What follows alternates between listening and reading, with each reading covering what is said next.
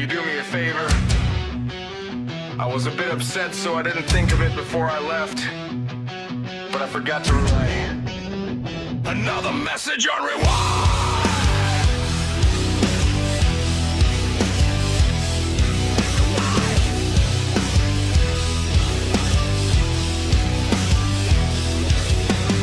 So I would appreciate it if you could do it for me. I forgot to mention that the day with cat ears is off. There was a scheduling conflict this weekend, but now she doesn't really to keep the act up for the cameras. Also let them all know I'm sorry that she got dragged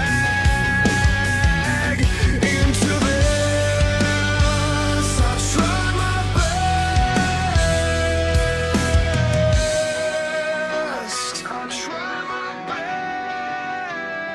I tried my best to try to please everyone, but I couldn't. And seeing everyone who ever believed in me turn on me in less than an hour.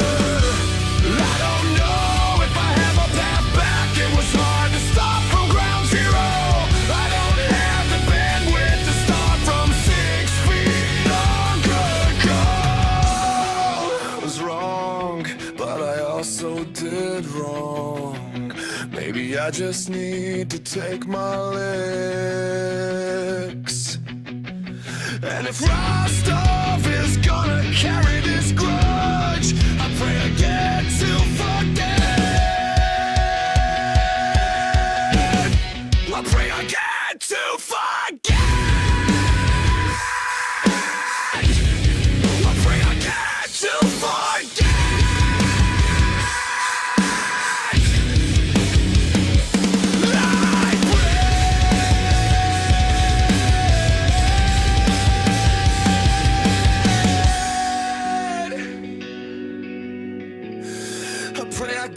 To forget. Sounded looking at me like I'm crazy, y'all.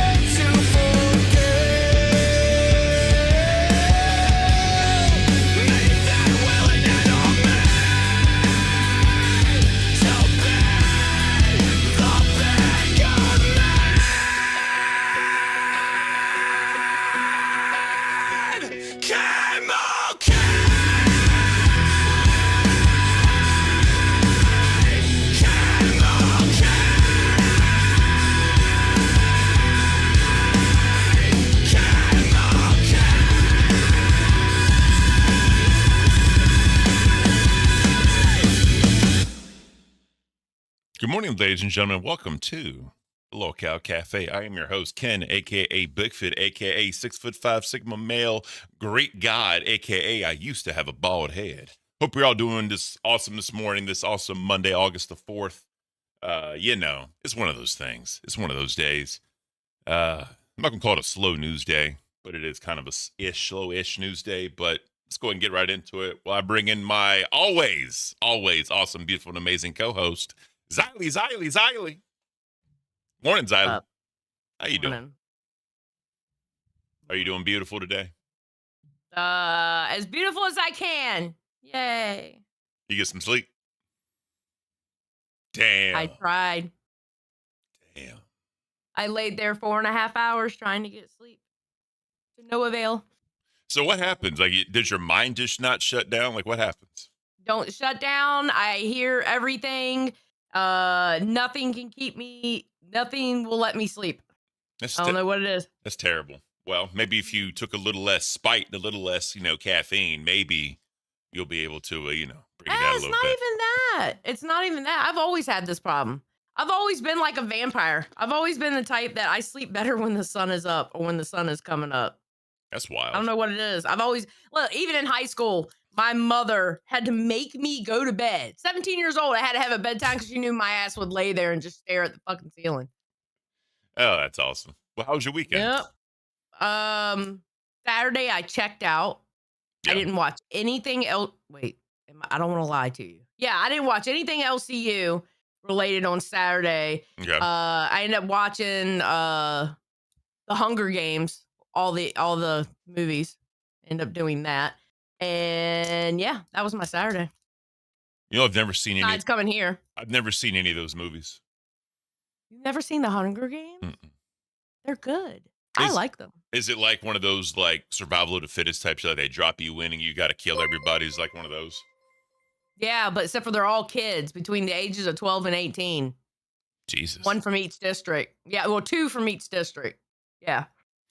Scrimpy with the Australian 5. Day 3 of asking for a Batgirl dancing intro from Xylee.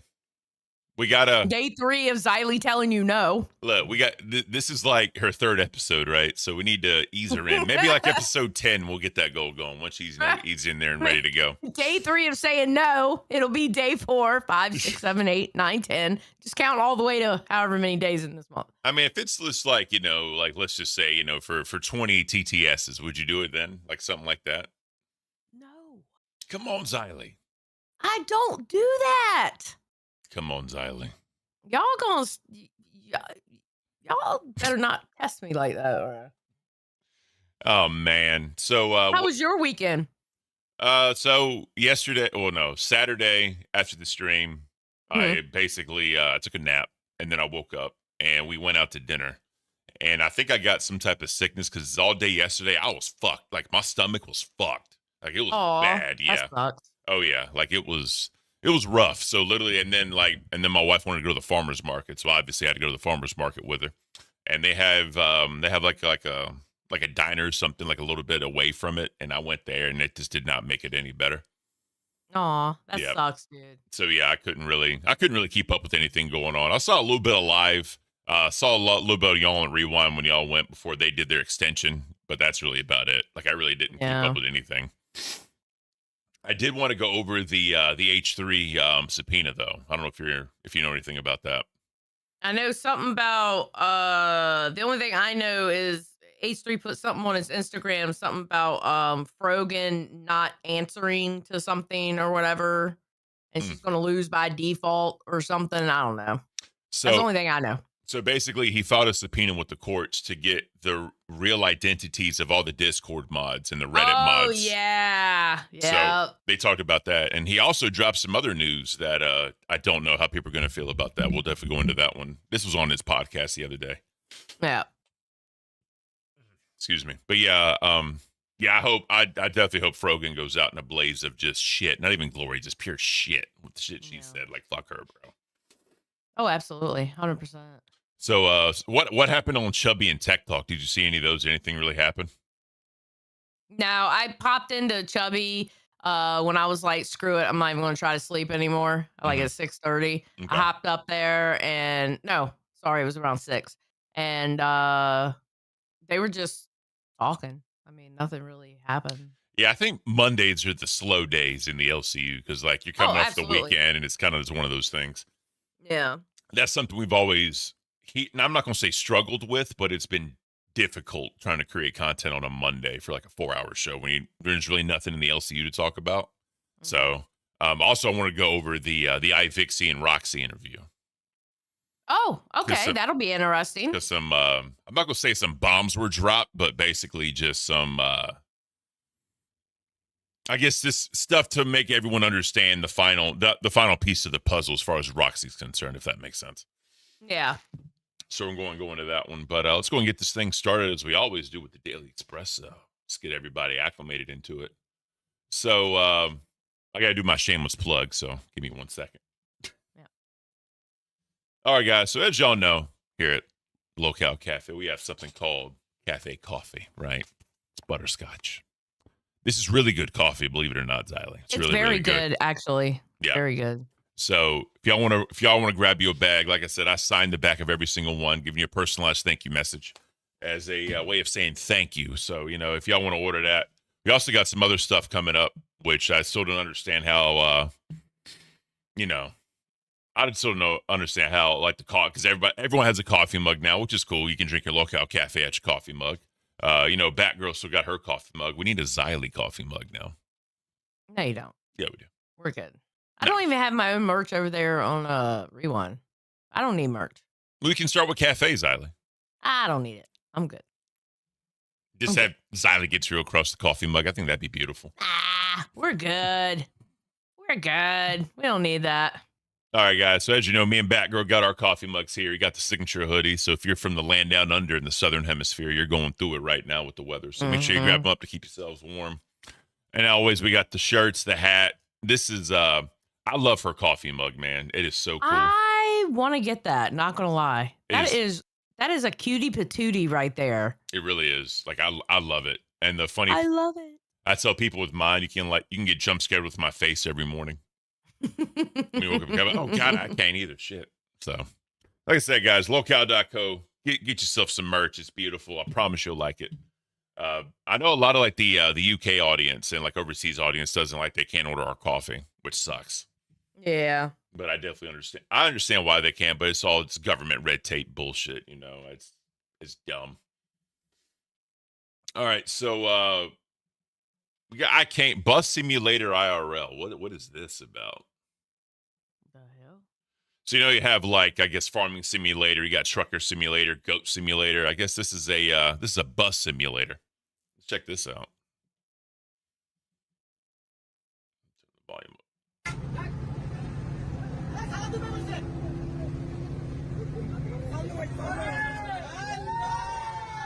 Brett.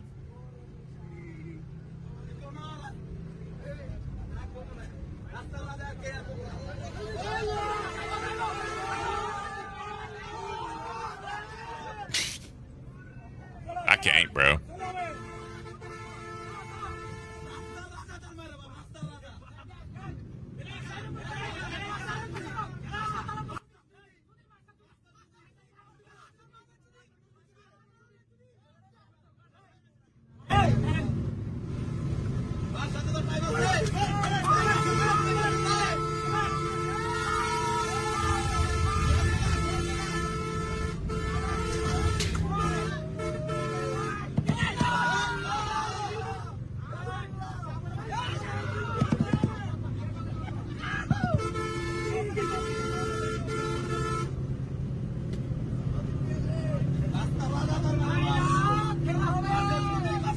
That's crazy work, bro.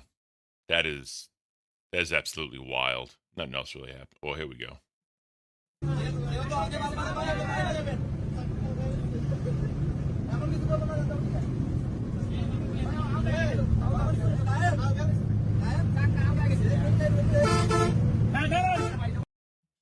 That's crazy.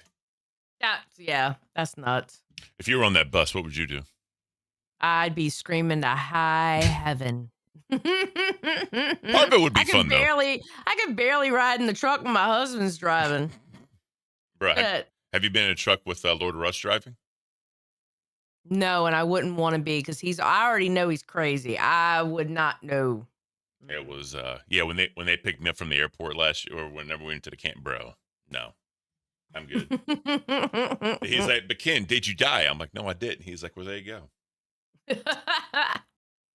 Oh, man. So this one's titled as Bro Okay. It's only 11 seconds. Let's see what this is about. Oh,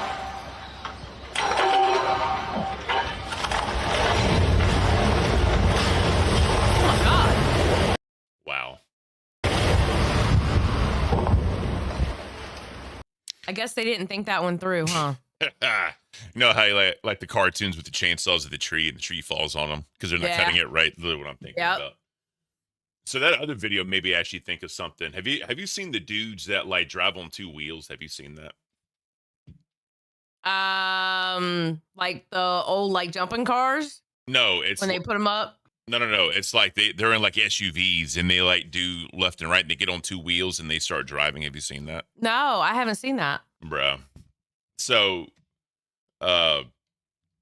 it's predominantly Middle Eastern because a lot of they're crazy. Like the shit they do and the stunts they pull, it's crazy what the hell they do, bro. But yeah, this is absolutely wild. But you gotta share it. It's not sharing? I don't see it. Oh wow. Good job, Ken. Jesus. Get too click happy, Zyla. Let me start over then for you. It's only 6 seconds, so it's not bad. It's fine.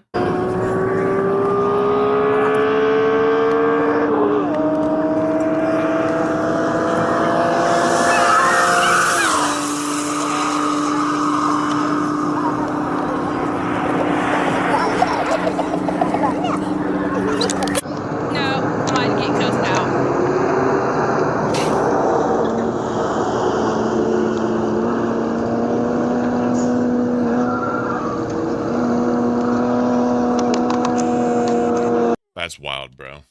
Nope. Mm-mm. Come on, Zylan. Mm-mm. Come on, Zylan. It ain't that bad. Nope.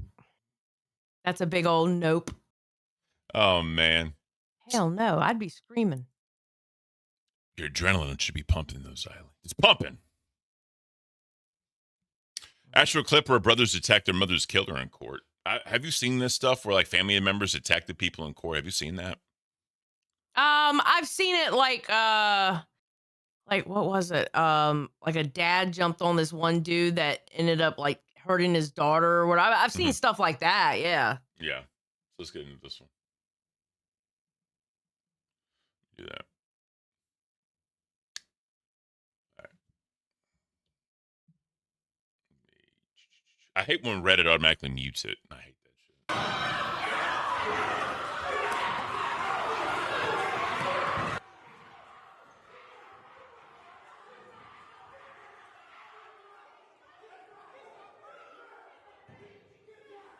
Hey, bro.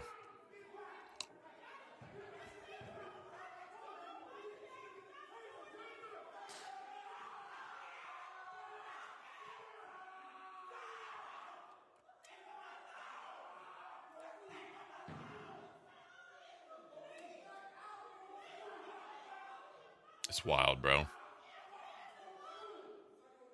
Depending on what he did, I ain't mad at it. That's the sons of a mother that dude killed. Oh yeah, I ain't mad at it. No.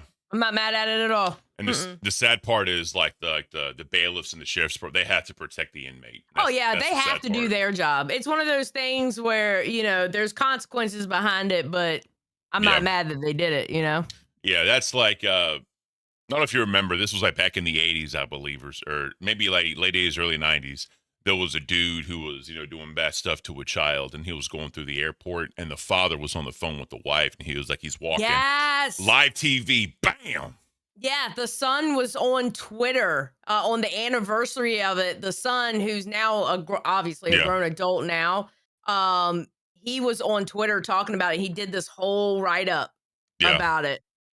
Yeah. About his dad. Yeah, but apparently, if I remember right, the judge only gave him like a shit ton of community service and like no time, which is awesome. I'm glad. Like it's because you got to. It's like that woman in Germany. This man had did bad stuff to her daughter, and she went up to the front, I guess, to talk or whatever, and then she just pulled out a gun and plop plop.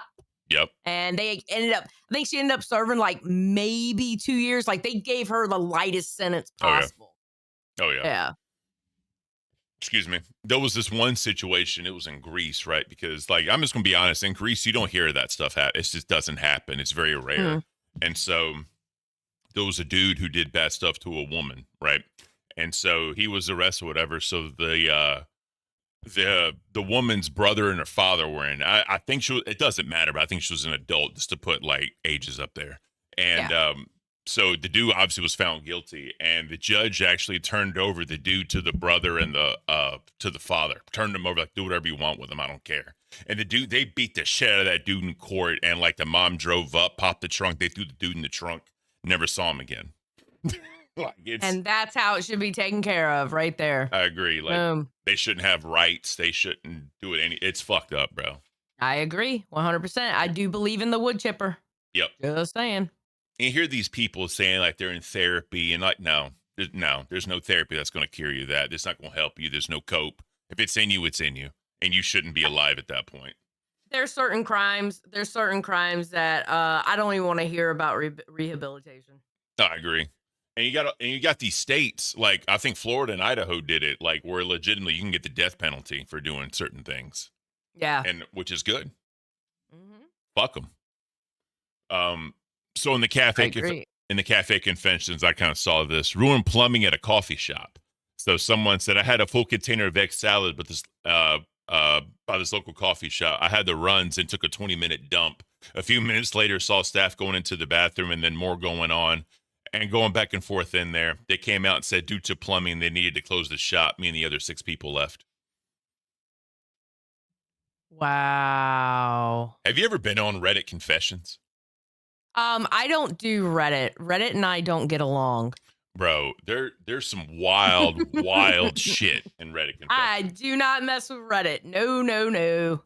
The best, the thing with the Reddit confessions too is obviously people could be trolling, just coming up with the most elaborate, wild shit to say on there. But like, if some of this stuff is real, I'm like, I couldn't even say it on here. We'd probably get demonetized. But like, you know, the shit I see, I'm like, come on, bro, that's so fucked.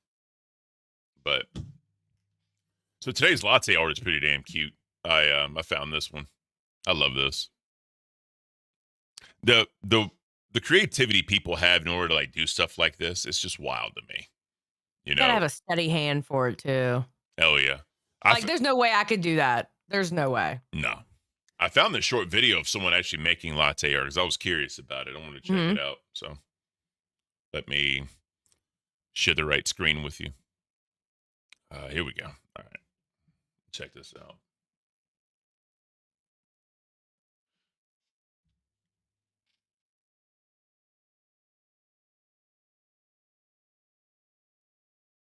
Like I said, just to know where you want to take it and where you want to go with it is wild, bro.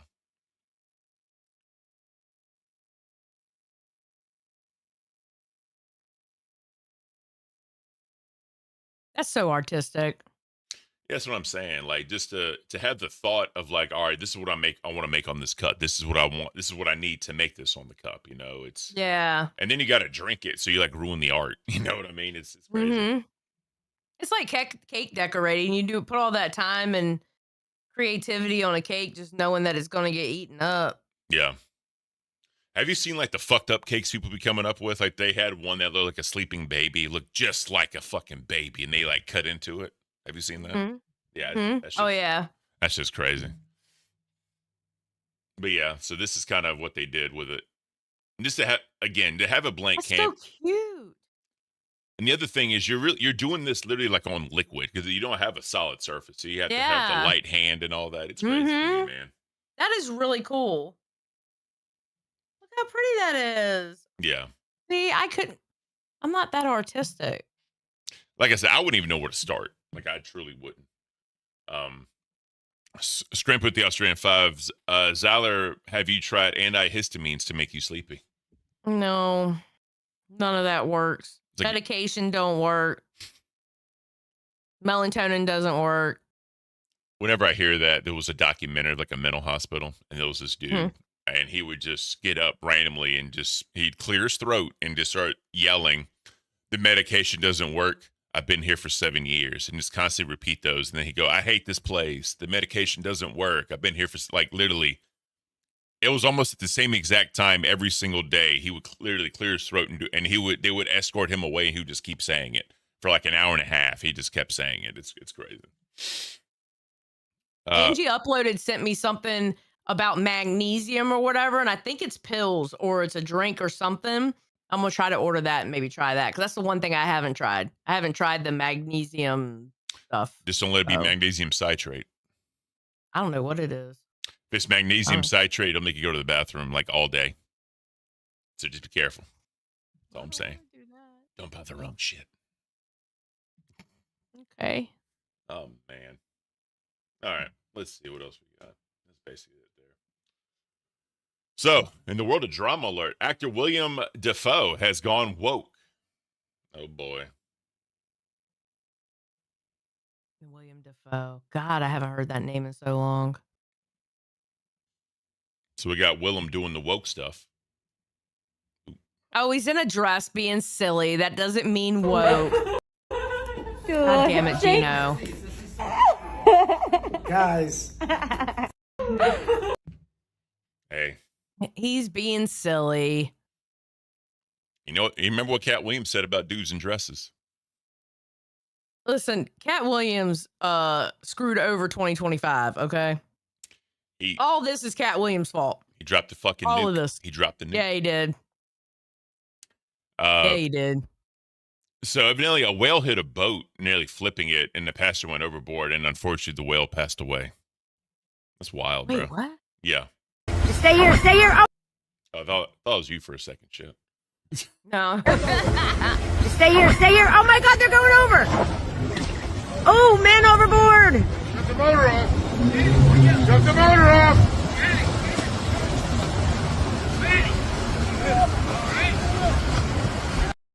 Looks like he's standing up. Right here. Yeah, it does look like he's standing up. The thing is, though, if he is standing up, that whale is in very shallow water. Very shallow water for That's a whale. probably why the whale is probably going there to die. Yeah. Maybe.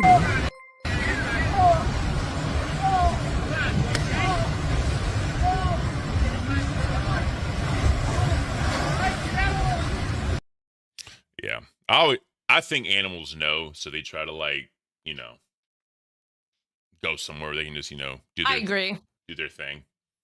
Well, like deep in the sea somewhere. I don't remember what sea it was in or whatever, but there was like basically a whale graveyard where it was nothing but whale bones. I can't remember what kind of whale Really? it was. I just remember it was like a whale graveyard where you saw this whale like bones and bones and bones, and then this whale that had died like a couple of days ago.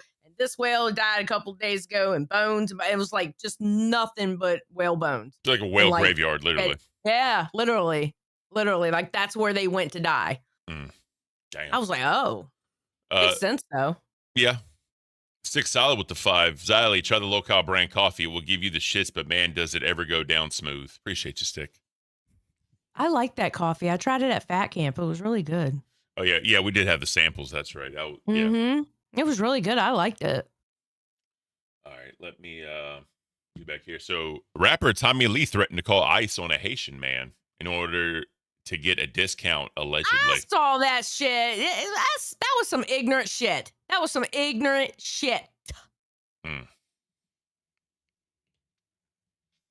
Discount.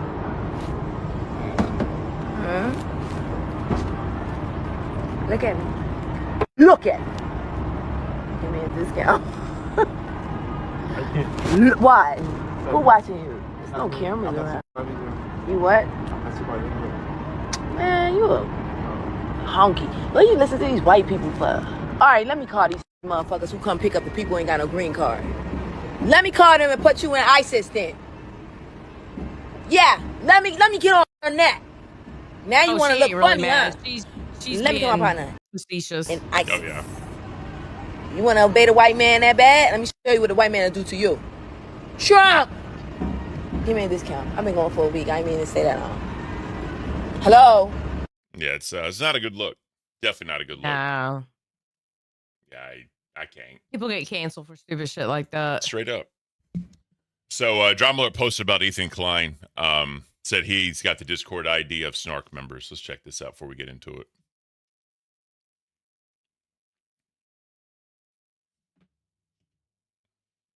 But then also, because some of your cohorts leaked your Discord messages to us, we have some of your Discord IDs. And guess what? We're gonna if anyone's gonna have your real identity, it's gonna be right there. We're gonna have all your messages. Discord. And listen, don't try to erase them. If you erase them now, it's not gonna look good. And you should know that I'll still get them even if you erase them. Because the companies hold. Yeah, they don't really delete that stuff. Yeah, and that, and so I'm getting it, So you can erase, you can run, you can cry, you can piss, you can bitch, but I'm coming. And you're about to find out what happens when you fuck a stranger in the ass. There it is. We got to pull that soundbite back. Okay. I will gladly do that. Great scene. Great scene. Yeah. So it's going to get ugly. It's going to get really fucking ugly. And the funny part is I'm sure if they just like reached out and try to form some type of settlement with him to pay him so much proceeds or whatever, just try to work a deal out, none of this would have happened.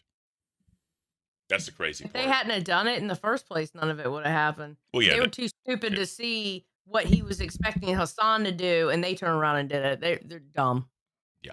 Well, we'll see what happens. I'm so curious at the fallout of fair use and watching all that and what comes down from that. I'm going to be honest with you. That's the only thing I'm worried about. Honestly, out of this whole thing, that's what I'm worried about. I'm worried about what the judgment is going to say. Yeah, because literally YouTube, Twitch, all Kick, all these platforms like what's the other one, Rumble or whatever the fuck, they're all going to have to change what they do if it's a federal law at that point. Well, I can tell you now, none of the other platforms give a shit except for YouTube. Oh, well, there you go. Well, that's the problem. Yeah. So apparently, according to Yeet, the PS6 and handheld alleged specs have already leaked out. So let's see.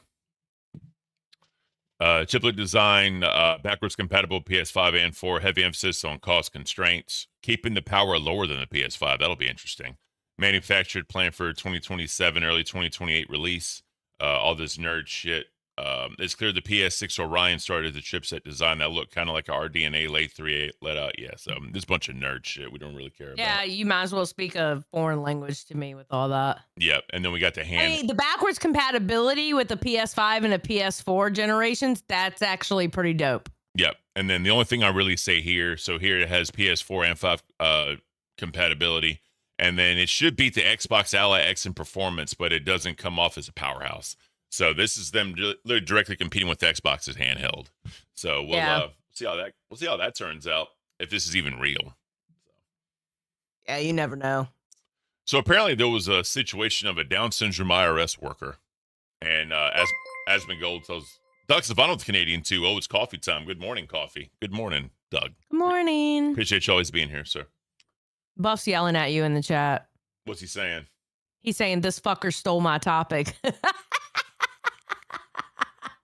We're the first show, bitch. That's what they do over here in Cafe. You know, that's what we do over here. Okay, buddy. Straight up. We take everybody. We're the first show, damn it. Hey, well, look. Hey, Buff, I left you all the nerd shit. I didn't talk about the nerd shit. You can go over all that in your fucking show. I can't. All right. So, Asmund Gold tells a story about, evidently, like I said, a Down syndrome IRS worker. It's probably not real.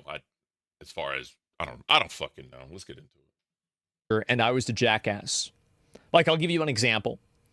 I thought that it was ridiculous that at the IRS, we had a person with Down syndrome working there. I said, why the fuck do we have a person with Down syndrome processing tax forms? And they were like, basically what their job was that they were tasked with, like whenever like you had garbage, you would sort through the garbage to make sure that things were not thrown away on accident, right?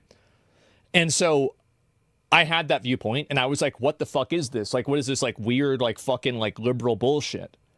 And I watched this person work and they were the best employee. They were the only one that was actually paying attention to the garbage, looking for actual tax forms.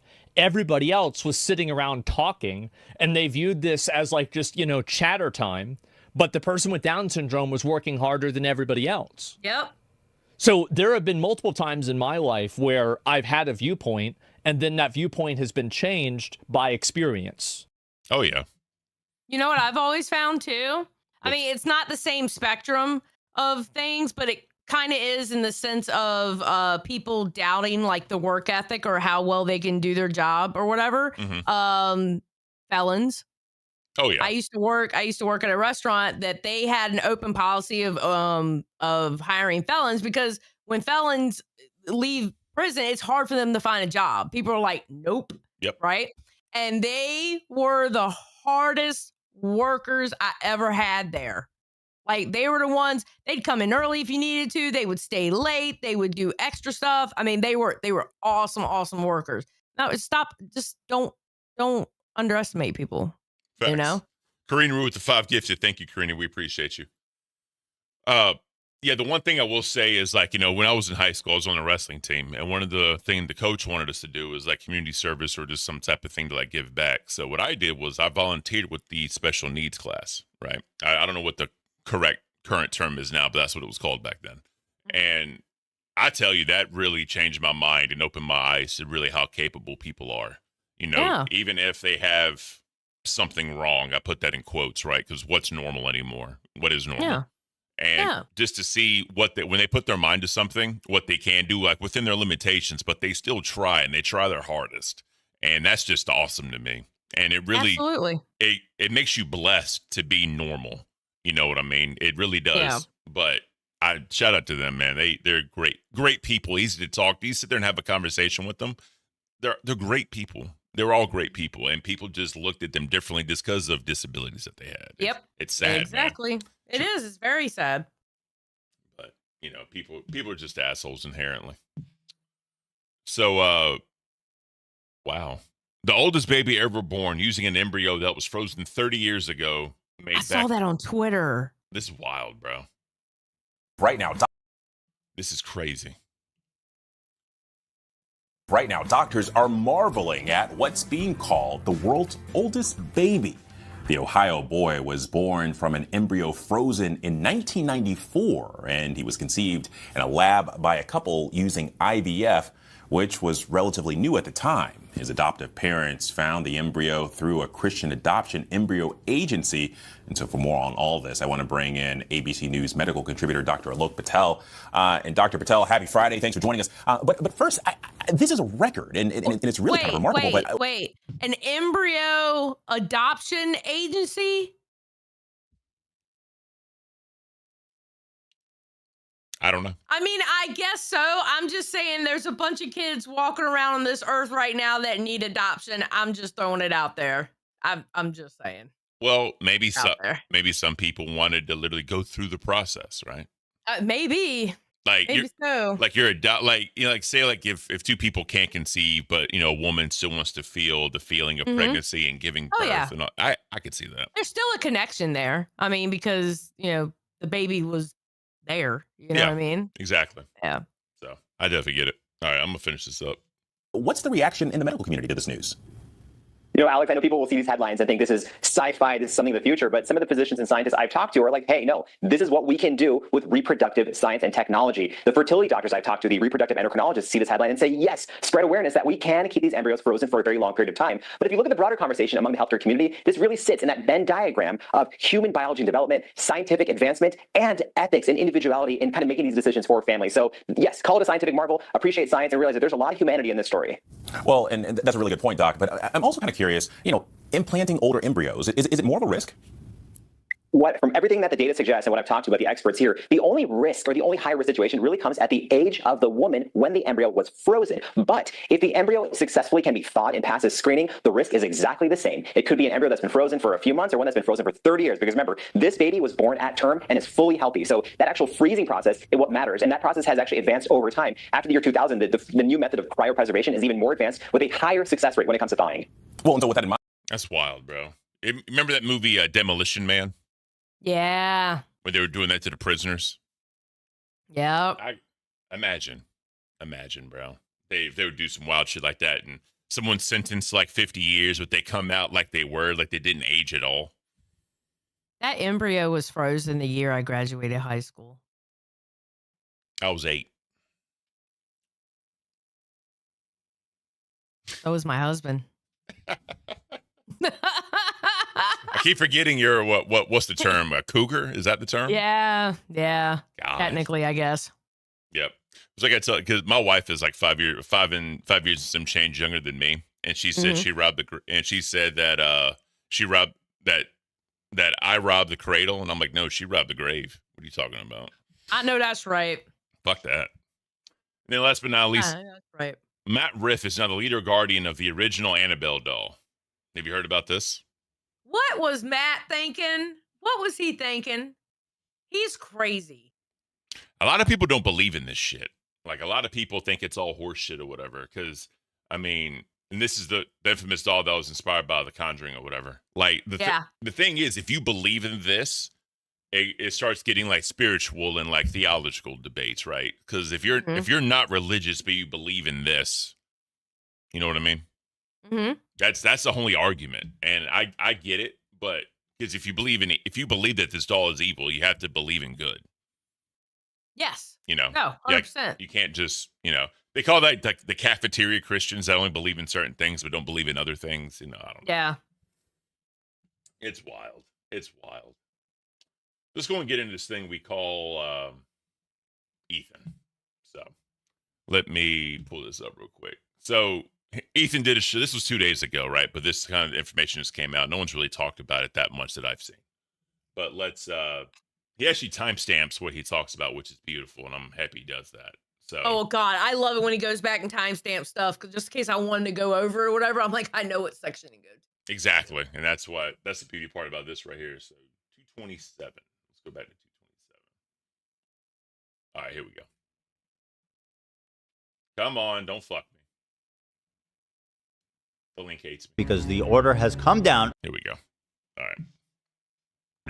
Straight from the judge, fresh from today. Let's go. Not sharing it with me. The move. I keep forgetting that because when you, I keep forgetting it just shares the screen. It doesn't. It shares the window, not the screen. I keep forgetting that. That's my bad. I'm sorry. Let me bring it up.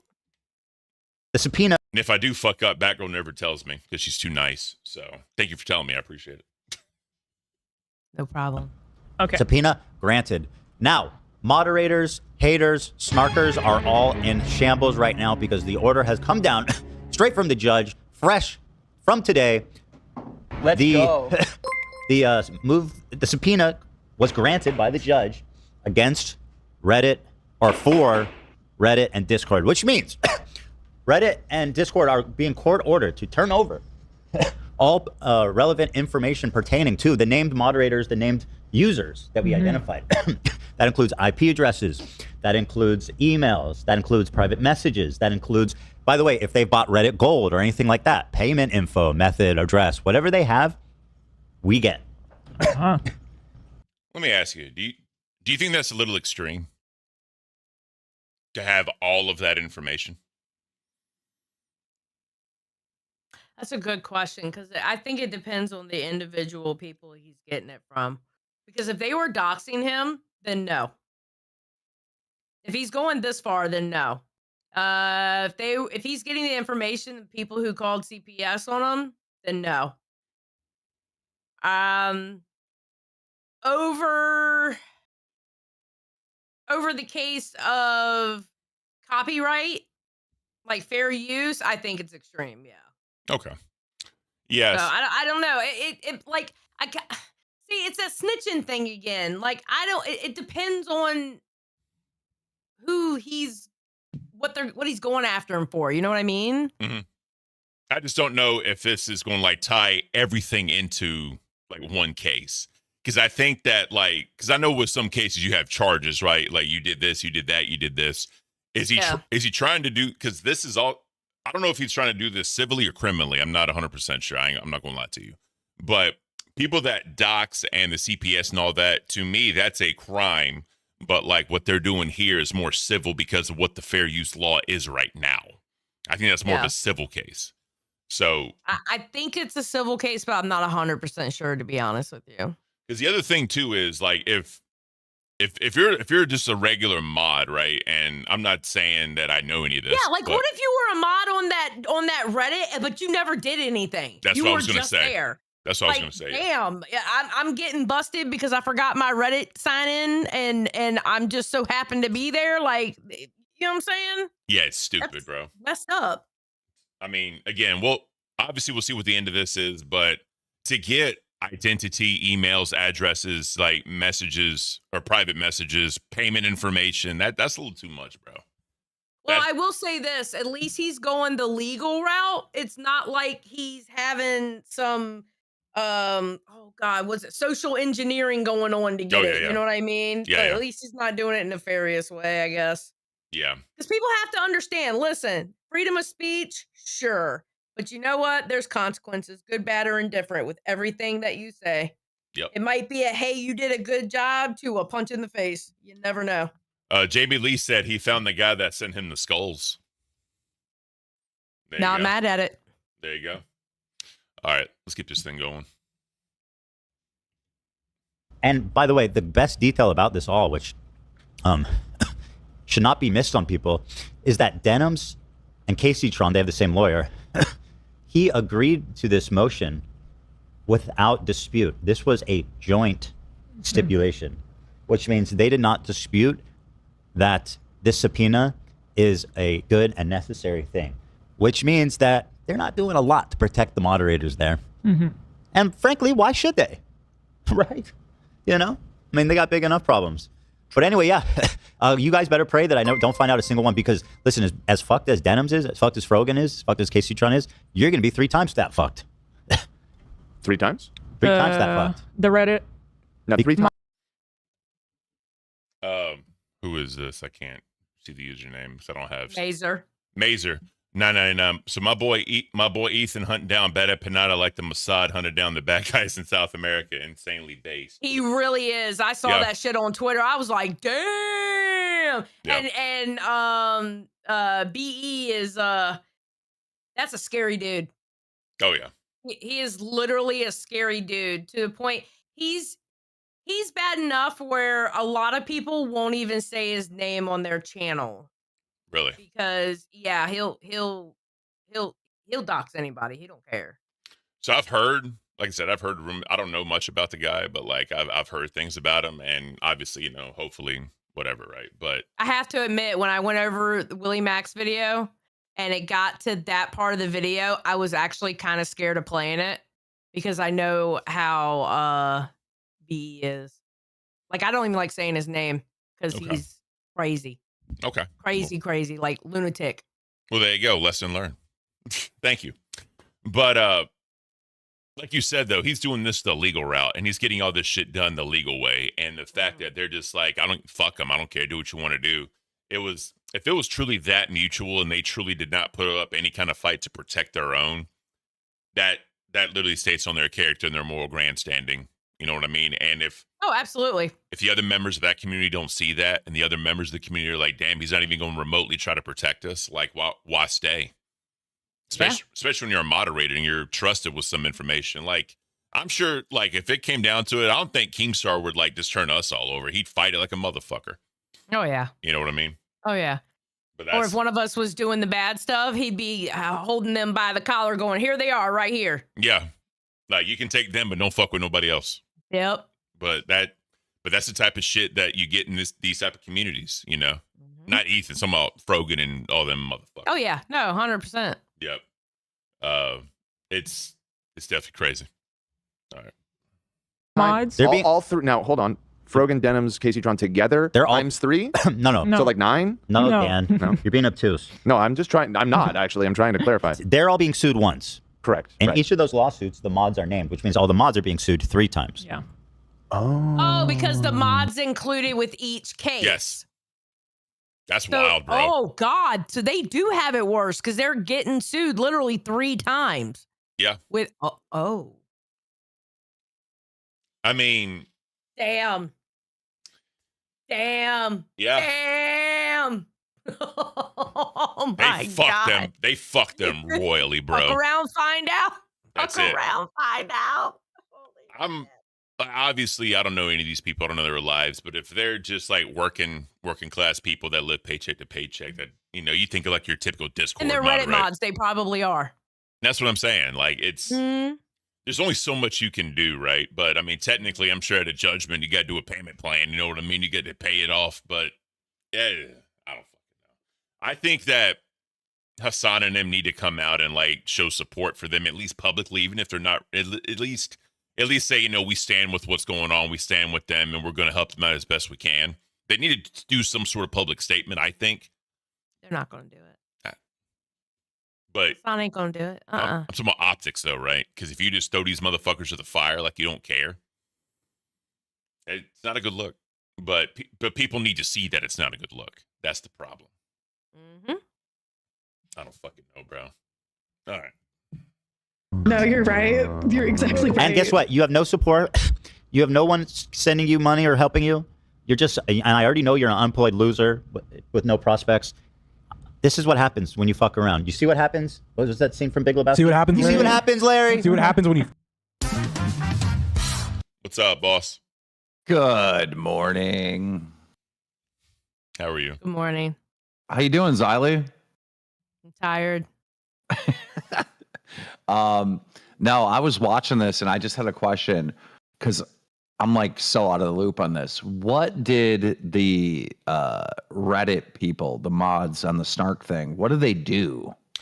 So basically, that's not really like said. He's just subpoenaing because of private messages between the mods and Frogan, fucking Denims, and Casey Tron. They're trying to get those messages to see if there's any type of like colluding for them to do what they did as far as the streams. Boosting the streams and saying, "Hey, go watch it over here instead of Ethan." And you know how they had that post and says, "Watch these streamers to watch Ethan's video without actually going to see Ethan's video." Yeah. So I was curious on like, okay, what is this H3 snark? And I just looked it up now on Reddit, and they haven't posted in like 3 months. And there's like probably because of the lawsuit. There's a post on there that says that they've stopped all. They pretty much paused the entire subreddit. I was kind of shocked on that too. Like I thought that thing would be like super active with everything that's going on, but no, not right now. No. Nope. Yeah, it's all fucked up. And I mean, like I get what he's doing because of the doxing and the CPS and the stealing his content and all that shit. But I mean, to get the mods involved, they're literally getting sued three times, like he just said. And if the three-headed monster, I'm gonna call them that, like kind of like Xylee, Billy and Rastoff, if the three-headed monster doesn't get involved and show some type of public support, the fans need to understand that when their feet's getting held to the fire and they're shitting on the community, like moderators or whatever, it's going to send a big thing out there, but no one's going to listen because they're just going to keep blindly following, Apparently there's a new snark page now. What is it? What's the name of it, KT Lady? Because I know you would know KT Lady. Yep. I know what KT Lady does. Because I'm just curious, because like I would think with all these new things that are happening, right? Like I would feel like that Reddit is like popping. Like there's a lot of conversation. I'm curious on what they're saying in response. Try r/H3 leftovers. That might be it. Okay. I'll check that out.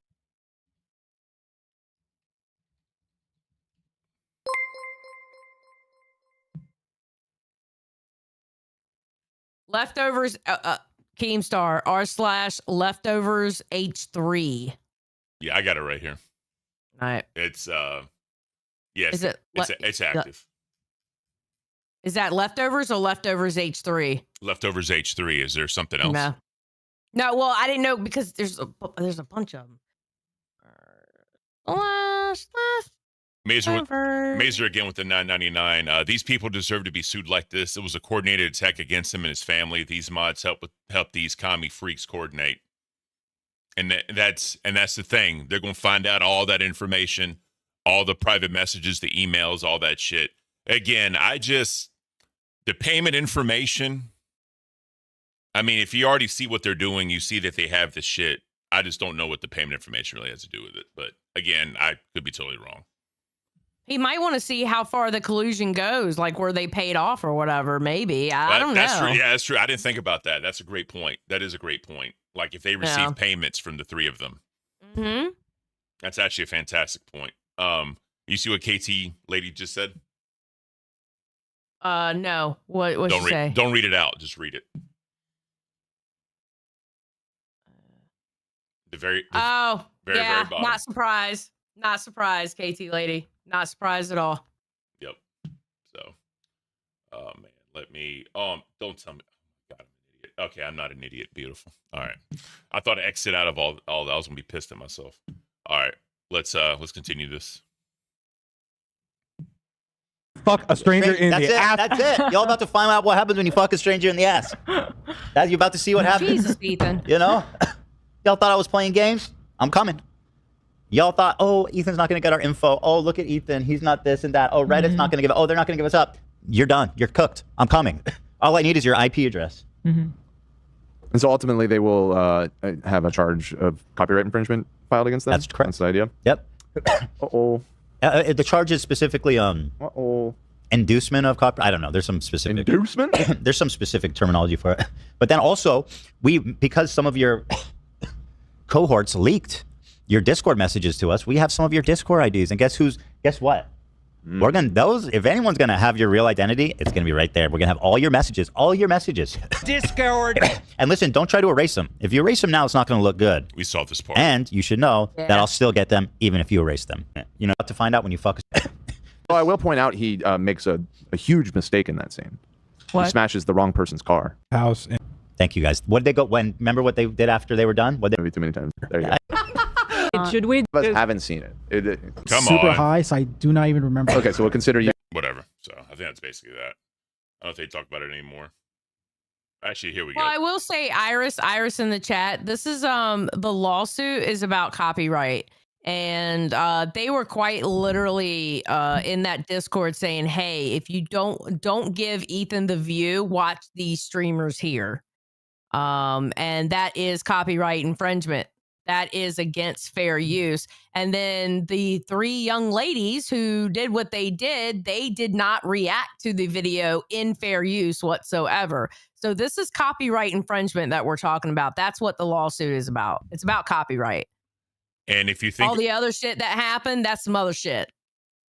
And if you think about when Local Live did the chair stream, that's just kind of making fun of them on what they did. Because That was amazing the way they did it. It was. They literally did commentary on the fact of how these idiots literally react to streams. And they did it in such a funny way. It was really good. Yep. But this is the shit that happens, man. And people put in the chat, and I'm gonna say fuck around and find out, like you're fucking with the wrong one. That's the thing. You're literally fucking with somebody who has fuck you money. Yep. And he went so far as to take his video and ADHD's killing me, but he went so far as to put his video through that one agency. That way it's already like primed to go. If somebody doesn't react to it correctly, he can get them from copyright infringement right then and there. I think it was definitely a federal department. I think it was. Yeah, it was some kind of department. I don't remember. I don't even know what the term is called that he did, but he set it up. It was literally a trap set for Hassan. And Hassan didn't take the bait because he's too pussy to watch a video about him. So his 3 little minions did it. Oh yeah. And this is a result. So and I don't see Hassan trying to step up and, trying to help him out, take some heat off of him. Library of Congress. He's not going to. Library of Congress. Thank you. Y'all are awesome because I couldn't remember exactly who it was. Nope, but I appreciate it. The poopus guy can is 250% more powerful in the tank top. No, I'm 250% cooler in the tank top. That's what I'm saying. Oh man. All right. Yeah. So they actually go back over some stuff. So I'm gonna go back to it. I just skipped ahead a little bit because have you ever seen the Big Lebowski? Almost said Lebowski. No, I've never seen it. That's where the saying is. This is what happens when you fuck a stranger in the ass. It's from that movie. Oh, okay. Yeah. I don't want to ruin it for you. You should watch. It's Jeff Bridges and John Goodman. Like, it is hilarious. Wasn't it about bowling or something? Was that the one about bowling? Yeah. Bowling's a side quest. It's not the main story. Yeah. Yeah. Okay. Yeah. It's beautiful. All right. It's like I said, they go back into it, so I'm going to go to that. And then serve them. Name and The purpose is to find copyright infringement. dance question. The United States wasn't Even if it's just for a members stream or something. Maybe something like that. All right, guys, we got to focus in. Okay. So let me read this. That was important stuff that Discovery on the matter of discovery. Here, if you This comes straight from the United States District Court, Central District of California. to answer Dan's question. We alleged claims of contributory copyright infringement against the mods in all 3 lawsuits. The purpose of the subpoena is to obtain information, to name them in the lawsuit, and then serve them. Name and The purpose is to find their identity so that we can serve them with the lawsuit that they're already included in. Right. Got it. So let's see. Order grants joint stipulation regranting plaintiff leave to serve third-party subpoenas prior to the Rule 26 conference. I'm sorry. Small correction. It's the Rule 26F conference. My apologies.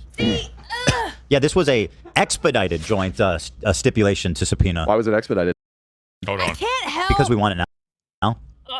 Go ahead. Go ahead. Go. It's all you. I It's all can't you. help to feel this is going a little bit too far, but at the same time, see, here's the problem.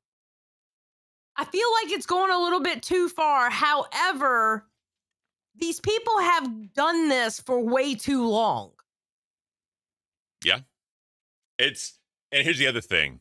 And I've said it a million times with the skulls, the CPS, and all that shit. He's like, "Fuck this! Like, you get my family But involved." I'm talking about the fair use and copyright. They have done this for way too long. They literally steal people's content. They don't react to it in a correct manner. They don't transform it and make it into their own content. They have been doing it on Twitch way too long. Well, and unfortunately, they fucked around with the guy with fuck you money, and now he's going to make an example out of them. We've already seen countless people who don't have the money to do what Ethan does, and it's like, bro, you barely reacted to my video. Your video is literally only 10 minutes longer. Your video reacting to it is literally only like 10 minutes longer than what my video is. Yeah, no, that's not. When at the very least, it should be double the length. Yep. At a minimum. It's been going on for too long, and they finally fucked around with the wrong guy. You know? So it's like, because then before you know it, everybody lumps in all reaction streamers like that. And no, we're all not like that. No. Well, correct me if I'm wrong, but fair use, and I guess the time limit has changed, because before I think it was like a minute or some shit. Because I know like with music, if it's like less than 5 seconds, it's okay. But like with videos, it's different, because it used to be you had to watch so much of it, do something, or make it transformative, and then you can keep playing it. Because I don't know. You have to give commentary relevant to what you're watching. Okay. So, like, I don't know, I watch a video about a baby bunny being born, right? Mm-hmm. And as soon as the first baby bunny pops out, I pause it and I talk about how it felt when I saw my dog give birth, okay? That's relevant to the conversation at hand in the video. Okay. You have to give commentary relevant to the video, whether it's your opinions or stories that can coincide it, or or going to look up something that they said in the video. Mm-hmm. You go and look that up, or look up definitions or stuff like that. Okay. You have to transform it. Got it. Yeah. Well, you could also see this as Ethan looking out for the little guy too, like you just said. Like this is the one guy, like him, Keemstar, Kid Behind the Camera, whatever. Like the millionaires, they're like, all right, you're gonna fuck with me, I'm gonna fuck with you. Yeah. And again, I said this earlier. It's just shit that fucking Hassan is not really gonna help them. He doesn't seem to really be helping, because I mean, yeah, he do the GoFundMe's. Huge ass with the 5 gifted. Thank you so much, brother. Thank you. If y'all got gifted, please thank people who are gifting memberships. Roxy Unfiltered got a membership. Beautiful. To just, these people, you've had them in your videos, like fucking iDubbbz and the Content Cop. They were all together doing their bullshit, like, and they follow you, and they've openly followed you, and they support you with whatever they do. But you're like, you're just gonna leave them out to the wolves and not even help them, except to help them promote a GoFundMe for attorneys. Like, come on, bro. That's all Hassan gonna do. Hassan's gonna look out for number one. And I don't know Hassan's financial situation, but I'm pretty sure it's better than them 3 combined. Oh, absolutely. He could probably help them out with even if it's just like one lawyer for all of them. Just help them out, bro. Do something. Mm-hmm. Something in good faith. But he's just not. And it's and the only one, and here's a fun fact, the only one not acting like a fool is Frogan. Well, literally, she's the only one not acting like a fool. Well, she said so much other dumb shit. How much lower can she really take herself, Listen, as a wife of a vet that also has PTSD, she can fuck off. Just exactly. Yep. All right. You just have to ask? Well, they have to agree, and they did. The opposing counsel. Yeah, opposing counsel would sometimes. So the court has the ability to move fast. You just have to be like, hey, can you do this? Not in fast? everything. Not in everything. It just seems like that should be the default, is to ask for things to move quickly, because normally they move very slowly. I don't think it applies to every aspect of lawsuits. Okay. Son, this is what happens when you fuck a stranger in the ass. Exactly. Oh, yeah. Somebody in the chat got me. Name him is a Sutton reference. We need to watch it so everybody knows. True. When we say name him. Garth, a shout out to Wayne's World. It's like people only do things because they get paid, and that's just really sad. It is. All the snarkers and all the people, they think they keep coping. Brain glitch. They were fighting a lot. I don't remember what it was, but Sutton was having a little brain glitch. All right, well, listen up, mods, haters, snarkers. It's going to start settling. These people still think this is a joke. All the snarkers and all the people, they think they keep coping hard about how, Ethan's delusional, his lawyer's an idiot, This is all whatever. And it's going to start dawning on you. This should be the first peek at what's coming. And what's coming is the full fucking weight of Lady Justice's big, fat, swinging titties. What? So let me ask you this. At the very... when this is all said and done and the dust fucking settles, in your opinion, what do you think is going to happen? I hope they don't overcorrect what fair use is. Okay. And I hope past videos don't affect that. Well, they have to grandfather everything else in. It's not like you can change the law. I would hope and then, so. Yeah. I would hope so. But no, what scares me is, are they going to redefine fair use after this? And is it going to get stricter? Is there going to be an overcorrection? Because there always seems to be, instead of correcting a situation, there always seems to be an overcorrection. Oh, yeah. So I'm just curious if they actually put a time on it. Like you can only have this much time of a clip before you have to do this much time of whatever.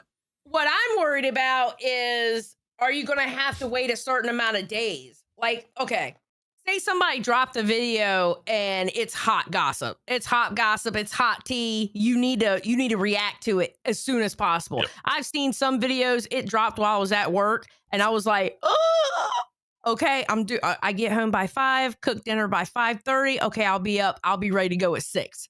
We're going over that video. All right. Well, something like this happens. What if they make me wait 10 days? Oof. By then, the drama's over, because the drama on YouTube, it has a fast turnaround. Oh, yeah. You got to be the first. You got to be one of the first to get it out. And you got to have the tags. You got to have all that. People can look at it. Yeah. Yeah. So, I mean, will they do something like that? Will they make us wait? Okay, you got to wait 2 days. 2 days, not bad. But wait 10 days? Bro, you completely killed off channels like mine. Well, it's just like, what the Hawk said to fucking Hypocrisy. I wish you would have waited till next week. And it's like, it would have been over and done with. You would have already been come back. Subject. Yeah. What's the point? Been a dead subject. Yep, exactly. So, yeah, a lot of the commentary community is really going to be like fucked over if this is the case. Mm-hmm. Legitimately going to be fucked over. I would only be able to react to Willie Mac videos because I have his permission. Literally. But I have his permission. He literally has told me if I drop it at 6 o'clock, you can react to it at 6:01. I've actually had dudes that I talked to when I was on the after show, whatever, because I was going over some stuff, and they were like, not the premiere. As soon as the premiere is over, you can go. I was like, all right, cool, appreciate it. But like, regardless, though, I understand what what Ethan's trying to do. I understand the point he's trying to prove, but it's like there's going to be a lot of people that are not even involved being affected, and it's one of those things where you try and do something good, but it ends up backfiring on like a shit ton of people that are not even involved. I forgot what that There's a whole genre of people who do react content. Oh yeah. There's a whole genre, and it could either help us or fuck us over. Because I still consider myself a react streamer. That's where I come from. That's what I do. And it could really screw us over. I mean, well, that's what I was doing, the same thing, and we do the LCU outside of it itself. A lot of times, a lot of these channels are react streamers, because they look at the content and they draw the lines and the parallels and they connect all the dots for people that don't know. And it just, we're reacting right now, right? We'll see what happens. There's not too much left. It looks like we're gonna let this finish out. Let me share it with you again. And they're coming, man. Here's what the judge said. Upon consideration of the joint stipulation regranting plaintiffs leave to serve third-party subpoenas, and for good cause shown, the court hereby rules the following. The stipulation is granted. Yikes, yikes, yikes. TED Entertainment, that's our business, may immediately serve the subpoena attached as Exhibit A to the stipulation of third parties, Reddit. May also serve the subpoena attached to Exhibit B, Discord. Ooh. It is so ordered. Dated July 31st. What a beauty. Signed by the great Honorable Wesley L. Is that Weasley, little HSU? I thought it was. Why would you? Don't. How dare you, AB? AB, what the bro? But I love him. I'm just saying, I'm dyslexic. I read it wrong. Well, take it back. I take it back. Claims highly. Oh, we gotta. That's iconic. This has got to be. This needs to be. Oh, I gotta use this in my Insta stories or something. Anything. Ever just being judged by them. I sit in judgment. Judge lest ye be judged. So yeah, that basically wraps it up. There's also something else he dropped I wanted to talk about. Yeah, here we go. Feature the show. So he talks about there may be some changes coming to the H3 podcast. Oh. Yeah. But just real quick, just final thoughts on this before we move on. I understand why he's getting the Discord and the Reddits and all that. I don't know the history of Reddit and Discord being subpoenaed, like for deleted messages and all the histories of all that. I'm pretty sure if it's a court order, especially, they have to comply legally.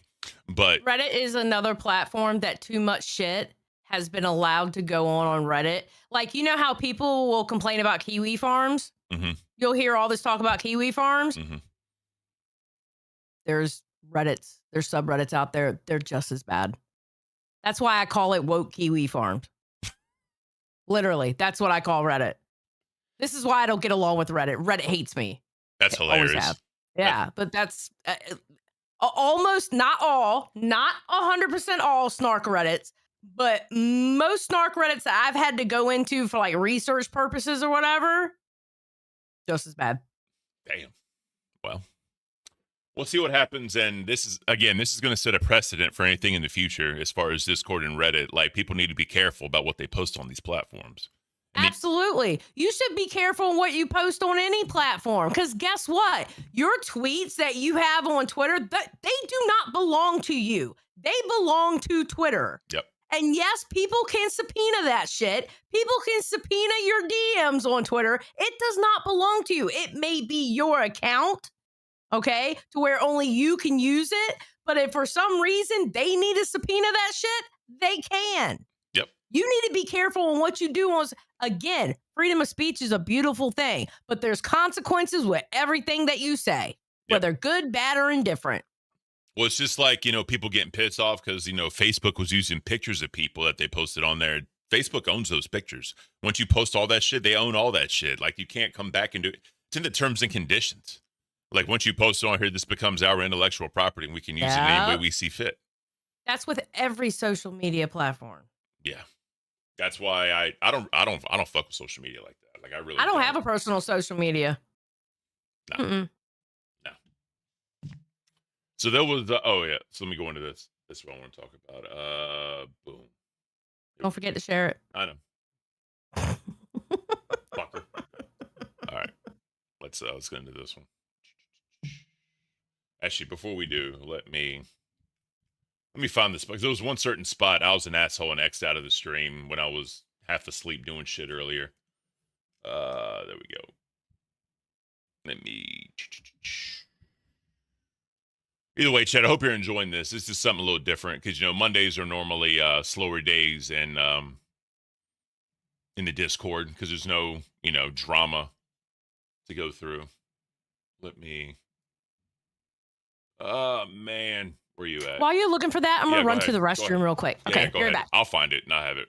So, we'll just start playing it. We'll see what happens. So, they recently got this house. It's just like a streamer house. Content house. They actually Content house? They're rich. One. Can you imagine? Just saying. Mm-hmm. 2 ice blendeds. About the audience. I'm good there. Not showing ID. But Twitch is Amazon, which is yeah, let me back up a little bit. We'll go here. All right. So, I know a lot of y'all in the Discord were talking about your Summer Slams and all that shit in the script that kid behind the camera wrote for your Summer Slam. I mean, it is what it is. If that's what y'all want to watch, y'all can watch that. I've said it before. I think wrestling is dead. Whenever Vince McMahon bought WCW, it's just straight dead. It wasn't the same after that. That's my own personal opinion. And if y'all still want to watch it, y'all can still watch it. I called AEW the Ring of Honor on steroids because that's truly what I feel. It's just not even good. But hope y'all enjoyed the festivities from yesterday for your. I'm sorry, night 1 and night 2 for your SummerSlam. So if y'all enjoyed it, and you got the entertainment that you wanted out of it. It's definitely, when they embraced the entertainment aspect and stop focusing on like the physical aspect of it, and they focus more on like storyline and telling a story. Because like if you go to like Netflix and watch documentaries and all this shit, the gorilla position shit, when they literally talked about it all, and they had Triple H and The Rock literally going over the script, I'm like, you don't want this shit out because it ruins the experience for everybody. That's my personal opinion. That's just me. Yeah, I was just talking about wrestling and what happened over the weekend. People still love their Summer Slams and all that shit. Oh my God, wrestling! I'm so interested. Yeah. It's fucking dumb. All right, let's get to it. Don't leave. No, I'd be a side thing. That's like a business. Yeah. You guys have to agree not to leave immediately. No, I won't leave. Be a side hustle. You want to open a car wash? Yeah. Wait, Why? are you playing I really. it? Yeah, I'm This trying past week I trying got. to find the spot Ah, because I had it earlier. I'm sorry, I didn't want to bore you with that. But let's no, get it. it's okay. A $900 bill to renew my plates, $1,000 for Rocky's neutering, and $900 for the electric, dude. About Ethan and think about us. You know what I mean? Like, do the right thing. You'd be with that money. You'd be making my dream come true. You can split it on one watch. Although No. AB Dude. mentioning OnlyFans, you kind of shoot yourself in the leg because people are interested. Of course. Right. Well, you could do that too, man. Right. Oh, okay. Yeah. Start spreading. God will understand. There's a clause if you need to pay your bills, you can spread your cheeks. You and I could do it. We could both like. Oh, hang Zach, on. we would. Come on. Can't do a poll. I'm serious. What is the poll? Should we do a deal with Kick if all the crew members get $1 million? You're just leaving this up to the audience? But I'm just saying, it's I not mean- that. People go, oh, yeah, say no to Yes. Kick. I'm literally saying no to like, It's all about the audience. If we got $1 million each, me and Zach would come in on Monday like fucking dumb. it's like from The Simpsons, I think. He shows up in like jewels and shit. and feather would come in on. Yes. I'm literally saying no to like, It's all about the audience. If we got $1 million each, me and Zach would come in on Monday like fucking dumb and dumb. Shut We the roll like fuck The up. Simpsons, I think. He shows up in like, Shut the So fuck be a up. side thing. That's like a business. Yeah. you guys have Just to get an agree not automated to one. leave immediately. I fucking can't. I'm sorry. Anyways, he's somewhat doing an exclusive deal with Kick I'm not surprised. and just getting off everything else. No Twitch, no YouTube, no whatever. Just Kick. Wait, he's talking about leaving YouTube? Yes. No. Yeah. Because YouTube has transcripts. No. That's what he's talking about You doing. can't do timestamps on Kick. No. And the whole big thing is what he's trying to work out a deal was all they were talking about. I love this face of Ethan, by the way, chat. Just check my man out. That is beautiful. Just in it to win it. But anyways, he was talking about trying to work out a deal where all his crew members get $1 million up front. They And got the money over there for it. Yep. So we'll see what happened with that one. I know that I highly doubt he really does it. What's that? VV Sec or what's that? 666 whatever. Said that he's not going to do it. He would be crazy if he went over there. I'm going to tell you why. The man goes members. He was one of the first streamers to go members only on his chat. And when he first did it, people were like, "That's gross. What are you doing? That's grubby as fuck, right?" I mean, people were really against him doing it. Now you see everybody do it. Oh yeah. But yeah, he was one of the first ones to do it. But the amount of members that he has on his channel, Oh yeah. he would be crazy to go to another platform. Jimmy Lee says it was a joke and he would do both. I mean, here's the thing though. I can see him doing both. I can see him doing both though. But that would be smart. But if Kick offered him $1 million per person if you only stream with us, he'd be an idiot not to take that. He don't need that money. Oh, He can shit out $1 million. But his crew could use the money. Yeah, his crew could, but in the long run, I think it would be smarter to be on YouTube. Yeah, that's fair. I mean, we'll You see. know? But see, Kick has one problem. The one problem with Kick is their bots. They have too many bots over there. Way too many bots. What do you mean by bots? Not real people. in No, the chat. but they're in the chat. Okay, yeah. I Like thought inflated numbers and shit. Like you'll see somebody that they have, I don't know, 10,000 people watching them, but yet you only see 5 people talking in the chat. Oh wow. Yeah, they have a bot problem over there. That is that's I remember way back in the LCU, like way back, they were actually talking about the King was talking about leaving YouTube or whatever, and Queens had leaked it, and that became a whole thing. Obviously, that didn't happen because we're here, but yeah. I know he was talking about going over to Rumble because he asked me about my Rumble page because I have a Rumble page over there that has like 14,000 subs. I think it was Kick because if you remember when they were worried about getting strikes, I think they actually got a strike on the channel, and they were putting like, I think Keem made like kick accounts for Locale Live and asked people to like sub to it or whatever. Yeah. Like obviously all that's just dead in the water now. 'Cause this was like over a year and a half ago. Yeah. But yeah, I remember those days. Not a lot of people remember that, but I remember that. So I mean, we'll see what he does. Obviously, like you said, Ethan has fuck you money and all that shit. It really doesn't matter to him. But if he's going not pull a Hassan, actually look out for his people, and they give him like a so much year deal, people will follow him over there. Oh yeah, absolutely. I mean, we'll see what goes there. So we have a dude named Legal Mindset. I pulled this up. It's a 15-minute video. He broke down the whole entire thing of what happened. I don't know if you want to watch that or not. Hold on. Deplorable Chicken said, "Oh, but wait, you just said you don't have social media. I don't have personal social media. You know, the kind of social media that says your real name and shows real people in your life. I don't have that." Yeah, no, I don't know that Nice either. try, though. All right, go ahead. Didn't Rice Rim take a deal with Rumble but never return? Not that I give a boom.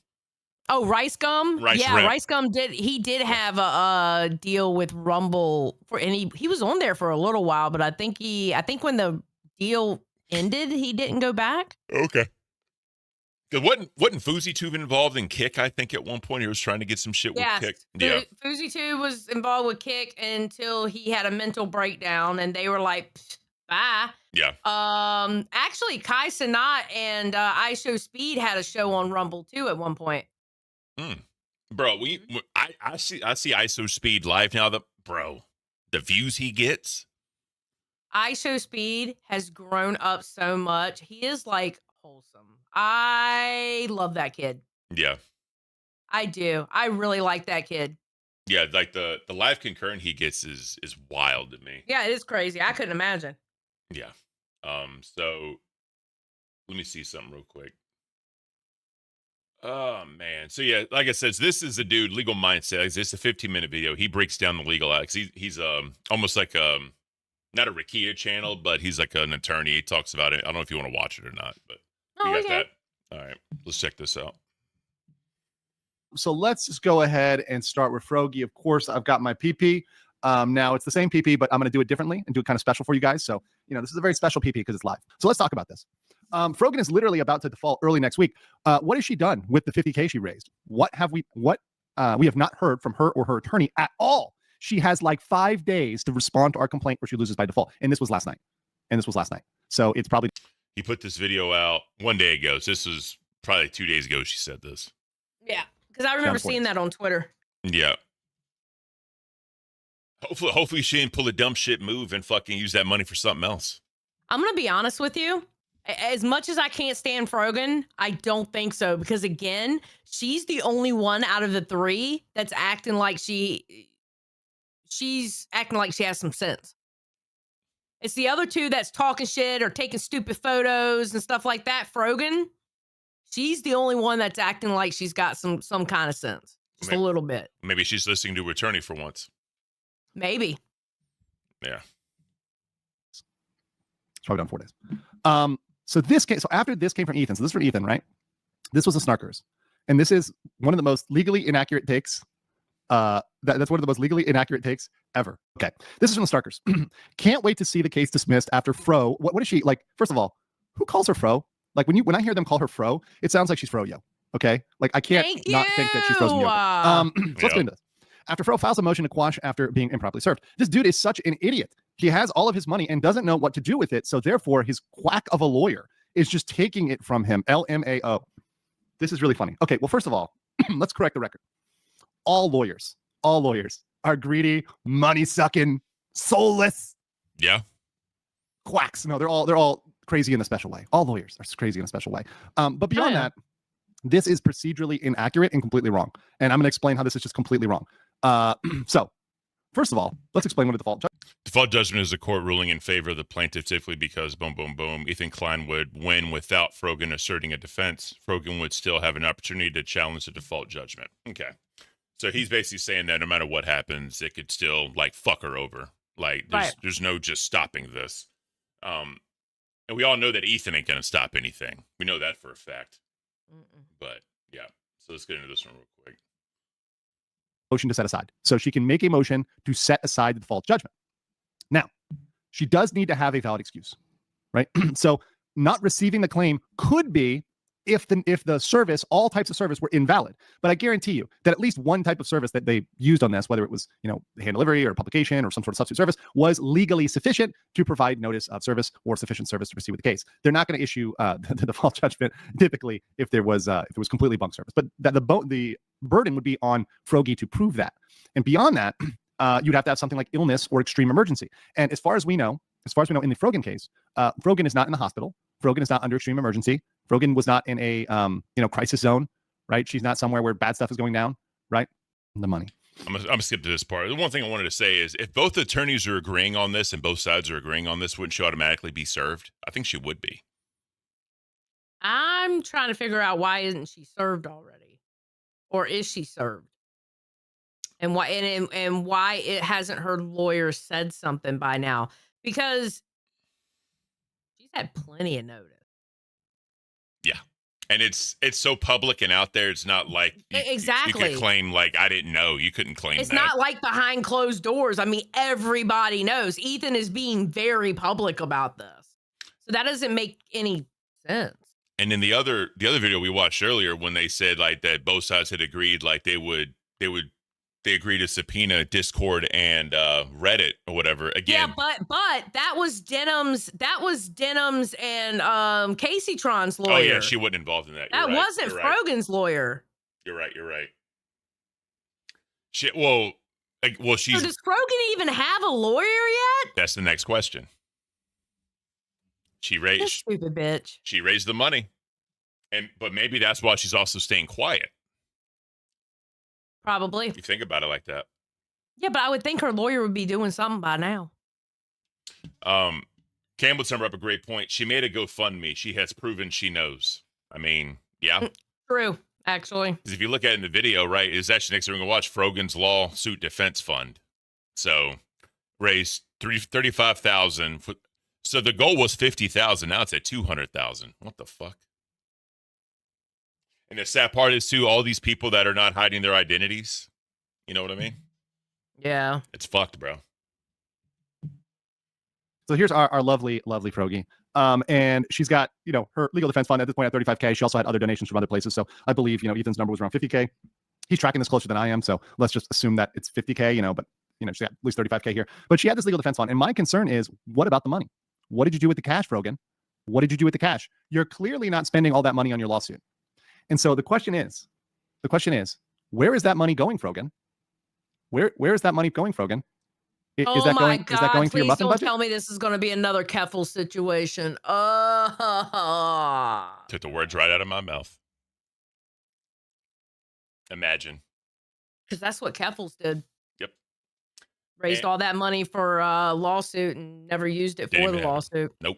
And tried to come up with all this bullshit on what she had to spend it on. I think it was like living expenses, mortgage or rent, some shit like that. My mind's a little cloudy on that, but yeah, this is. Oh, she bought friends' outfits, streaming gear, IRL streaming gear, all this shit. Yeah. Yeah. Oh yeah. So, especially with GoFundMe, that's one of the ones that has so much airtight legal shit because this is donations for a certain purpose. I'm pretty sure I've never set one up, obviously, but if you ever set one up, I'm pretty sure there's a clause that says if you don't use the money for the stated purpose, there can be legal ramifications. I'm going to be honest with you. I don't know because I've never set one up either. I'll say, I'm sure there is. I don't know, but he kind of goes over it what can happen. So let's get into this one. Because it's certainly not going into responding to the claims, right? Certainly not going to respond to the claims. And what happens if the funds were diverted to purposes other than the legal defense? That's a possible crime. That's a possible crime. Theft by deception. All right, there we go. False pretenses, fraud. This is a type of fraud. Also wire fraud. So we're talking about potential theft or fraud. Did it go into an IOLTA? That's a very good question. We don't know. And once again, this is speculation. So out there, let me be very clear. It's me speculating. It's a question I'm asking. And I don't know. And we need to know, where's the money, Frogan? What are you doing? The other thing is, if she was misdirecting these funds, she could be fined. There can be restitution, right? Meaning the money is returned to the people that donated. And there can even be prison time. So we need to figure out what's going on with that money. So last night, this was the language last night. Tell me if she changed this language. because I highlighted this, and this is what was up last night, as of last night. Okay. So after 2 years of target harassment campaign against me, Ethan Klein has now escalated it into suing me for reacting to his video on Hassan and myself on his video titled Content Nuke Hassan Didn't Pipe. react. This fundraiser. Nope. And that's where all this shit's gonna come into play. And the question, like I said before, though, is that if this, obviously the judgment is gonna be based on the videos that they did. It's not gonna be about past things. But if you can use past videos as evidence to show that, you know, whatever the definition of fair use was, it was not followed at all. Hence the share streams, right? Yep. And if she did use the money for something else other than the legal shit, I'm curious how they sweep that. They're just going to be like, yo, she fucked up. She's not with us anymore. We're disavowing her or anything. Like, I'm curious how they sweep that shit. Well, I'm going to tell you what, they're going to have hell rain down on them because, I mean, you saw what happened to Keffels when it got found out for real, what happened to that money because Cherry leaked that DM from Keffels saying what she actually did with that money. Hell rained down. And even Denham's tried to sweep for Keffels and she couldn't. Well, so people are saying the laws of GoFundMe. Brad said GoFundMe will follow up and ask for receipts to verify. Irimi said misuse of funds enables donators to request a refund. Donators have to report misuse through, though, and sometimes GoFundMe doesn't investigate. Okay. And then GoFundMe won't follow up if the goal is not reached. When Denham sued Ethan, someone at GoFundMe reached out and advised that if the goal isn't met, she could still take the money. There you go. I'm sorry. I just see GoFundMe as a money laundering scheme. I'm sorry. I just do. I'm gonna be honest. I've seen people have GoFundMes and they genuinely need it, and thank God they had that GoFundMe. Yeah. Because people were nice enough to give to it and whatever. I think it depends on the person. Okay.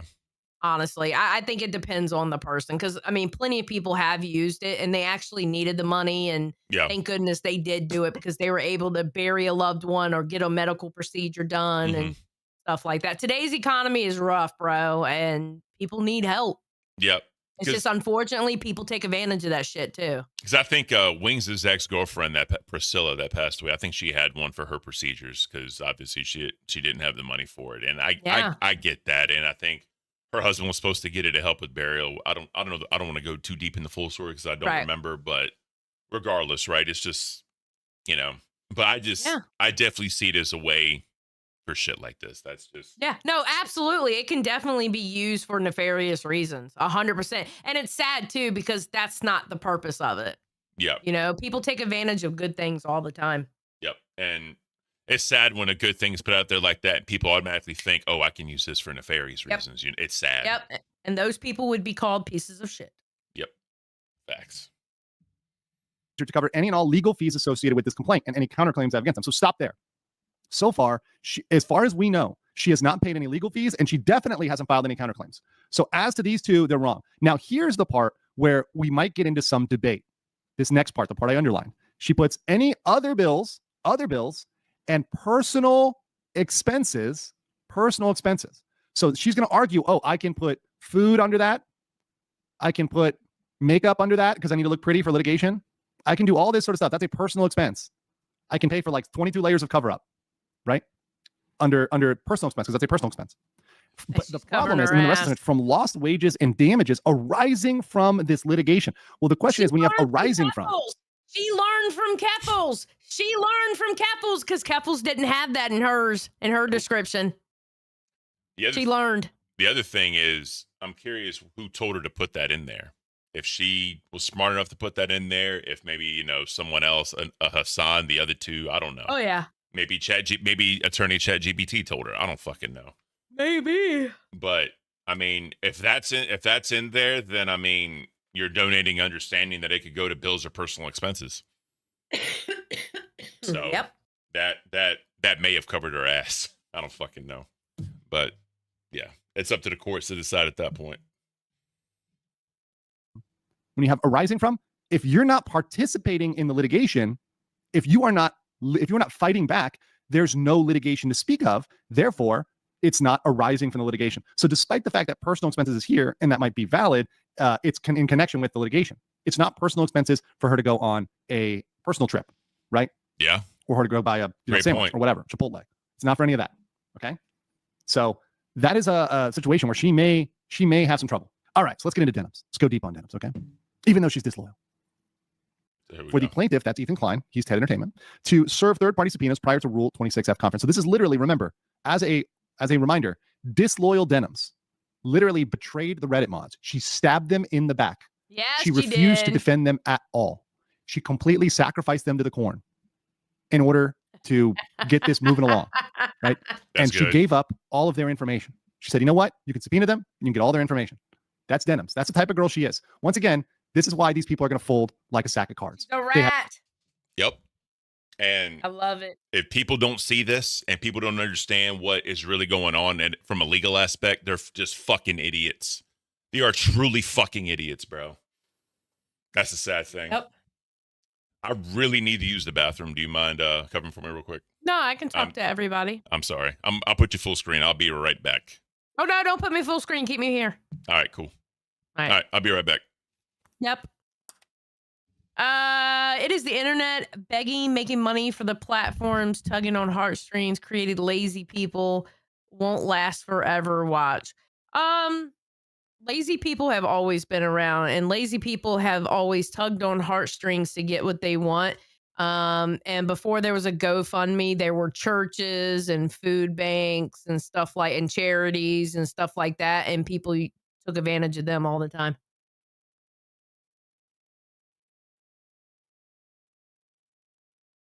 Lazy people have always been around.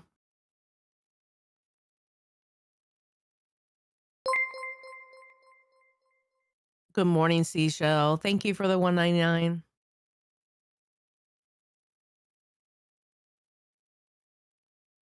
I thought they canceled this show. No, this show is still around.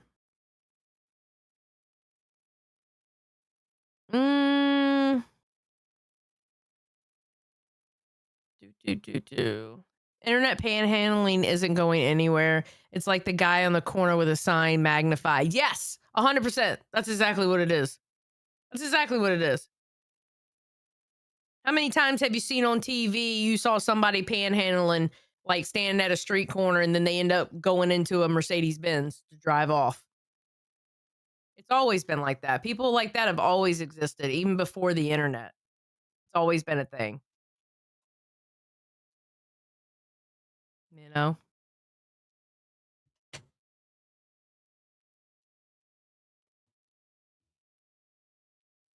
I don't know. This case is crazy. I am worried as a React streamer myself how it's going to affect things because YouTube likes to overcorrect on shit. So it always scares me when fair use comes up and people start bitching about fair use. I start to get scared.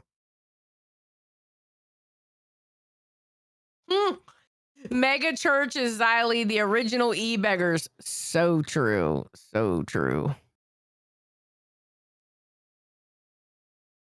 I'm going to start a GoFundMe for a new transmission. They've been out there before. Transmissions are expensive.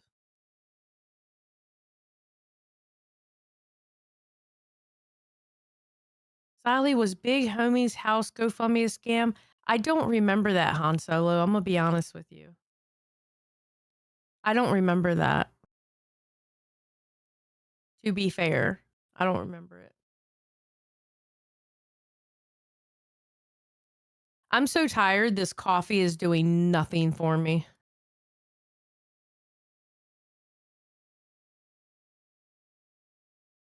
Ethan isn't going against React streamers. He's got connections with YouTube. You'll be fine. No, I mean, it's true. I know. It's just that here's the thing. Like, I take very serious what I do, you know, and it really irritates me. React streaming is literally the easiest content you can make. It's so damn easy. It's ridiculously easy. You know, you could have an hour video. all you have to do is talk about the video and like stories, personal stories that may go with the video or looking up stuff. It's so easy to double the time on a video. And it just pisses me off when people can't react to a video. Like, how do you not know how to react to a video? I don't get it. It is literally the easiest content you can do on YouTube. And it just irritates me when people just don't do it. They're being lazy.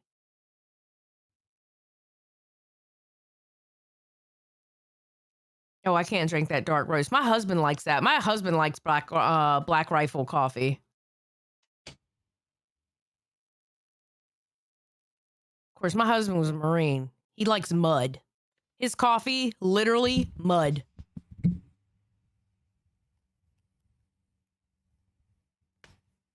All right, I'm back. Sorry about that. Welcome back. Iris says, I don't like the whole ass kissing people are doing towards Ethan just because they hate who he's going against, pushing away all their morals they had for others. No, I still call out Ethan when he's being a petty bitch and he's being a bully, because Ethan can very well be a bully. I've called Ethan a bully, but I'm sorry. When it comes to the Hassan shit, Ethan is correct. I truly believe that when it comes to this fair use shit, see, this is how I am. I'm not even full-fledged 1000% gun-ho okay with this lawsuit, because I understand the other side about it being like snitching. All right, I get that. But then again, I get his side of it too. And honestly, over there on Twitch, they've been pulling this shit for way too long, and it was going to take the wrong person, and they fucked with the wrong person or the right person, however you're going to look at it. Yeah. And now there's consequences. They've been doing this for years. YouTubers have literally been complaining about them for years. At least 3 to 4 times a year, you get a YouTuber that had a video that ended up being big, complaining about XQC, complaining about Hassan, complaining about all of them.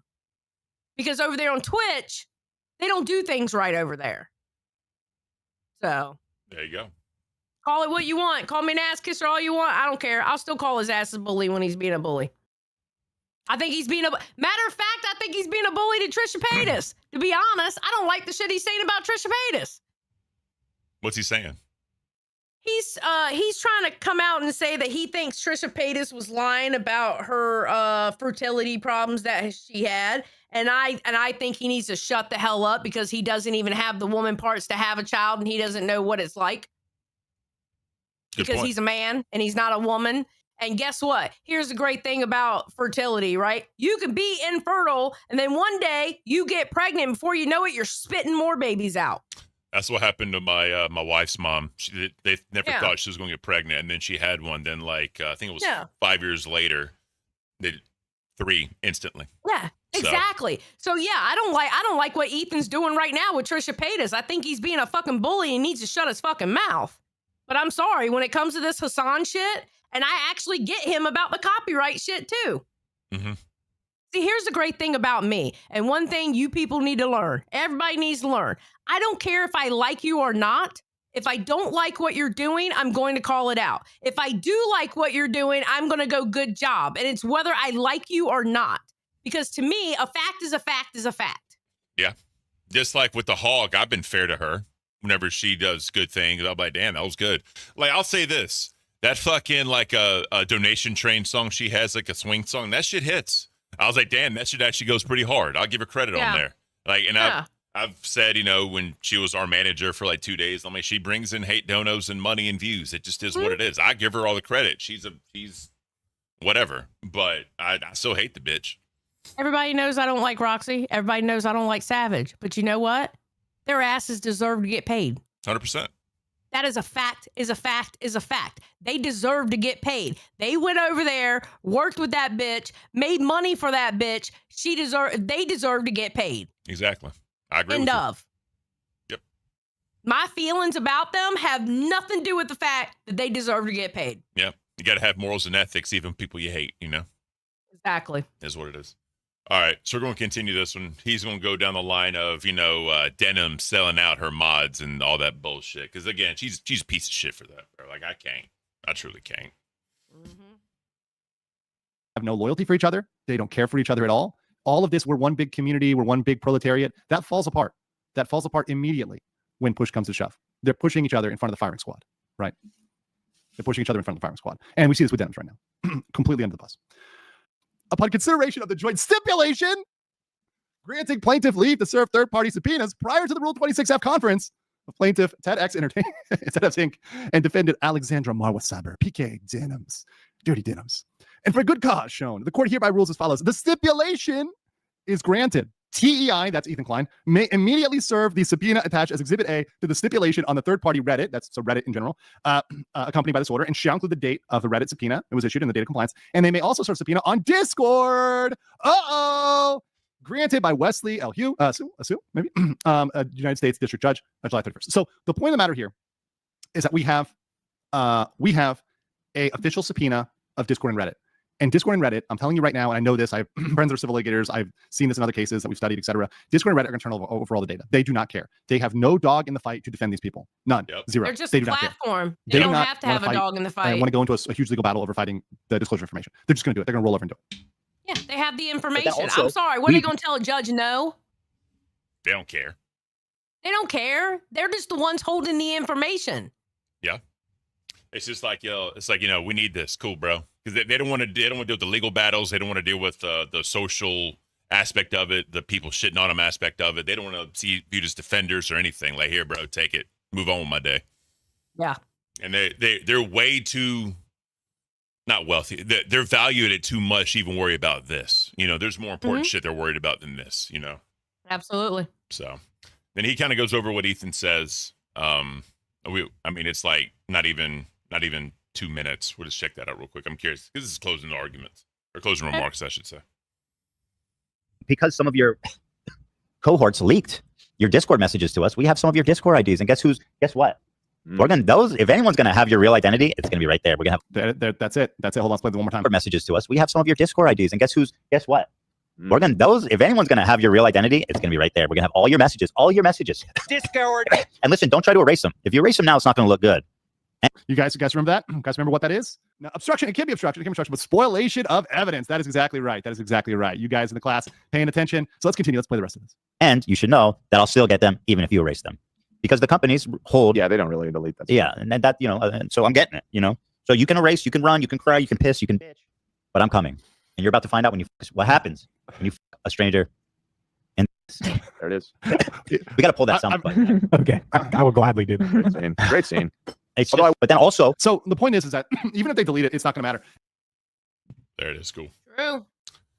But, and again, if they do delete it, it's going to be very suspect. And you already know the attorney's going to bring that up. Like, why'd you delete this? What was pertinent to this? It's not going to look good. If you're at this point, all they have to do is pull the data. The data's still going to be there. So the messages are still going to be there. Because I know what they look like because Tipster had to do it off of Tipster had to do it with somebody. I can't remember what. And I saw what it looked like. And I was like, oh, shit. They really do keep everything. God damn.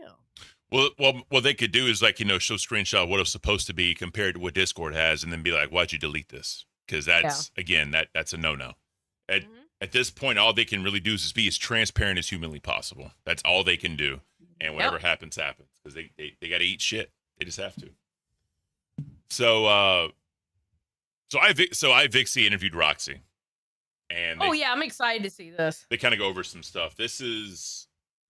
How long is this? This is quite a long time. I don't know if we're going to go over the whole entire thing, but we'll definitely go over some stuff. So Keemstar called iVixie in the beginning. Did you see any of this? No. No? Okay.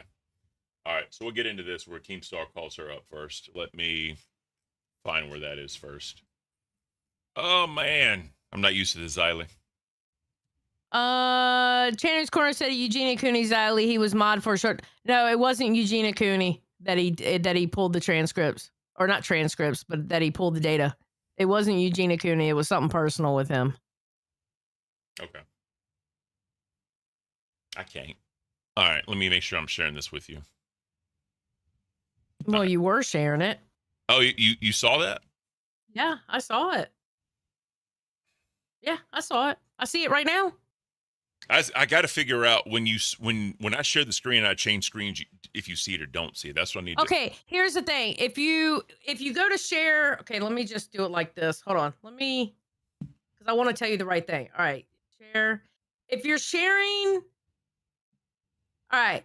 So like, I'll share my screen here. Okay. If I flip over, you should see the one I flip over to. I did. Okay. Yeah. Yeah. It's weird. I can't. Yeah. The Boomer Report lives, Ziley. Remember that. You should be used to that. How long you been doing this now? But no one corrects me, Ziley. That's why I'm You're here. the first person to correct me. That's why Batgirl was too nice, and Beans was Beans. We're gonna leave it at that. Love y'all. Appreciate it. All right. Yep. Let's check this out. Week I was like, yo, Keemstar's calling me? All right, here we go. Hello? I just want to say Vixie has a really nice voice for streaming. But not a good image for streaming. Why? What's wrong? She has a VTuber thing. I know. I have VTuber friends, so I can't really bitch about VTubers. They were trying to get me to be a VTuber for the longest time, and I was like, oh, no.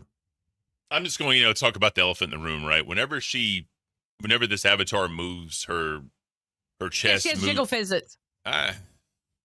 Well, see, me, okay, if I was going to do the VTuber thing, and I'm going to say right now, all right, I was just going to be a cat. I wasn't even going to be any kind of human form. I was just going to be a cat. Oh, yeah. Yeah, that's what I was going to do. I have one friend that when he is on his VTuber, he's a goblin. No, is he a goblin? A goblin or orc or something like that. It's funny. You remember when Cyrax was being a VTuber?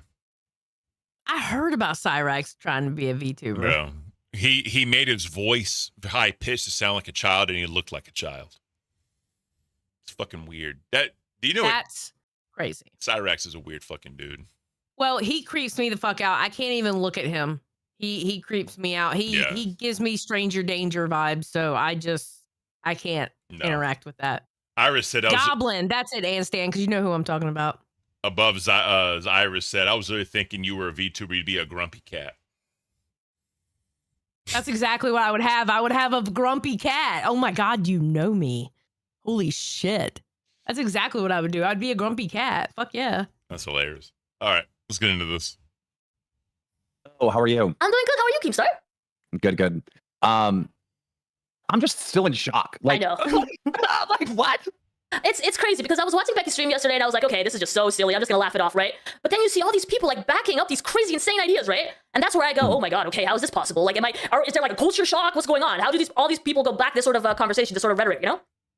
It's wild, right? Because she betrays everyone, right, by working with me, and then betrays everyone by not paying host. Like, it's just, I can't comprehend. Like, okay, here's the thing. There were so many like fans like Gamer Asylum that were donating to Becky's channel because Roxy and Savage were there. They're not fans of Becky. Yeah. So you're like scamming fans by not paying Savage and Roxy. And the whole idea that I'm just here now that she was like, kind of like, are you sure you want to go on low color test? Are you sure you want to pay Roxy? Like, what? Is she like a supervillain? What is this? That's exactly the energy, right? Supervillain. And I mean, she might have been super happy with her views last night, but those are like also, people want to see the drama. People want to see what she's going to say. It was her first show back and everything. I'm not sure how it's going to go from now on. There's a lot of people. Talk to me. Why are people acting surprised? I don't understand. I'm sorry, Keem. I love you, dude. But why are you acting surprised? We called her out for being a supervillain how many months ago? Yeah, very true. I called her out for being a hog, but that's just me. Yeah, no, but I mean, we called her out for being a piece of shit. How long ago? Before Fat Camp. And we're acting surprised she's not going to pay people. This is the same bitch that didn't want to work weekends. This is the same bitch that would raise money for shit on her channel and not do them. This is the same bitch that got paid only 2 weeks in March. She won't there for 2 full fucking weeks, but she got paid for the whole fucking month. Yep. This is the same bitch who wanted a week off for an uncle she never fucking met. But we're surprised she's not paying people? I guess it's kind of like how deeper can the grave get of her career? Bro, did you notice every time she wanted time off or every time she had a mental health day, it was always on a fucking Friday? Oh yeah, always. And she wanted It was always on a fucking Friday. But we're surprised? No. Did you hear she asked Thick Gemini for the other 500 back? Wait, what? Yeah. No. Yeah, they went over it on live. Well, after this, we'll go into that. But yeah, she asked Thick Gemini for that money back. Bruh. No, she didn't. Yeah. Bro. And he's still loyal as fuck to her, bro. Well, can't save everybody. There you go. People are super, super angry. Oh, it's going to slowly go down. I mean, she returns back after this big thing happened between her and the LCU, right? So that's going to have hype. People are interested. Then she says she's not paying Roxy and Savage, something that we all predicted. Everybody was predicting this stuff, that they were never going to get paid, right? So when she drops that bomb, now everyone's talking it. Savage is firing up a stream. My whole Discord, everyone's like, oh my God, she's scamming Roxy and Becky, right? So yeah, 100% she's going to get views, right? You know, if someone live streams, a horrible tragedy or whatever, it's going to get views. You know, it's like 100. That's the thing. I want to do a deep dive on Becky. Are you sure you want to waste your mental energy on that? No, it'll be fun. Okay. Because the I told you so's that will come out of my fucking mouth. Maybe you and Zay should do that for Friday. Remember, caffeine, nicotine, and spite.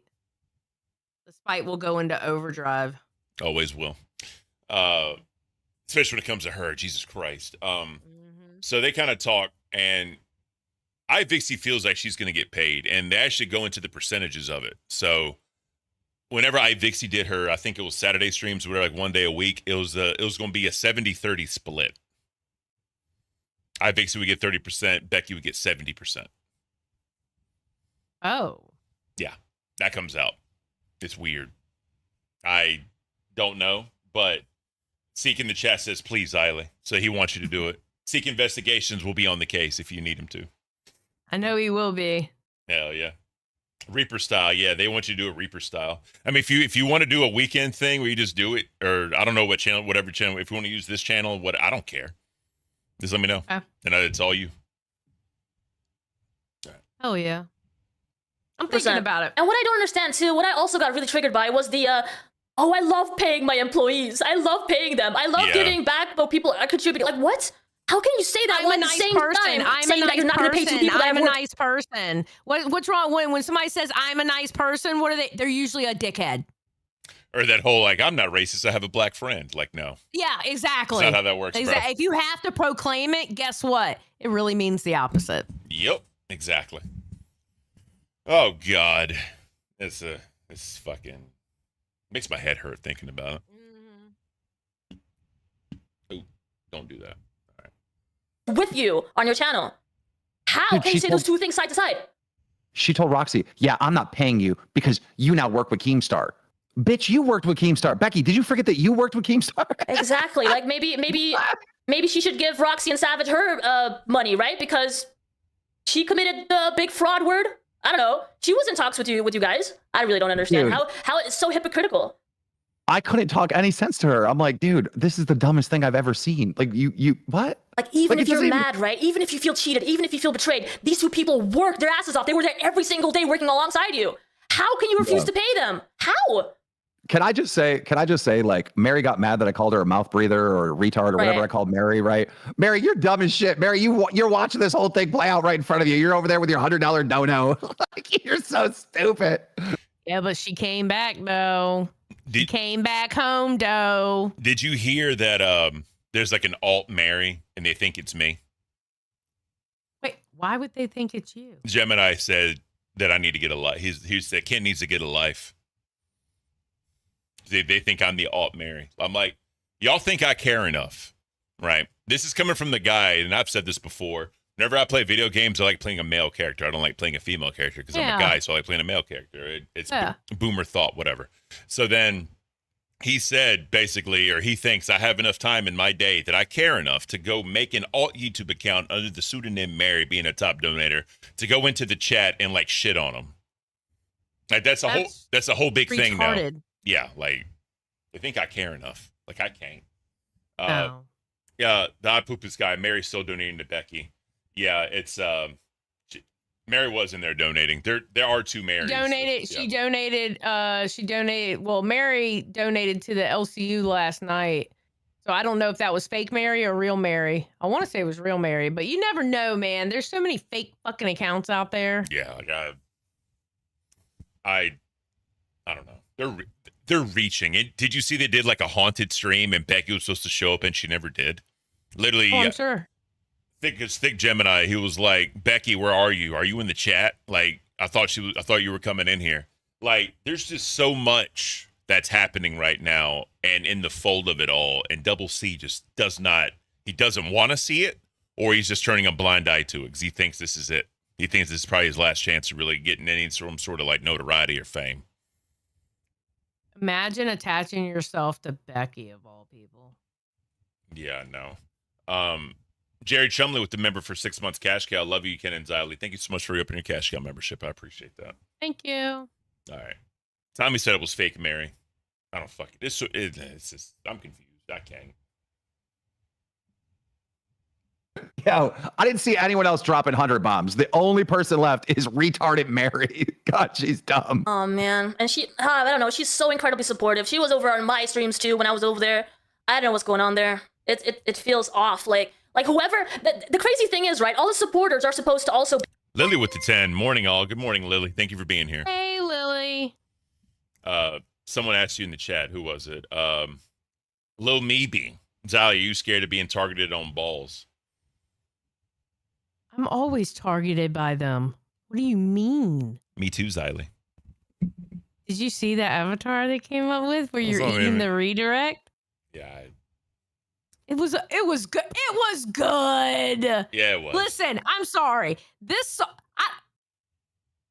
All right, side note, real quick. Don't close this out. You don't have to. What was up with that damn opening song? You and Rastoff are about to drive me fucking nuts. It was just like it when it was Nightmare and fucking Billy. Now I have to deal with you and Rastoff. No, the opening song was Seek made it. It was CD-ROM's message to King before he left the Discord. That's what that was. Oh, so that's why it sounded. I was like, that's emo as fuck, bro. That has nothing to do with Rastoff. Oh, because it said Rastoff's name in it. That's why. Because CD-ROM named Rastoff in the song. Right. No, now I get it. Okay. All right. Yeah, that ain't got nothing to do. Richie with the 199. Gemini autopsy doctor finds crickets. Yeah, because he was eating crickets. I can't. Whatever. Be on Becky's side. Like, supporters can't go to the LCU watch streams. Supporters can't go come over here because that's betraying her in some way. Isn't that just crazy how far it goes? What is considered betrayal in her eyes, you know? It's crazy. Dude, I'm starting to think Mary is some, like, rich dude down in Texas. Oh, There's God, no right, way. the Texas guy. Oh, no. I mean, he's got to be somewhere, too, donating and hanging out, right? He's got to be watching the streams. Yeah. I don't know what's going on. But I'm just going to put a prediction out there. I don't think you're getting paid. I really don't. I mean, she said you were, but, you know, she said Roxy was getting paid. She said Savage was getting paid, you know? Words from her mean absolutely nothing. We'll see. I'm still going to believe that I am going to get paid. It's nothing. Nope. It's word. You can't believe shit she says out of her fucking mouth at all. And the funny part is, you know how the whole character saga she kept saying, it's like, all right, well, who is the real Becky then? You know, we're seeing it. But this is kind of the same thing she was saying when she was playing a character in a heel on Queens. It's kind of the same mannerisms, the same thought processes, the same way that, you know, she was digesting information. It's almost like when I was calling her a piece of shit early, I was fucking correct. I can't, bro. It's everything about her. Mm-hmm. Monumental anyway, but it would be a loss for her more than anyone else because that is just insane. It's crazy. Glock pointed out. Becky said, "Oh, Mary, I was worried about you the most." Oh, Why are? Yeah. Ding ding. Wonder why.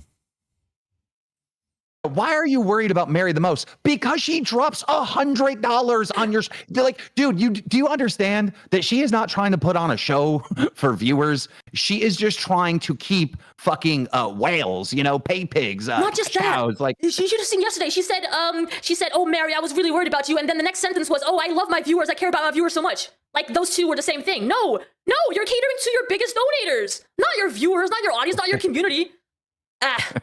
Wild, dude. I just like. So Tommy R in chat says Becky said she wanted the money back because she came back to the BBU. The money wasn't a bonus. She gave the money since she left him. Probably sucks up money so Gemini wouldn't expose her. That's wild, bro. Like imagine Keemstar paying somebody asking for the money back. Imagine. He would get so canceled. And they need to cancel. Obviously, they're trying to cancel Becky, and and your Savage and your Roxy's and your Ivixies. They need to really harp on shit. And when shit like comes to fruition and doesn't actually happen, because remember, Savage said on September the 1st she's supposed to get her money. So if that doesn't happen, bro, like they need to just go in like a motherfucker. James F. McC, welcome to Cash Cow. Thank you, bro. Appreciate you coming to Cash Cow. Thank you so much. Man, oh man, this is gonna turn so fucking ugly, bro. I think this is about it. I can't believe it, dude. Yeah. I can't believe it. That basically wraps it up for them. So then Roxy comes in. I'm good. Can't complain. I'm alive and breathing. How are you? I'm good. In case you're feeling a little anxious, I did put a little some depends on your name. So if you see Thank you so much. Good. Okay, because I was in a hurry. I forgot to put it on. I appreciate it. I needed them after yesterday's shit. Six Flags. I know. Oh man, if you guys see Roxy's name, you see a little depend on one of these. Feel bad for her. Her entire existence, in my opinion, is that stream with the sleep stream after mine, and oh my god, I got so much money, and there was no money left for you guys. She is ridiculous. She's ridiculous. Oh my gosh. I honestly, I want to say I almost feel bad for her. Her entire existence, in my opinion, is that little 10x10 box with her cats. I mean, it's sad. I really wanted to try to help her and be her friend, but I mean, I tried. Yeah. I don't know. Yeah, I just want to clear one thing up. The whole $1,000 with Keemstar, if I would have said, no, Keem, I want my fucking money. Bullshit. I guarantee you he would have paid me. They spent well over triple that amount on the setup. $1,000 for this, fucking take it, dude. We're even. I don't owe you shit. You don't owe me shit. We're good. Peace. Okay. I never knew about any values. Was it $1,000 that he owed you? Was it 1,000? Yeah. My June check was it was $1,000, right? And Keem always, never shorted me. Actually, always gave me a couple extra bucks. But yeah. I mean, within one day, he's poured into my account several times. More money. Go back, get a monitor. Go get this. Go get that. So and then I leave. 2 weeks later? For the setup I got, take $1,000. I'm happy all day. Yeah. I know your setup. I would be able to tell you if I saw the specs, but it's easily more than that. So yeah, if chemo. Yeah, so that's kind of been a whole big topic right now that, the Hog's trying to push that Roxy got fucked over from her payment and, she's just trying to straighten that out. Like, I know for a fact, like the PC I got alone is over $1,000 and I've done upgrades to it and all that. This microphone is a damn $400 microphone I got on eBay, but whatever, this arm, like everything is way more than $1,000. Yeah, absolutely. 100%. I mean, the Facecam Pro camera is $300 fucking dollars. Like, and that's what he wants everybody to have. I know. That's the next thing I need to get. Actually, is the camera. Make sure your computer better camera. Make sure your computer has a native USB-C port because that won't work with the regular USB. Just a heads up. I literally had to get a different motherboard, a different CPU processor, and all that shit put in it and all that. Oh, I ain't doing all that. I'll wait till I get a new computer then, because that's what I needed for my Go Out XLR. My mixer here, and I think I only have one. So yeah, you can get like extenders that plug into USB-C, and you can do that. You can get more like if you want to, but that's up to you. But yeah. But nah, so Roxy's trying her best to kind of stop that narrative, and obviously the Hog keeps pushing it, and she's grasping at straws at this point, and luckily, it's gonna get worse. It's gonna get worse. She's gonna start coming out with I bet you, mark my words, Becky's gonna start coming out with allegations.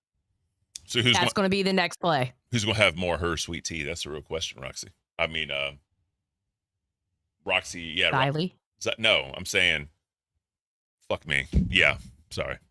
Who's gonna have more, Becky or Sweet Tea? Yeah, I was looking at Roxy, so I said it. And most likely is she's either going to throw allegations towards Mike or Keem, one of the two. But the thing is, though, not that it matters, right? It's the grand scheme of things, but the amount of comments she's made about her and Keem hate fucking and all this other shit and the flirting on camera, trying to like push a narrative and all that shit. Like, it doesn't, if she comes out with allegations, the fact that she's on camera saying all that shit, yeah, you could use that against her. But in the grand scheme of things, Keem ain't gonna do shit. I mean, he's just not, and I know Mike wouldn't. You know what I mean? Because there's nothing there. Like, what are you doing? He ain't gonna do shit except for go, Xylee, I want a Google Doc on every time Becky said this, and this, and then I'm gonna go with Keem. I'm working at 8 o'clock in the morning for 4 hours and 10 o'clock at night for 2. When am I gonna have time for this? He's gonna be like, I don't care. Basically, straight up. Please check the LCL timestamp. Boogie cooked. I will after this, bro. I will. I got you. We can go straight into live after this. It's like, yeah, we're even gonna take it, you know? Yeah. I mean, here goes half for what you spent on that because we both did a great job during those streams. Here goes half. Saw it as partners as well. I just thought you guys saw it as well, like that. Like you guys were all equal. Yeah. I know I understand your attitude as well with like going forward and paying for things because you're the one doing the IRL. You got the money. You're gonna spend it, and then hopefully it comes back threefold, right? Because you guys are working so hard. I get where you're coming from. Unfortunately, obviously, it wasn't really agreed on. There was no. Right. Yeah, there's probably not much you can do about that. It would have been, I think, in my opinion, would have been the boss thing to do because she says she's the boss, right? I think it would have been nice for her to say, okay, here goes half for what you spent on that because we both did a great job during those streams. It was good for interaction and everything. So here goes. We both in it together. But yeah. And the main reason why I even came to, when I agreed when she came to me was because I told her, I said, Becky, I already started something on my own channel. You know, I got my little family thing going. She's like, no, Roxy, that's the thing. I'm not doing what Keem is doing. I'm like, I want nothing to do with, no drama or nothing. She's like, no, you don't understand. I'm not doing that. I'm doing exactly the opposite. I want to get all these channels. And I want to grow your channels. I want you to do this, do that. So I'm like, holy shit, this is amazing. Sure, I'll work on your channel. We'll do shit together 5 days a week. I'll do a couple streams on my channel. And that's how it was. I thought she was going to help everybody, help. And I fell for it. Can you tell me? Yeah, normally when a deal sounds too good to be true, it normally is. Yep. Bingo. Because the other thing is they bring up, we may get to, we may not, but like she's literally trying to build this up on an 8-year-old channel with a shit ton of dead subscribers, right? So yeah, she got herself monetized, all that other shit. She's bringing in from what used to be on Queens and all that, but the longer this thing's gone on, the more it's only the same 4 or 5 people donating. I mean, yeah, the views are going down because they don't like it. Because literally, if you watch any of their streams or even try to watch any of their streams, it's literally them talking about the LCU, them dancing to songs, and then like Roxy doing a normal IRL thing she did before. Like it's. And I hold true to what I said. Becky was never entertaining. She always needed somebody with her to be entertaining. Yeah. And her and Savage tried to like come square and like drop their beefs and all that shit on there and whatever. And then they tried the 3-way between Becky, Roxy, and fucking Savage, and it wasn't that well. Honestly, it didn't work that well in my opinion, but it is what it is. But I'm gonna keep this going and see what they talk about next. Like because Becky is saying that she's not paying you based on the fact that she's mentioning fraud and the fact that you entered some agreement on false pretenses is what she's saying. So what is this all about? Like, were you guys supposed to never talk to people in the LCU again? Never talk to Keem or Mike? Like, where's she coming from when she says that she expected you to never do that? And in fact, if you did, it was against your agreement. Your guess is as good as mine. If anything, I can say that to her because I went in to work with her on the promise that she is done with the LCU. She's not working for them. She's not working with them. She swore on everything, her and Savage, to me and Savage both, that it's all her, only her, which is why, so if that was the case, she broke her agreement with me and Savage. I signed nothing with her. I even sat there when Keem would call me, I look at the phone like, I'm not even going to answer because I feel guilty. I don't want to say anything behind Becky's back. And I would always tell her, hey, Keem reached out to me. I didn't answer. And she's like, okay, good. That's good. I don't talk to him either. It's all, I chose to be loyal like that. There was no agreements. There was no nothing. But even if you did answer those phone calls, like. Bruh. Ruby in chat, I'm banned from the BBU. Anyone critical is out. That is wild. I'm sorry. I will say this.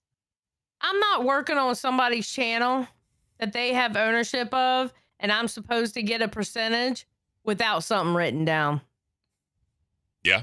Without signing something. Yeah. Because I want that paperwork saying you're going to pay me.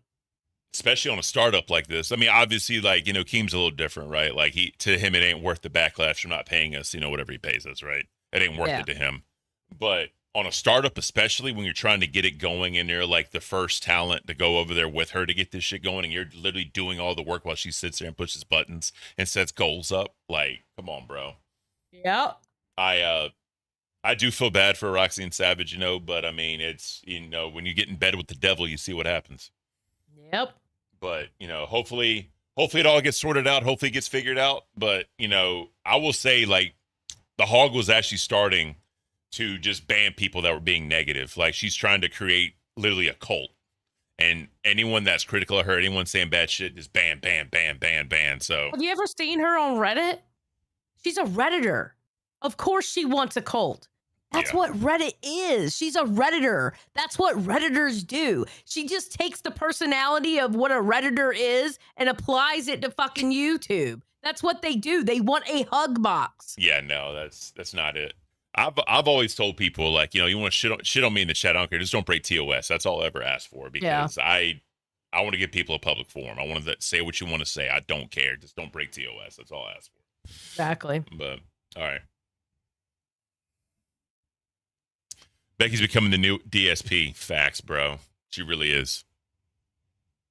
You just have a conversation with someone you used to work with or for, like, whatever. Like, I don't understand. Like, she assumes that every conversation that she has with people that she doesn't want you communicating with is going to be a conversation against her, right? Because she's the main topic of all the conversations. She's, you know, everything you have to say is bad.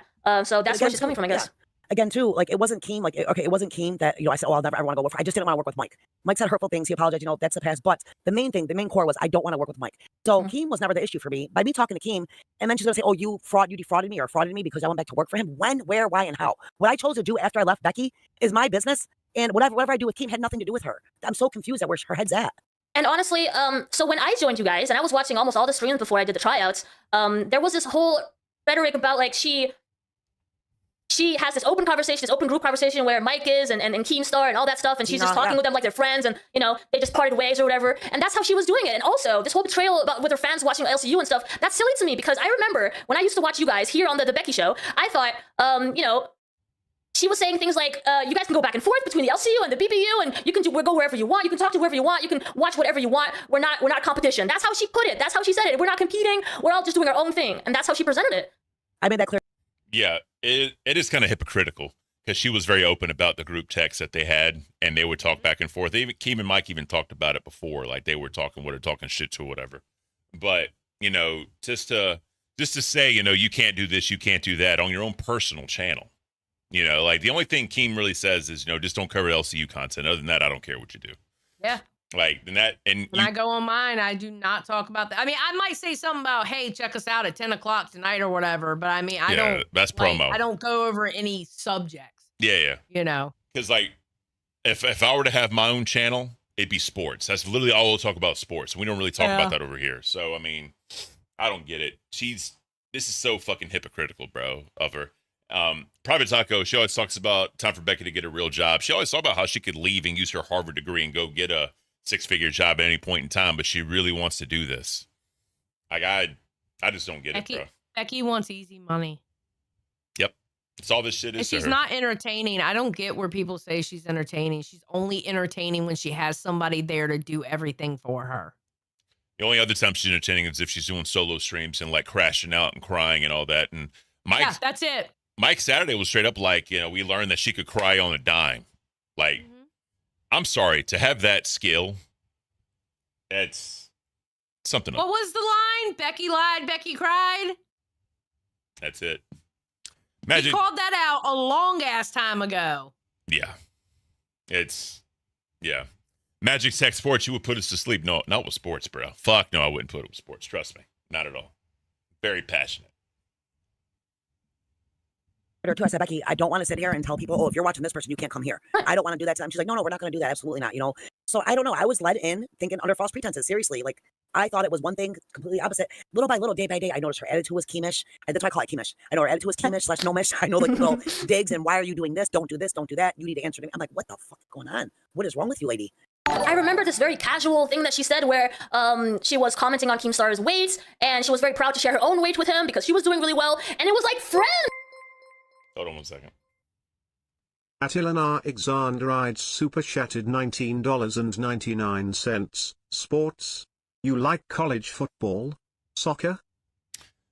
I can't self promote, so I'm not really going to talk about it. I don't have a channel, but I would go into all the sports. I would make but regardless, I'm not here to self promote. I don't have a channel or nothing. I'm not saying that, but I can't really talk about that here. Thank you for your $20, though. I appreciate it. You know, that's the whole spirit that she was sharing. Like, there was no like conflict. Obviously, there was, but the way that she was talking was just like, it was, you know, fine. It was a clear, open communication between them as just friends. But the way she always explains to me, like, oh, I the only time I'll talk to them is like to poke Tina, to poke Keen, to get my little digs in there. You know, and I didn't, whatever, Becky, as long as you're not doing nothing behind my back, if you ever, and I said it so many times, I have it in text messages, everything, voice notes, Becky, if you want to go back, please just tell me. Just tell me, that's it. No, Roxy, I promise, you know, and I don't know, it was crazy. When it did start to be a more serious conversation between them, and she was actually going back, apparently she was talking to Savage about it because they were closer. You had already been more distant, and apparently Savage knows more about that aspect, that side of things. Apparently Savage knew that this was happening, and she had said that she wasn't going. So this was something already on Becky's mind for at least a few days before she made the final decision, which is not something that she was really open about when everything happened. She said it was all that afternoon and all right before the show, and everything happened one moment to the other. No, it didn't. You guys had been talking. Yeah, and she says that, oh, it's kind of suspicious that I quit the same day she did. Becky, I quit because my heart broke for her. She cried to me how they just made fun of her and her mind. I don't even want to talk about the things she was saying, but I literally said, no, I'm not working for somebody like that. Instead of me going to Keem and saying, Keem, what the fuck is wrong with you? I just took her at her word and went up there and said, F this, I'm done, I quit. I'm not working for somebody like that. So my question is, did they have conversations before the streams, like outside the streams, about leaving? I'll always wonder that, because it was very coincidental the way all that shit happened. It's a good question. And obviously, Roxy, you're watching. I'm pretty sure you're watching, and that's kind of, you know, I'm not trying to have like some slam dunk, but I'm like, it was extremely coincidental that when Becky quit, you quit also, and then y'all left together to start this project. That's all I'm saying. Seek in the chat says Becky is worse than Boogie when Boogie did the crypto shit. She scammed Keem, her fans, Savage, and Roxy. Yeah, it's definitely a rug pull, and she's really walking away. And the idea of like her AdSense account was wrong and all that shit, like, no, I'm sorry, I do You're not going to find that shit out on the 13th. No. The money doesn't get deposited on the 13th. The money gets deposited in your bank account that the AdSense account has between the 21st and the 25th. You have till the 15th to change any information you need to change for the payment that's going to be between the 21st and the 25th. So when she says that they sent her the money on the 13th to the wrong account, she's flat out lying, because in no way, shape, or form, YouTube is not sending you money on the 13th of any goddamn month. Let me ask you this. Do they send like a statement or anything of what's coming, or do you just wait? You get an email. You get an email that your AdSense account is attached to. You get an email saying, hey, you got money from YouTube, or you got money from Google, and it tells you how much it is. You go to your bank account, boom, it's there. Okay, so you don't get no advance notice. No. Okay. Well, your advance notice is in the background of your YouTube. You know what you're going to make when you look at your estimated monthly, but you also know you are only getting paid between the 21st and the 25th. More than likely, usually it's by the 23rd, because by the time 24th comes around and nobody gets paid, Twitter will start blowing up going, excuse me, YouTube, it is the 24th. I have not gotten paid yet. Is everything okay? Yeah. Are y'all broken? What's going on? That's when everybody comes together. Yeah, exactly. Yeah, but there is no way in hell YouTube's paying anybody. If something fucks up, and they fuck you out of a payment, guess what? You're not getting that money until the following month. They do not pay anybody except for between the 21st and the 25th. So that was a flat out fucking lie about the 13th. Beautiful. Well, and the whole, like, the fraud thing, we talked about this on Saturday a little bit, but I don't understand how could she prove that? When she was also... She fired Roxy. Yeah. And the other thing, too, is, you know, she could say that, she was talking to Keem and Mike about coming back, and they were having negotiations about them coming back, and Savage was involved in those conversations as well. And when she was sent money before she made her first appearance, that shows that she was ready to get into a employment relationship with them to come back. So for fraud, that's a countersuit if I've ever heard of one. Yep. So that's just me. That's just me. All right. We'll go a little bit more, then we're going to go into live. I felt like shit for doing that. But Roxy, you were also unhappy about a few things that were going on, right? Oh, On the yeah. milkers, yeah. So Absolutely. that pushed you as well to do it, right? Yes, the whole Roxy the retard, Roxy the moron, I was pissed. You know, but that was after the whole situation. But yeah, little by little, I was tired of fucking King shit. I was tired of Mike shit. I was everything, losing host after host. Wanted to do one thing, having a whole plan. We would sit for an hour and have this whole plan that Roxy does this and that. We get an OBS person. I'm ready to go, and that's it. I just got tired of it. I got tired of it. So Yeah. So when you did see all that stuff happening, you was like, okay, let's leave. And maybe she was even already talking about doing something together, or when did that happen? no, that was like maybe probably 8 or 9 days after I left before she came to me, and she had this big epiphany, and the spirits were talking to her and all this stuff. And yeah, no, Right, I haven't spoke to her for days after that. I haven't spoke to her. That timeline doesn't make sense though. What? 8 or 9 days after she quit is when they talked about doing a stream together. See, okay, that sounds funny to me because they quit on the same fucking day, bro. On the same show. Yeah. If you think about it, because Becky came on to Milkers, and then a little bit later on, Roxy said she was done. She said she was done. She was supposed to go up on run the OBS for the Queens that night, and she didn't show up. Yep. That's again, I'm not saying Roxy's just flat out lying. Maybe it's a misremembering of that. But 8 to 9 days after the fact, you talk about doing. She had an epiphany with her tarot cards and her spirits and all that bullshit. Because I swear it wasn't that long. It wasn't even a week to where Roxy showed up on her stream. I could be wrong, but I don't remember that being that long of a time period. I don't remember it being that long either, to be honest with you. Yeah, I don't know. Yeah.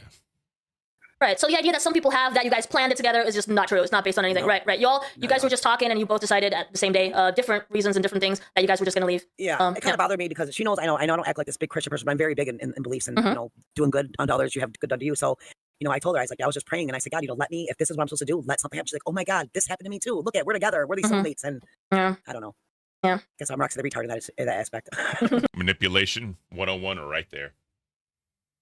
Basically using Roxy's opinion of what happened.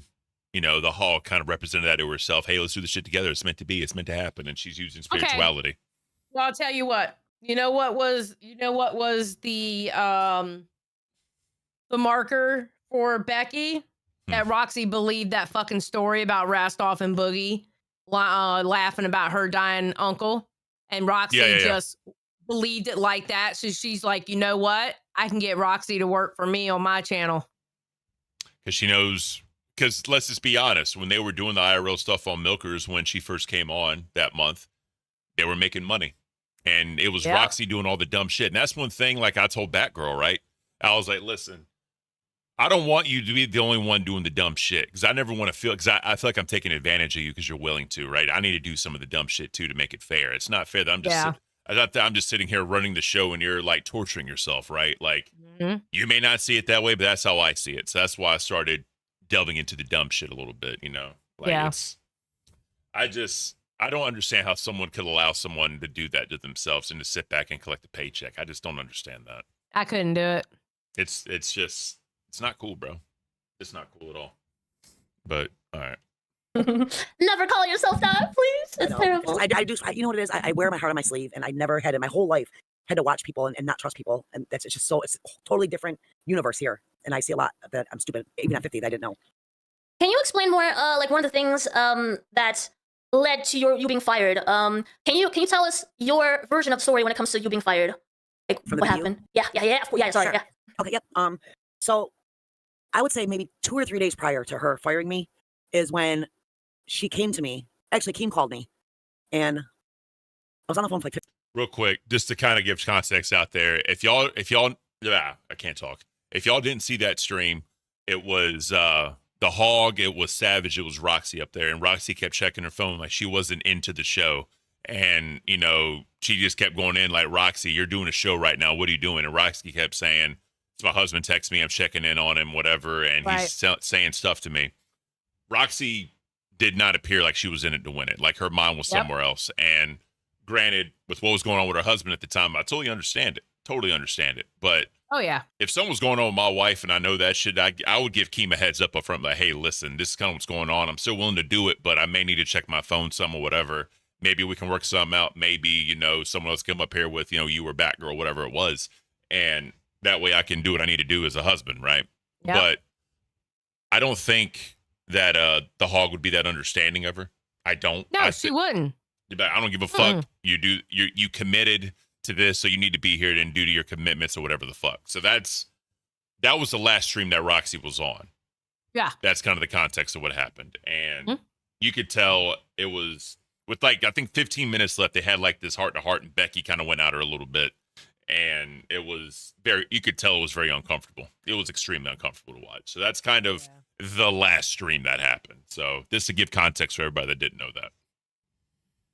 20 minutes, and that's when he told me, Roxy, she offered to buy the BB, or I offered to buy the BB, something like that. Wait, let me think. No worries. No. He was asking me about if Becky talked me in, or we planned on shit going back. So I was talking to her, and then when she called me, I'm like, Becky, what is going on? Are you working with them or not? And she's like, I'm gonna tell you the truth right now, Roxy. Keem offered me $20,000. You know, yes, Keem was warning me. Yes, Keem was saying, Roxy, and then she's like, no, Keem offered me $20,000. I turned it down. I said, no. I said, Becky, please. And then the notes came out with like the Twiggy thing. Okay, yeah. You know, that was like the 2 days later after that conversation. Then don't let Roxy in on this. That she's not willing to work with me yet. That's when I'm like, you know what? I'm busting my ass. I'm spending all this money for what? I felt it coming. I felt it any day. So that day of the stream, when she said I wasn't doing nothing, mind you, I just did a whole stream the night before, out IRL. So I was exhausted. But because I wasn't dancing and I picked up my phone a couple times, even though Savage picked up her phone, Becky picked up her phone, she's telling me, Roxy, get up, Roxy, dance, Roxy this, Roxy that. It was just an excuse for her to fire me. That was her reasoning why. And I think now, what is she saying? She said something last night that I quit her. What'd she say? I was watching 30 minutes of her live stream. Yeah. I don't remember. We can, if I have the timestamp, we can check it out. But I remember the original story. The original story was that she just felt like you weren't giving as much of yourself to that show compared to what you were giving for your own show. Yeah. Right, but what I was doing for my own show, it's like it wasn't me doing it. It's like it was my sisters doing shit to me. Right. And, you know, it was confusing, and I don't know. And that's why I told her, Becky, if my channel was a problem, I would have never came here in the beginning.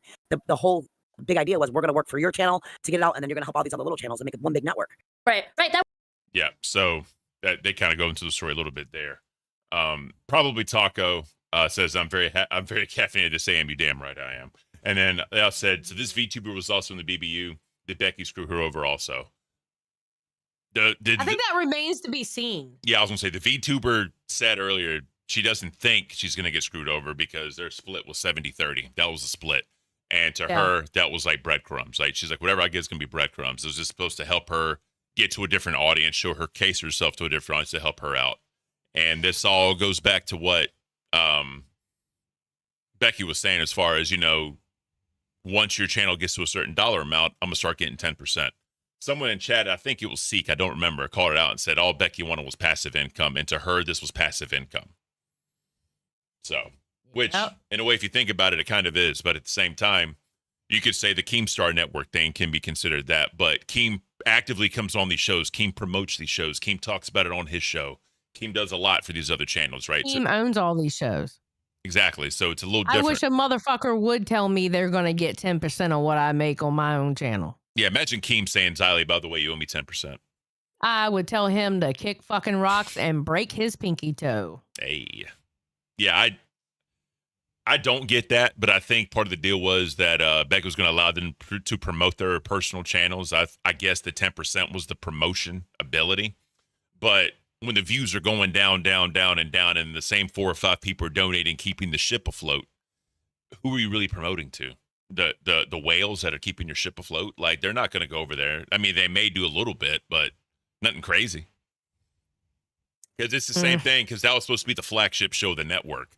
So it'd be like, you know, all those people that donate to the flagship show and whatever, I'm expecting that here on Cafe. Like, I know I'm not. But there was that expectation that Becky was trying to set to them, like, yeah, they're going to come to your channels and donate to you also. Since they're on my channel donating a lot, you owe me a little bit of that. You got to take care of the boss. You know what I mean? It's dumb. No, kick rocks, bitch. Kick rocks. Han Solo said it best. She wants to be a digital landlord. That's it. That's totally it. It's fucking dumb, bro. Very dumb. That was definitely her attitude in the beginning, that she just wanted to help other channels grow, and to this day she's still saying that. She loves helping other creators grow. That's where she's coming from. It's just that I guess they can only grow while you are not getting a lot of donations from the same people as she's getting donations from. She also has it in her head. She tried to put it in my head too that, Roxy, every one of these people over here are for me. They're supporting you because of me. And I'm thinking, wait, Becky, we came from the same place. Yes, you have the people from 10 years ago. I get that. But we came from the same place. 99% of these people know who Becky and Roxy is. Yeah. We are the big dynamic duo that quit and got fired. And now we're together. That's why people are here. And many, many people said, I followed you over. I followed over to Becky, the BBU, because of Roxy and Savage. I heard that same story from people to me that they were following you specifically to the BBU. Yeah, when she started. So when she always says, I owe her. No, like my parents made me, but Keen Star is what made Roxy. You know, so I owed anything to anybody in life. It would have been for YouTube. It would be to Keen. Why to Becky? Yeah.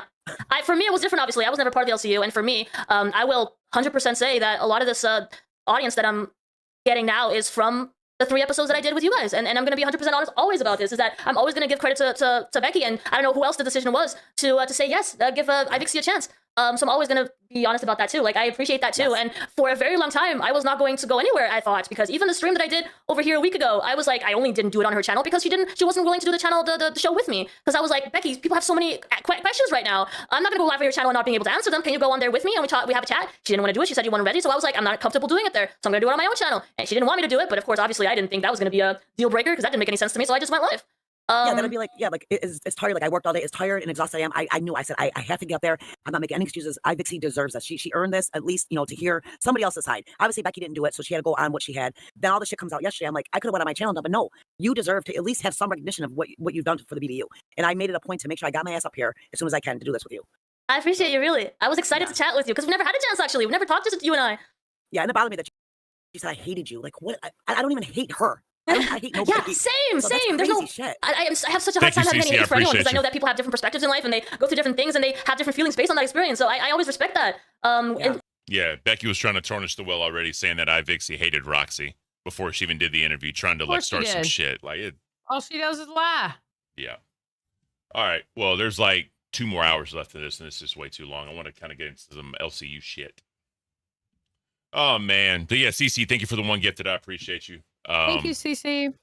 Superfries Media, why do you keep guys feeding into it? Don't talk about exclusives or power. I know, but that interview. That's how I feel. I'm going to be honest with you.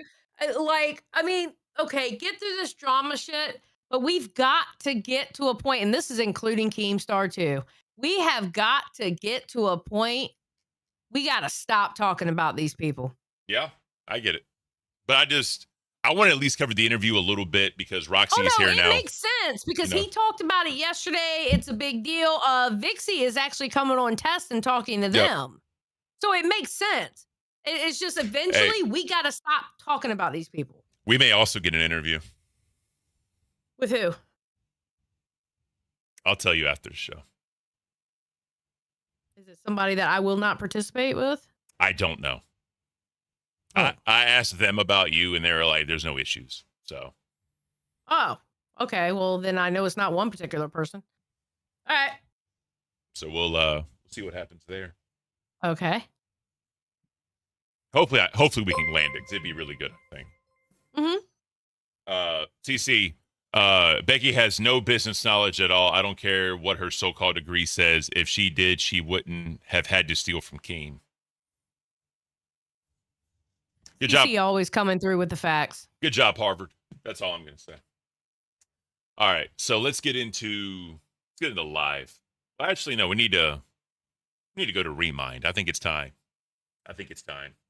Ooh, Remind. It is time, guys. It is time. Did someone say Remind? You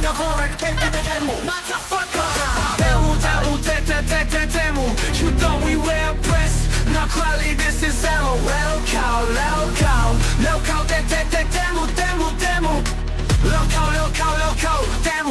Demo. Fuck you, this is the jumping off your flaps. Billy, give me 60 bucks. 60 bucks. 60 bucks. Demo.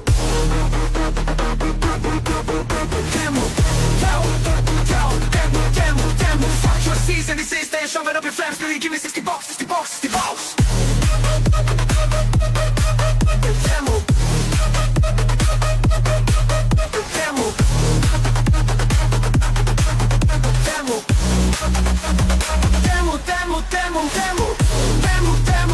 Demo. Fuck your season, this is shoving up your flaps. Billy, give me 60 bucks. 60 bucks. 60 bucks. 60 bucks. Demo. Ladies and gentlemen, welcome to the Locale Remind, aka Locale Timu. I'm your host, Ken, aka Bigfoot, aka 6'5" Sigma male, Greek god, aka I used to have a bald head. Hope you're all doing well today. Hope you're all doing awesome. I have Rewind Zone. Xylee Gets Real. How you doing, Xylee? Hello, hi.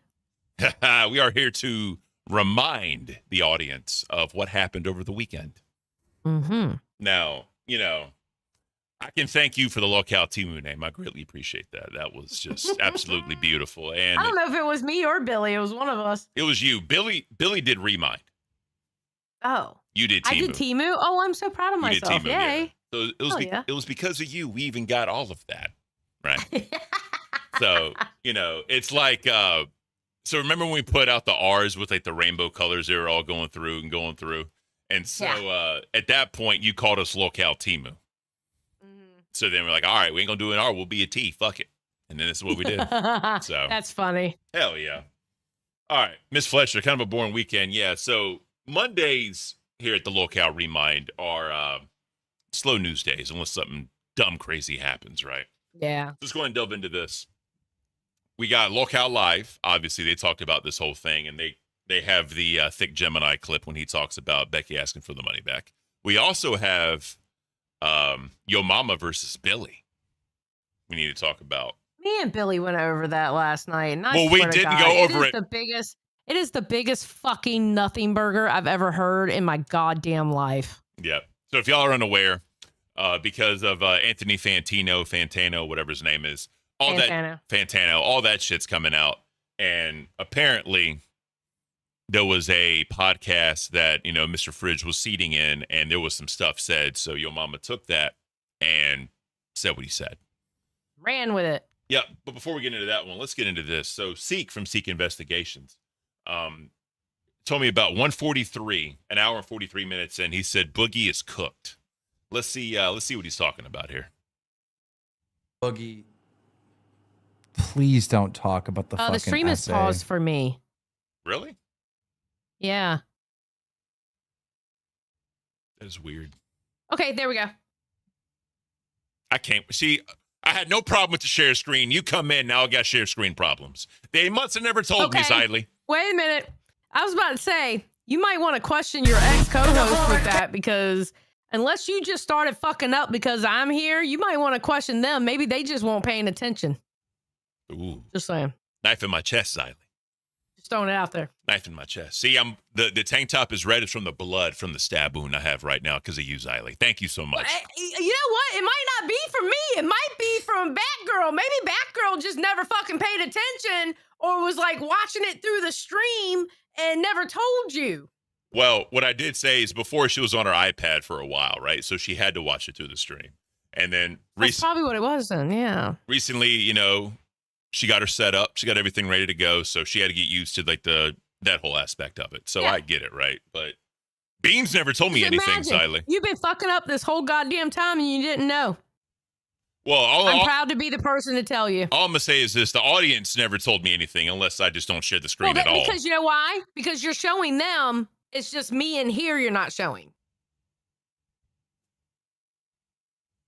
As all the audience is happy, Xylee, that's all that matters here. You're welcome. Fuck you. All right, let's get this going. Oh. Xavier with the 10. This makes total sense. Batgirl was always lost in the conversations. Well, Batgirl should have told me. Batgirl should have told me. Well, she probably didn't notice, like you said, because she was using the iPad, so she had to watch the stream to see the clips. Yeah.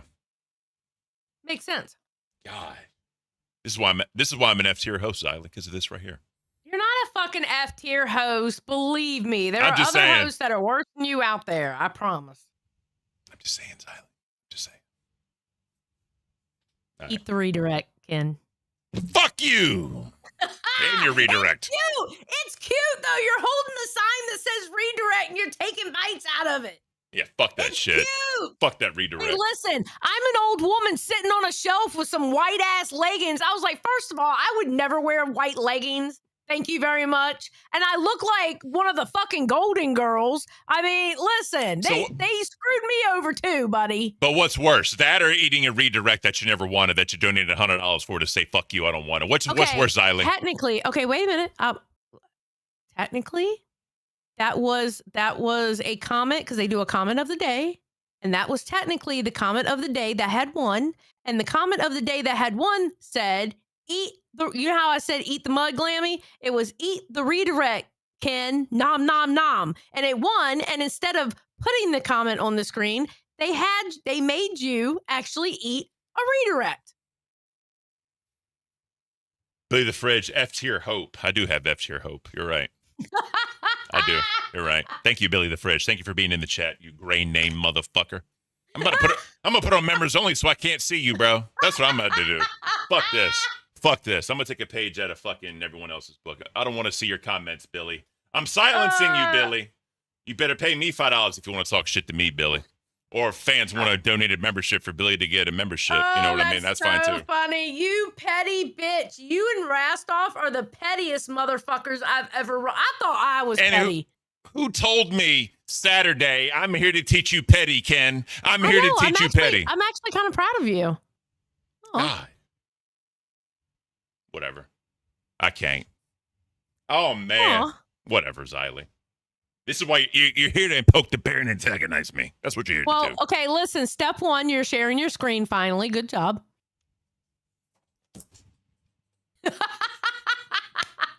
I can't. This is so fucked up, Xylee. This is so fucked up. No, what's fucked up is I'm so tired. I'm starting to get a headache like right here. That's what's fucked up. No, I got a headache here, headache here, headache here, the headache here, Xylee. Thank you so much for all of the headaches, pinpoints you're giving me right now. You're the best. Thank you. That's why I'm here. All right, let's get into this. All right. God, what? I said okay. I thought you said wait. No, I said okay. Jesus. She's bringing it up. I can't respond. Okay, fine. You can give your opinion, but you better say, this is what I think. This is my opinion. And I was not there. And I was not there, Boogie. That's the very... I was not there. But in my opinion, the way you told the story to me and then repeated the same rehearsed story the next day to Michael and Keem came across as if you were lying through your fucking teeth. And I Hold on, what did she say? It's talking about the Richie thing. Oh, He's talking about the Richie thing. Remember, Keem said he had to tell the story like no one's seen this ever before, right? So I have to go back a little bit to give time. Damn it, Seek, you set me up for failure. I'm kidding. But yeah, I need to go back so they can hear it, right? That's all I'm doing. Remember, Tina has actually dropped little quips that this is all made up. See, remember at Fat Camp, what Tina said to her? She said, yeah, you lied about the whole Richie thing. You made all of us like stick up with you and say it was real and all that shit to back you up. She said that out of her mouth. Like, not verbatim, like it was, I just ad-libbed a little bit, but that's kind of what she said. So, all right, let me get back to it. Following Boogie after that. Rachel, one day I can have you on. Today's not going to be the day. Droopy, unfortunately, I don't think it's a character because Boogie is constantly attacking me for the essay I went through. That's just something you don't do as a character. It's not necessary. No. Oh, you want me to say it? I'll say it, Becky. You want me to say it? Boogie. You want me to say it, Becky? I'll say it. I'll fucking say it. You want me to say it? You want me to say it? Don't talk. Story to me. I was not there, Boogie.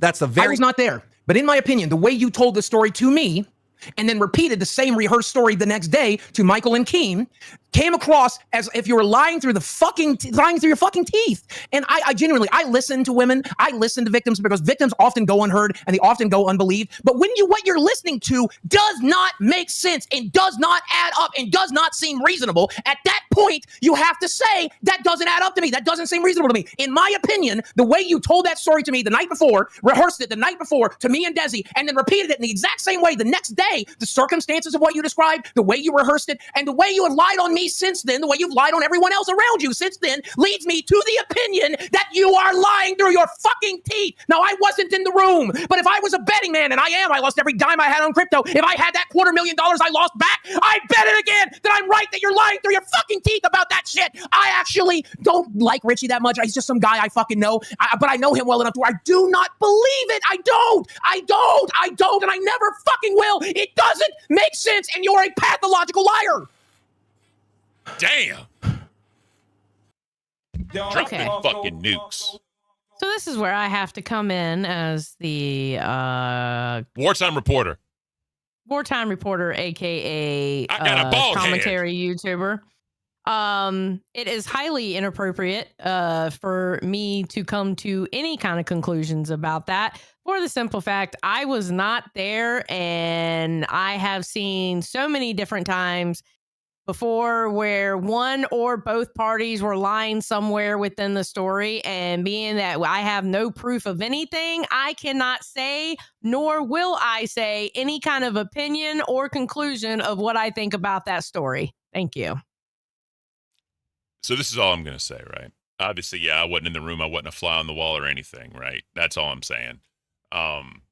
One, why would he take a video of her house if that had just happened or whatever, and the cops are called or whatever the fuck? He took a video. Why would he do that? One, because she would have been in a frantic mood. She would have went off or whatever. I think it supposedly happened the same day, or maybe it didn't, and they would try to sweep it under the rug. But he's just trying to get anything he could to like show whatever it just happened to be at the house. The other thing I'm going to say is I met Richie. I spent 4 or 5 days sleeping on top of him, right? I met him and I did that. When I say on top of him, it was bunk beds, but it's just kind of a funny thing. That was one of the nicest people I'd ever met. Very, very kind soul. He was willing to help anybody out. He did runs. Motherfucker had coffee always ready. Always had food ready. Like I can't thank him enough for that. But again, I only know Rich outside of those 4 days, right? She knew him longer than that. She knew him in an intimate way, that I will never know him. And like just to put this out there, we all remember the BTK killer. He was a deacon at his church, very involved, whatever. Y'all know Ted Bundy. Very charismatic, handsome man that women loved. No one believed that he would do any of that shit, right? I have to say the other side of the coin. You have to. From what I know of Richie, I don't see that in him, but there's been many cases where people didn't see shit in them that they were able to do as well. Very true. So as far as having an opinion on if it happened or not, I don't, because I don't have enough facts to definitively say, in my opinion, this. Also, Boogie, Keem, and Mike and all them were probably more privy to a lot of behind-the-scenes stuff that I would never be privy to. So he has more knowledge and information to give an informed opinion based on everything else. I don't. Right. I don't. Right. Exactly. And I think it would be irresponsible of me, because I can only be responsible for myself, right? I understand why Keem doesn't say anything, because quite honestly, unless you know for a fact, it would be irresponsible to give an opinion of such matter. You know what I mean? As in, I think it did happen, or I think it didn't happen, or I think he's lying, I think she's lying. That you're opening yourself up to be completely canceled. It's one of those things that if I'm close enough to you, I may tell you in private how I feel. But besides that, I keep it to myself. Yep. Scorpion with the 5. You slept on top of Richie, huh? Ken Gay confirmed. I explained what that meant. All right. It was a meme. Sorry. I mean, you were on top of him. On a bed. Well, that didn't make it sound bad. There was 2 beds. No. Yeah, there was 2 beds. Well, no, there was a couch. Fuck, I'm gonna shut up. All right, let me get back to this. That's just my opinion. But I'm going to continue to say it when it comes up. I'm not attacking you. I'm not bringing it up. I'm not you. At what point in the show did I bring it up? You brought it up. And every time you do, I will speak my fucking opinion that you are a pathological liar. I call you 1,000 lies. You've lied on me. You've lied on my friends. And I believe you lied on Richie too. I got to step out for a moment. Yep. Smart thing to do. And that was the smart thing to do, Keemstar. Yep. He, because this whole entire time, he's like, because he represents the company. He's like, from a company standpoint, I cannot have an opinion. And he couldn't ban her because that'd be silencing a potential victim. And then he got them to agree to stop talking about each other. That's the responsible thing to do. And I'm not saying this is all just from a morals and ethics standpoint. I'm pretty sure, I don't know this for a fact, but if I was Keemstar, I would have advised my lawyers on what to do, and they probably would have guided me on what to do to handle this with kid. You got to handle this with kid gloves if you're the owner of the company, right? Yeah, you have to. Absolutely. So something like that could destroy a company. Yep. So Keem did the right thing with what he did. Now people can criticize him all they want, but they also are not a millionaire with a potential $1 million, or I'd say six-figure to $1 million like empire. I call it an empire because it is a network. I'll call it a network. Potential $1 million network on the line. Well, these are also the same people that they want to. Okay, so yes, they use circumstantial evidence in a court of law, but here's the difference: we aren't a court of law. Nope. Not a goddamn one of us have a law degree. You know what we are? We're retards with mics and computers. That's what we are. Okay. Now, if a court of law says something, court of law says something. I'm not a court of law. I'm not a lawyer. I'm not a fucking judge.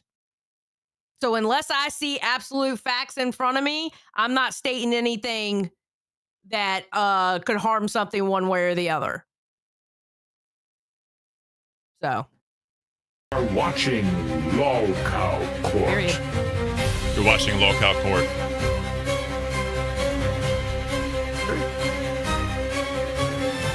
We have a jury of your peers, so prepare for judgment on Lolcow Court. Sorry, I had to. All right. So let's yeah. I'm tired of bringing that shit up. SA is something close to my heart. Myself, my brother, my sister, my mother, all of these people have been SA in my life, and people didn't give a shit. People didn't believe them. Many people I love, man. And when you, and this is the worst, this is the most evil thing you can do. When you lie about SA, I believe that she has, you are making it harder on every other victim to be believed. You are making it harder for every other victim to get their fucking comeuppance, get their fucking justice. Every time you tell that kind of fucking lie, you are hurting every other victim on the planet, everyone that has ever been and everyone that ever will be. It is the most evil thing a person can do. And at that moment, you'll notice, I lost your fucking number. I didn't respond to you in the fucking Discord. I didn't talk to you because I've had this opinion this whole time and I'm going to stand on it. I wasn't in the room. I can't know. I'll never know. But I know what I believe in my heart of fucking hearts.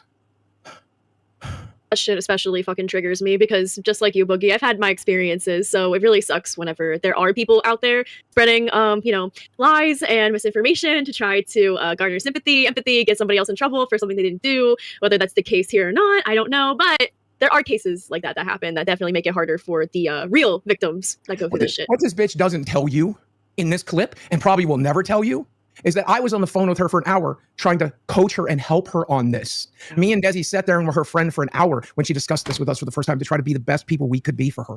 She'll never mention that part. Never will. No, never, because that would make you guys look good. And, she needs to make you guys look as bad as she can. Sorry, Keem. Sorry. Apparently, I'm in my feelings today. I'm sorry. But it is what it is. Somebody in the chat said Keem paid off Richie. That is not true. No, it's not true at all. So, yeah, that's always going to be a polarizing topic, obviously, because people have their own personal experiences that they go through. Well, of course. I mean, it's a polarizing topic, even if you're just talking about, things happening in the world. It's a very polarizing topic. But it's also one of those topics that if you're a content creator, you have to be careful how you present a topic like that. And you know how I know that? Because I went through a phase where I made a grand mistake on something like that before, and my own community basically canceled me because of it. And I learned my lesson from that point on. Yeah, it's so that's, and the other thing that this is in her defense, right? Because I can be fair. She was painted a villain, she was painted a heel, and people like her, but not a lot of people here do like her. So whenever anything like that happens, no one's going to believe it because of how she was portrayed. I'll give her that. But at the same time, because of how she spun narratives in the past and she talks about creative directions, she talks about all these other things, everyone was quick to say this was all a script and this was all a plot when real lives were really affected. And it's just, it's hard to really, quantify consequences of this whole entire thing, Yeah. This is kind of one of those things. So I'm trying to get where they show the clip of, whatever. It's they go over this phone call or whatever, and they kind of give their opinion. Let's I'm gonna play this a little bit. Did you hear that? The 25. He's still getting paid. Everyone else is still getting paid. I know, but you're gonna need new people to come and bring into the BBU. Did you hear that? The $2,500 that she owes me because we had a deal. She had to last a week. She's now using that money to pay Thick Gemini. I knew She's broke. it. Because she's broke. Knew it. Because she's broke. She's She's called this shit. not even paying him the money they earned, paying them the money you gave her. Like, that's wild. That's wild, chat. Did you hear that shit? I knew she was going to do that. I knew she was going to do that. What money was she going to use? If they don't trust, they're not going to get paid. I will do it just fine because I will make sure they get paid. I don't care if I. The Gamers Asylum super chatted $50. This is from Becky. Threatening not to pay talent is a huge no-no. So this $50 isn't going to her. Yeah. Yeah, thank you, Gamer Asylum. So listen, now I remember what I said about Gamer Asylum earlier in the stream. I said that Gamer Asylum was over there supporting the BBU because he's a fan of Roxy. And I think he's a fan of Savage. So the fact that he was donating so they could get money to support them, and now she's not paying them, she didn't just fuck over Roxy and Savage. She's fucking over the... Yeah, I was about to go to the next thing, but what's up? I can't fucking stand that shit. And it's not, it's based on what he's saying there. You can like me and want to watch whatever show I'm on. I don't right? like you. Okay, that's fine. And you know what? If you decided to go watch Roxy or Savage, I'm not going to give a shit. Yeah. All I care about is if you still watch me. Once you leave my chat off of my channel, I give two shits who you're watching after that. Yeah. It is not my responsibility. Hopefully you're a grown-ass person in my chat. I'm not going to sit there and go, why were you in that person's chat? Why were you doing that? No, it's none of my fucking business. Nope. And I don't care who you go watch after you watch me. Well, the other thing, I hate that shit. Well, the other thing too is how money's on her mind all the fucking time, and she gets pissed off when people that support her support LCU channels. Yes. She did not want that. Because she's money hungry, mm-hmm. right? Or as my great grandmother used to say, because of her broken image, they're hungry money. That's what she used to call people. Yeah. They're hungry money, right? Yep. But yeah, it's just one of those things you can't, especially on people's like when she called iVixie up that day and was saying don't stream. You can't tell people what to do on their personal channels. You can't. Absolutely not. Like you can Absolutely say not. you can say don't cover what we cover here on your personal channel because you could do that. I understand that. But you can't just flat out say do not cover this or call them up and be like I will fire you whatever the fuck if you cover this. Right. You can't really do that. And with her wanting to say like you should have waited till I come back and whatever, like it's going to be old and stale at that point. No one's going to care anymore. Yeah. It's fucking dumb, bro. It is dumb. It's dumb as fuck. It's like Keemstar said that one time. The rules of the game. She doesn't know the rules of the game, and she has to understand what they are before she plays it.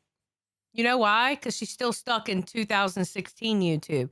2016 YouTube, the rules were completely different than what they are now. And I don't think, and going back and watching her old videos, I don't think she understood the game back then either. Yeah. Midnight Rider, Keemstar banned people that was in Becky's Discord. He banned them because they were promoting it. That's a rule in the Discord. You can't promote that. When you have that as like your channel tag and that's all you're talking about is her content that's promoting another channel's content, a competing network's content, you can't do that. That's just a rule. So that's why. And you know what? He ended up doing what? He ended up letting all those people back. And you know what? Let them be back. And if they're still watching her, I don't give a shit. I don't either. Let them. Let them. No one cares. They're grown. Goddamn. Yep. All right, let me. This is the best one I found. So we've been invited to go to Wings' house. Boogie preaching spooky. Oh, bud. I need to upgrade. Should I be a fan of the BBU? The people that are so afraid of their own fucking words that they're deleting streams because the ops are reacting. Like, or collect every. Okay. It's just a hell of a platform you're giving up. And if you are a fan and you decide to leave because Jordy left, because Kelly left, because fucking Becky left, because Roxy, about 9 together, regret it. Motherfuckers, because what I do, bitch? I'm tired of pretending not being me. I'm tired of pretending not being me. Yes, I'm an angry rage motherfucker, and I'm a preacher motherfucker, and it's hypocritical, and I'm gonna do both. And if you don't like it, can cry. Boogie, you see Batgirl and how she's like tried to make her set for like Local Live. You need to start doing that. Motherfucker, look at my goddamn background. So I've seen somebody. Me and Desi spent the whole week redecorating shit. Do you not see what I'm doing? I bought a $7,000 arcade machine. That's what I have. The Local Live logo right across the fucking top, sitting right here with a 50-inch screen. You dumb motherfucker, suck my gun. Can I go to the bathroom? Yeah. Him screaming has scared me a bit. I have to tinkle. Yeah, go ahead. So here's the thing. Our Discord at one time did say close to 3,000, but that's because it had Dan World members in it. Bro. Remember we used to let the... Come on, bro. Come on. People learn to play the talk business. No, I don't want to talk business on my... Okay, so if you want the 5 game stream, you other 40. 1 minute. They're trying to find the clip of Goddamn, when download Gemini Magic said Arena, that. fucking cool. Fucking eating a fucking Squidward from Fallout World. Come on. Danny, what is the name of the stream? I have no idea.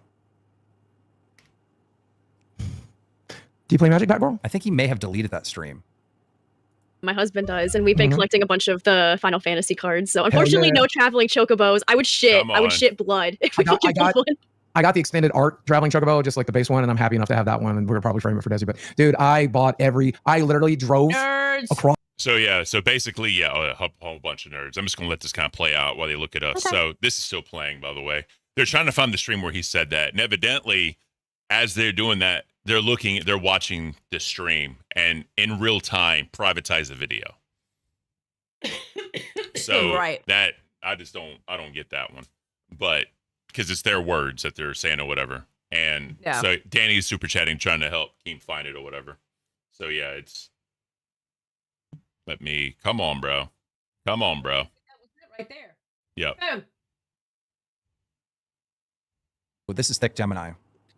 He got paid $500, and Becky paid him that $500 with the $2,500 I sent her. Locale fan 82, welcome to Ban World. Here we go. Are you hungry? You want Boom. food? Oh, the video is unwatchable. They watching us. They watching They us. deleted it.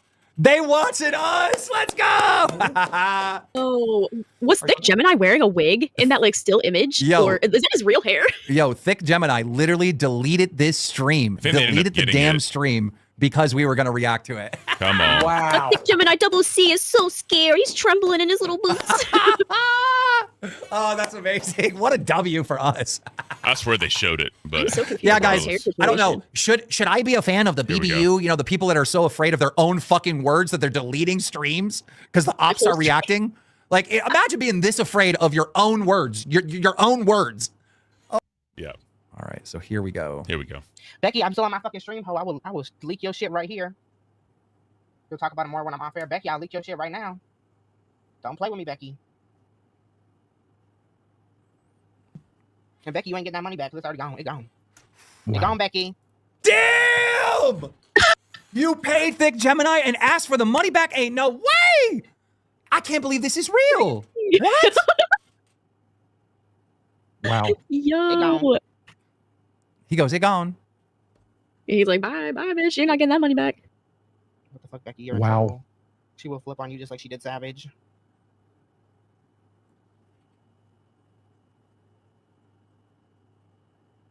Becky, I'm still on my fucking stream. Ho, I will. Yeah. So that's basically that. Like that's a bad look, bro. I'm sorry. That is not at all a great look. Especially doing like when they're on live stream too, where they can like react to you literally. You figured if you were going to have that conversation to be behind closed doors or after the stream at least, you know, like I don't, what did you think was going to happen? Like, what did you think was going to happen? Like, I don't fucking know. Especially because he quit his job to do this with her. He said that before. He literally quit his job. So no matter what, the only money he's getting is from this. No. That don't make no goddamn sense. Nope. And that's one thing, because if y'all remember when I was on Rewind in the beginning, like because of my job, it was hard for me to get back at 10 o'clock. So that's kind of why all that happened. But and that's why I've always wanted a morning show, because my mornings are free and I can do a morning. I can't do an evening show. And that's how this all just kind of worked out. But yeah, bro, and the sad part is he's just going to continue to follow her blindly. He's grown. Yeah. He's grown. I don't feel bad for him. It's nice. He sees what she's doing to everybody else. Bro, don't ever think. It's like if you talk to somebody and they talk about everybody else behind their back when they talk to you, do you honestly think they're not talking shit about you to everybody else? Great point. If you think that, you're fucking stupid. Great point. So he sits there and he sees her doing what she's doing. Does he really think that's not going to happen to him? He's a retard if he does. Yep, and he's the last one standing. Like Let him stay in there. Yep. I mean, it is what Good it is. luck. It is what it is. Because I mean that this straight up means too that he's probably not going to be getting paid because he got paid and she wants the money back. So what does that tell you? She ain't paying no damn body. She ain't got the money to pay people. Nope. It's fucking.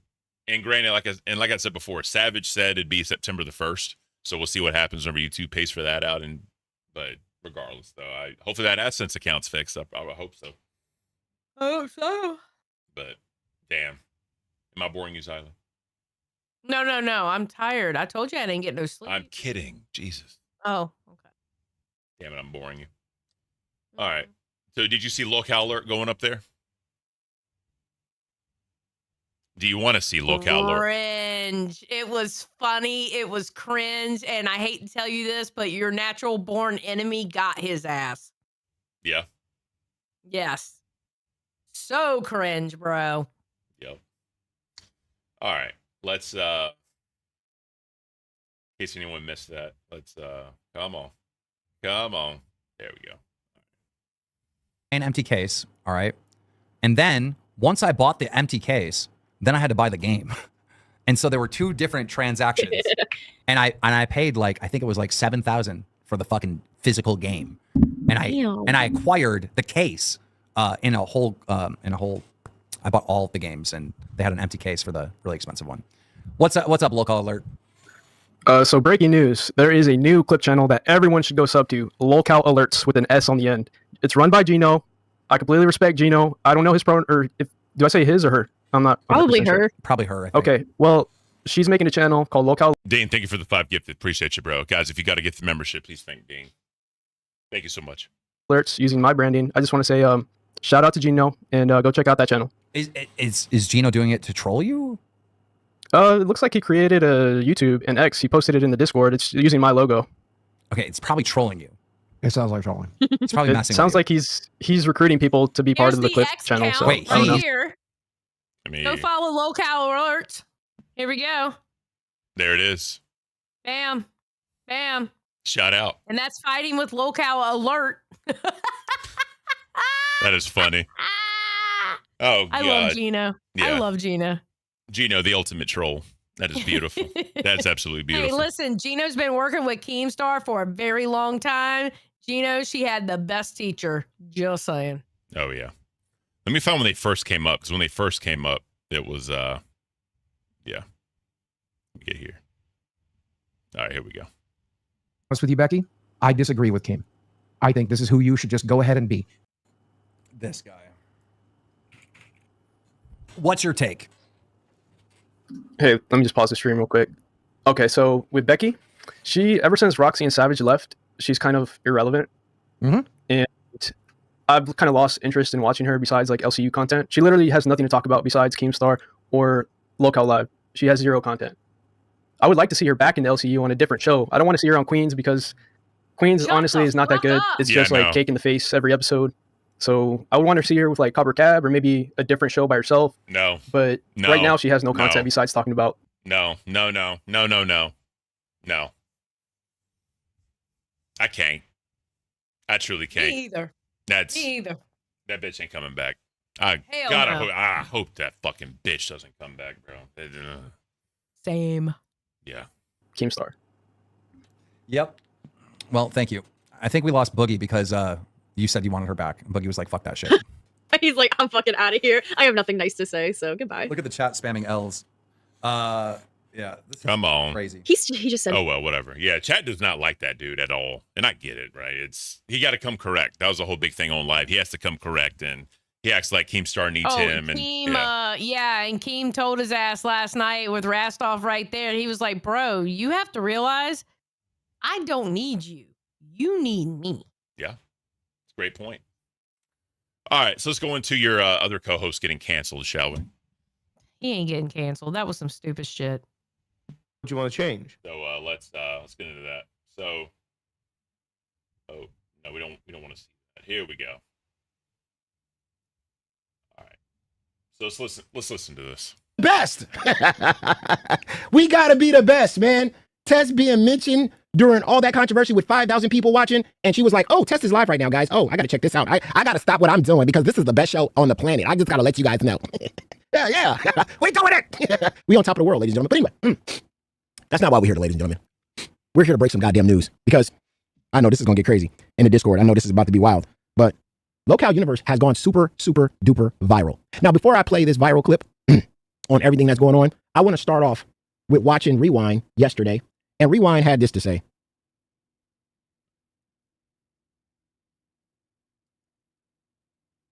He said, because he said that I'm trying to make viral moments. And he said today on Test, he was like, I don't like all these AI songs. They're not original. I don't like them. But then he's stealing industry beats. How do you bitch about original songs when you're literally taking hits, taking their beats, and putting words on them? It's not like you created that song. He's so you didn't funny. Play any of the instruments. I want to stop you right there. I didn't play any of the instruments. What? Yeah. Ma'am, they're called parodies. You ever heard of parodies? You ever heard of I Al do. Yankovic? Oh, wait, pause. Yep, Pause. yep. Yes, I have heard of parodies. And guess what? Parodies also get copyright copyright struck. Yeah. I mean, it's just like here, whenever we play clips of like concerts or just some event, we have to mute it, and then we like talk over the clip to explain what's happening or whatever. So yeah, I get it. Parodies still get copyright hit. They do. And I'm sorry. I'm all about my money. I don't want that red dollar sign. Thank you. Yep.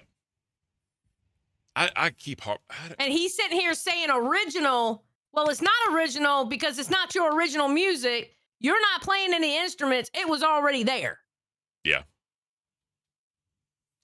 Because I mean, like the words are copyright. The actual and the instrumentals copyright. All that's just copyright, not just the together. Parts are still copyright. If you sing a song without any kind of fucking music playing in the background, there have been people who've been hit by like Taylor Swift, where they're singing a lyric from Taylor Swift and it hit the bot, and they got a copyright strike, or they got a copyright claim because of a Taylor Swift song they just sung a lyric of. Yeah, I've seen people before singing songs. They're like, stop before you get his copy hit, because of just the lyrics. Yes. Yeah, totally. I get that. But all right, I'm gonna continue this. Weird Al Yankovic. You ever heard of In Living Color? You ever heard of Jim Carrey doing the Ice Ice Baby and flipping it to White White Baby? You never heard of these comedy skits? Like Chappelle Show, SNL? Everybody does that. Everybody takes a song and flips the words and make it funny. What are you talking about?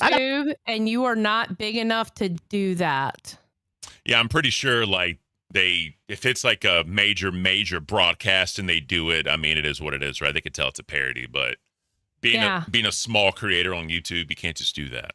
Exactly.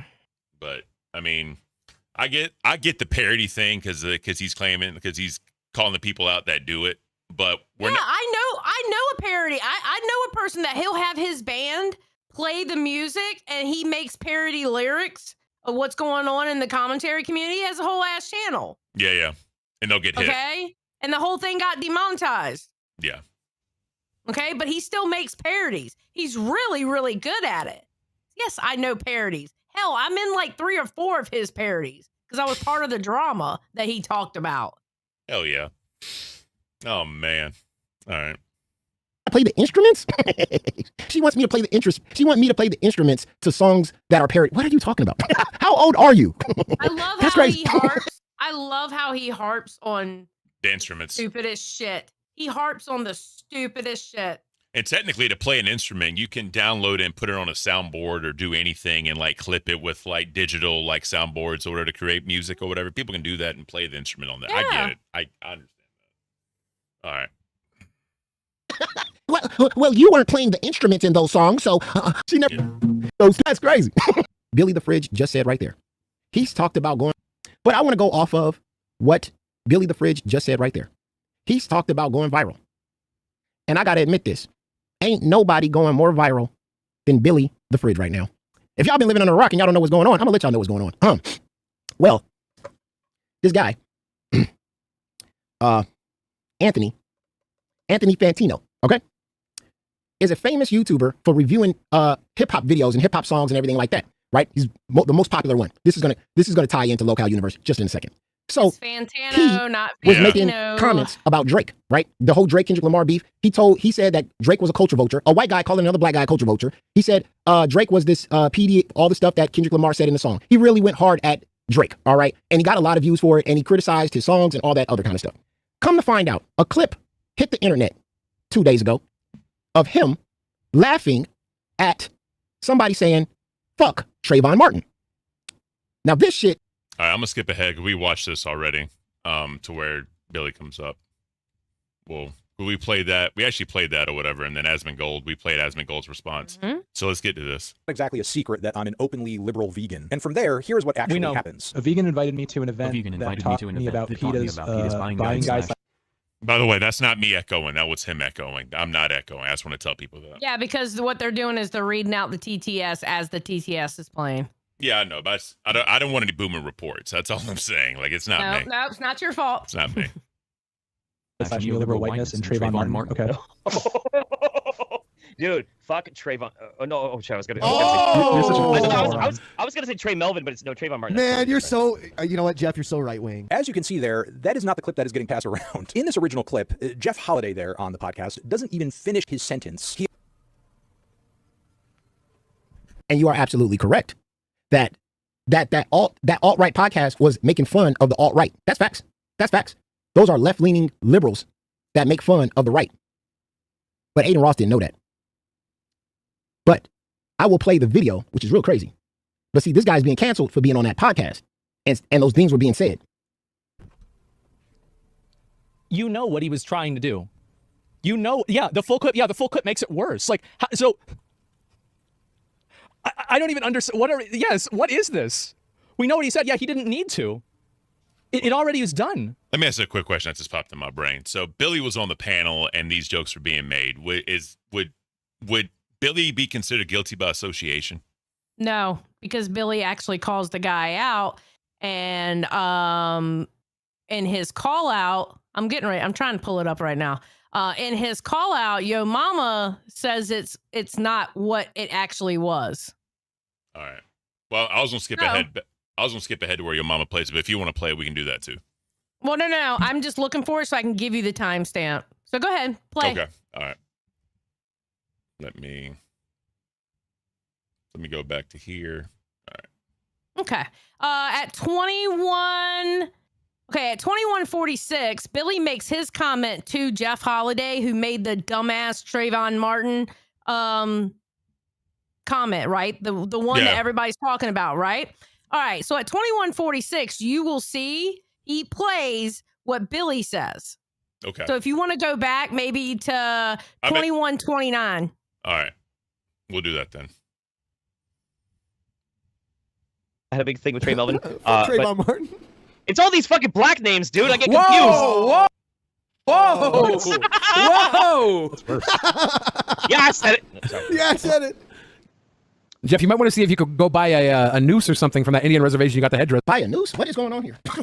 Buy a noose? What are we? Bro, what? Now, do you see what Billy was doing there? Tell me. The guy just got finished saying that, talking about, like, black guys' names or whatever. It's a stupid ass fucking comment. Horrible fucking joke.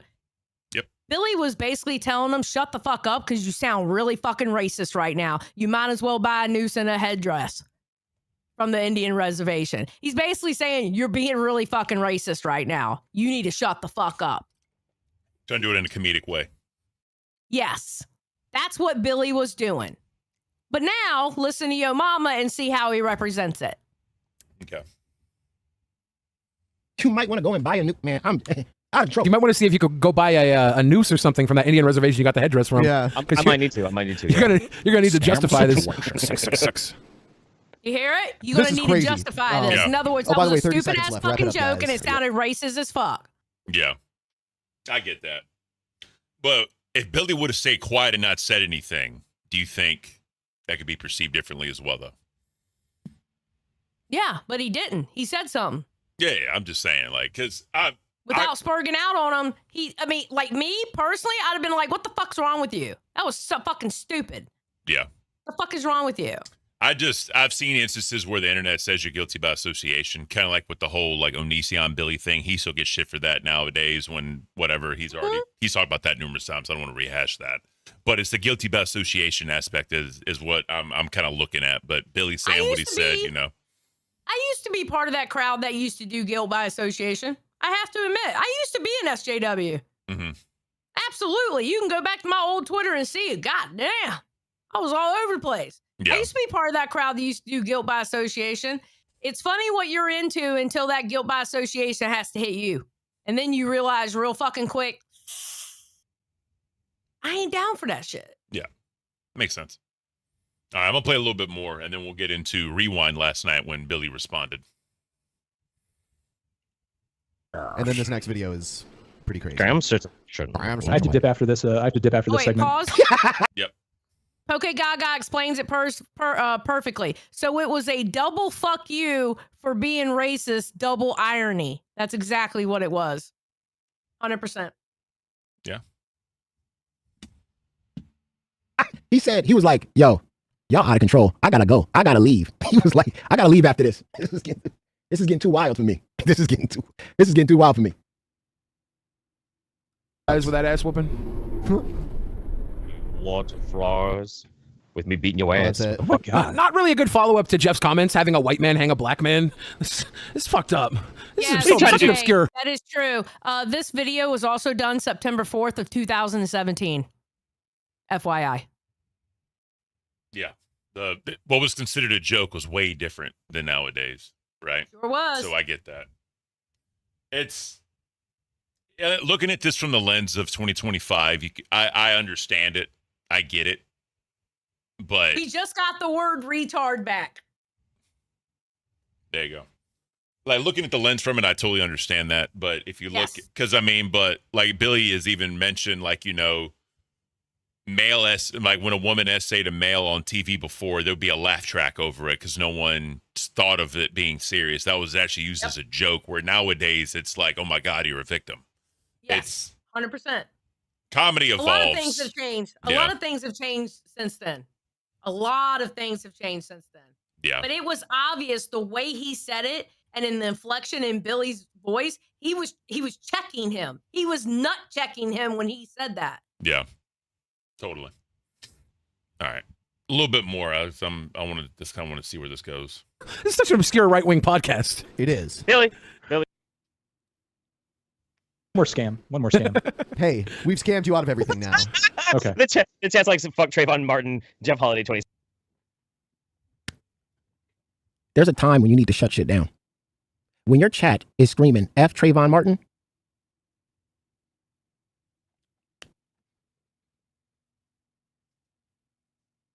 Yeah. crazy.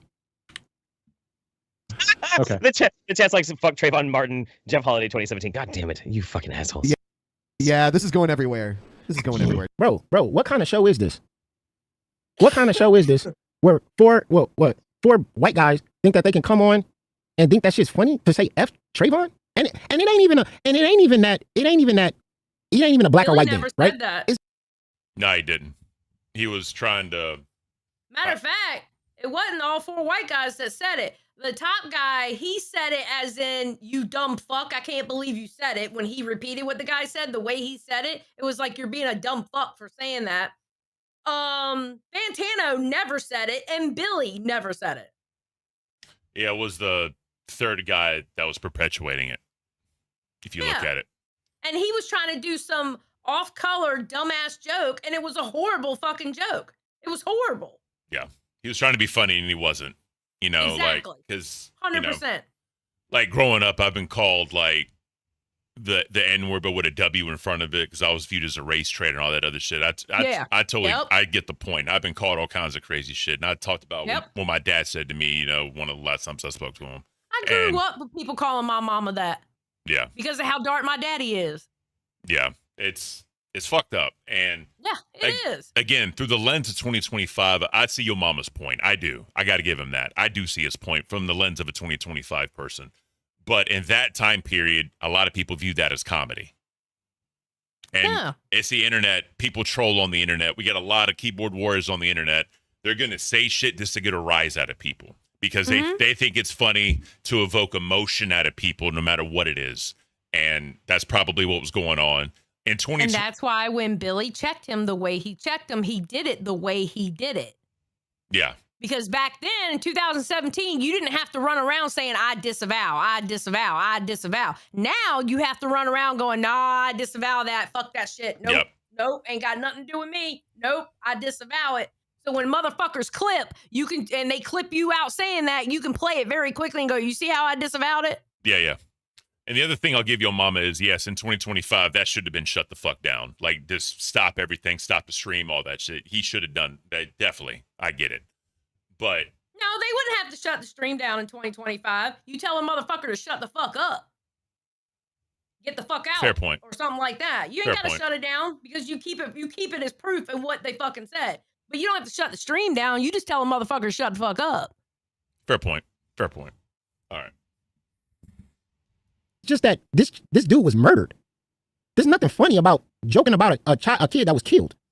And then your chat out there saying F this kid. What the fuck is going on here, bro? That shit's wild as hell. And that's why everybody is going fucking nuts. And this shit is going supremely viral. Not only because they want to cancel this guy, Anthony, down here for even being on this podcast, because he apologized for being on this podcast. He shouldn't have been up there. But it's just wild that this shit was being said. Like, what the fuck are y'all doing? You know what I'm saying? Like, the super chat came in.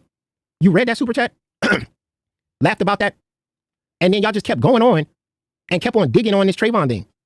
What the fuck is, like, bro, what's wrong with y'all, bro? Y'all thought that this was it? Like, y'all can be lefties all y'all want.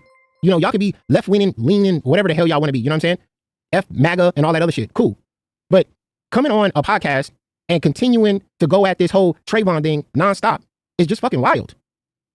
You should have shut that shit down. This is your podcast. Shut that shit down. Like, nah, we done with that. And letting the chat just say F and F Trayvon and then laugh about that and read that chat. Okay, so Poke Gaga said Jeff had bought a headdress from a reservation, which is what drove Billy to make the comment in the first place. So he was, that was the double. He was calling him out for buying the headdress and saying you might as well get a noose too because of what he had said about Trayvon Martin. He was nut checking him. News the best with the 5. Your mama can't get a W from 2025 Billy, so he tried 2017 Billy and got an L. Well, there you go. And Dark Fortune said back then racism was comedy. I mean, right, wrong, or indifferent, that was the landscape back then. It is what it is. And it's fucked up. It should have never been that way and all that. But people, if you look at humor, what comedy is, comedians try to take controversial topics and make them funny to try to shed light on them. But a lot of times the demographic that's being targeted in the joke does not take too kindly to that. And that's where 2025 is. And that's what that liberal podcast would do. There he is. Hey, What's Billy. up, Billy? I was explaining. I hope I was explaining correctly. Cafe, I'm suing you. Okay. You slandered my name. 2017 Billy is suing you. 2025 Billy is suing you. You turned off gray chat because you're weak, Ken. Ooh. You have 9 people chatting in your chat because you can't handle one comment. Ooh. This is the most pussified show I've ever seen. It's 4 hours of trash. Ooh. You're a garbage man. You should be taking the trash out to the curb. Not going over telling me that we can't have these conversations in 2025. We can't joke in 2025, Ken. The fuck? I've heard you say worse on this podcast than was said on that podcast. What did I say? Warmth, Ken. Warmth is disgusting. Warmth is beautiful, Billy. I don't give a damn what you Warmth say. is disgusting. Come on, bro.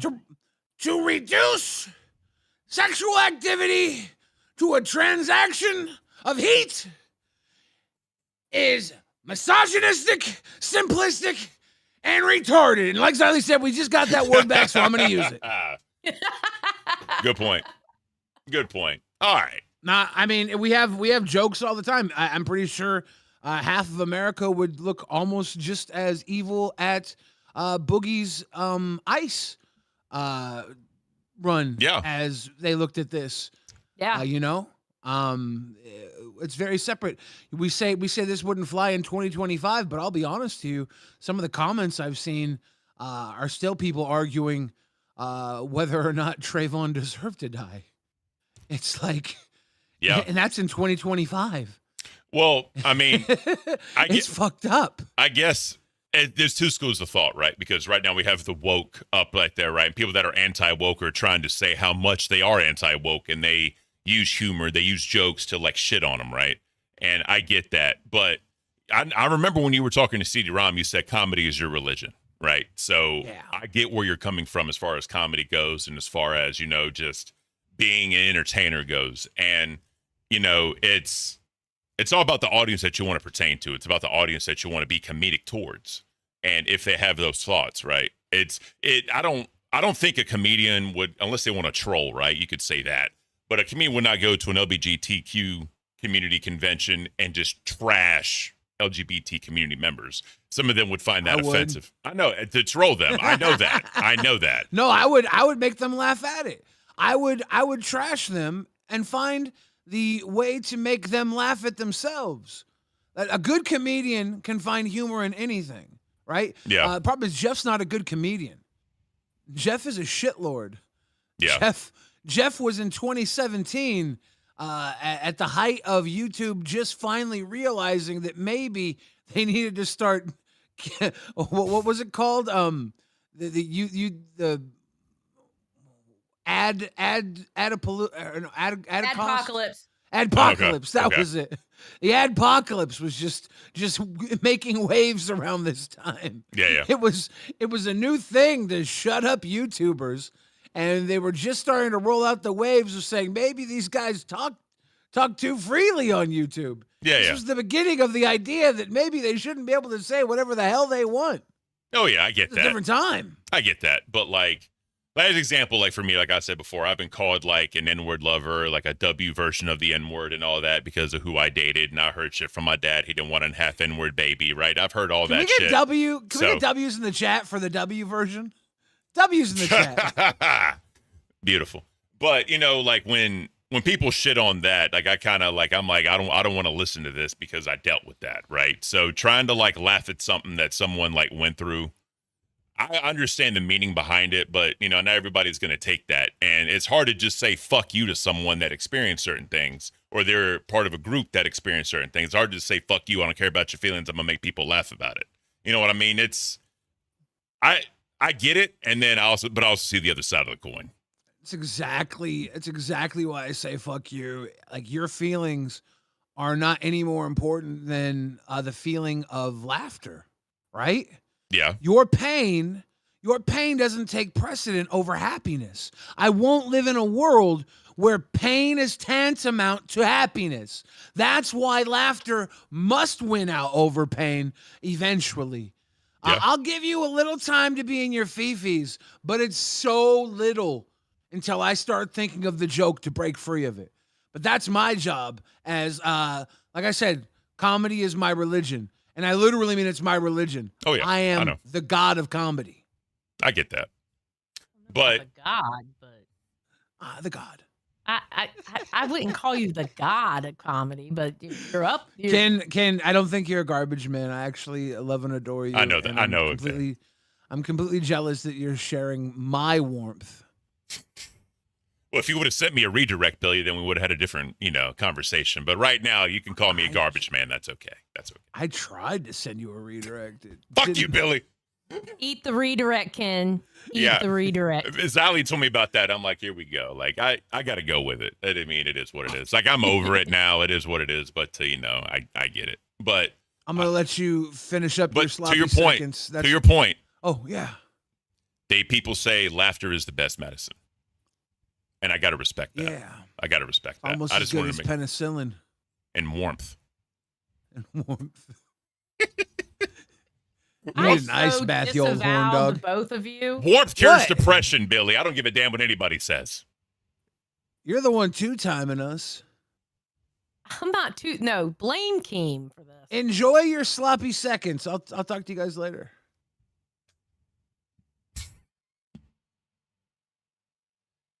Yeah. So, anyways. I will make sure to get enough sleep so I can at least have enough energy to cuss your ass out tonight, Billy.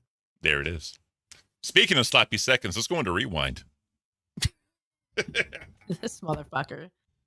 So I'm gonna, just to be fair, I'm gonna allow Billy to say what he needs to say about it all. Oh, he said a lot. Oh yeah, we only have 22 minutes now, Xylee, but we got this. We got this. Play any of the instruments. You. I want to stop you right there. I bet you do. I didn't play any of the instruments. What? Ma'am, they're called parodies. You ever heard of parodies? You ever heard?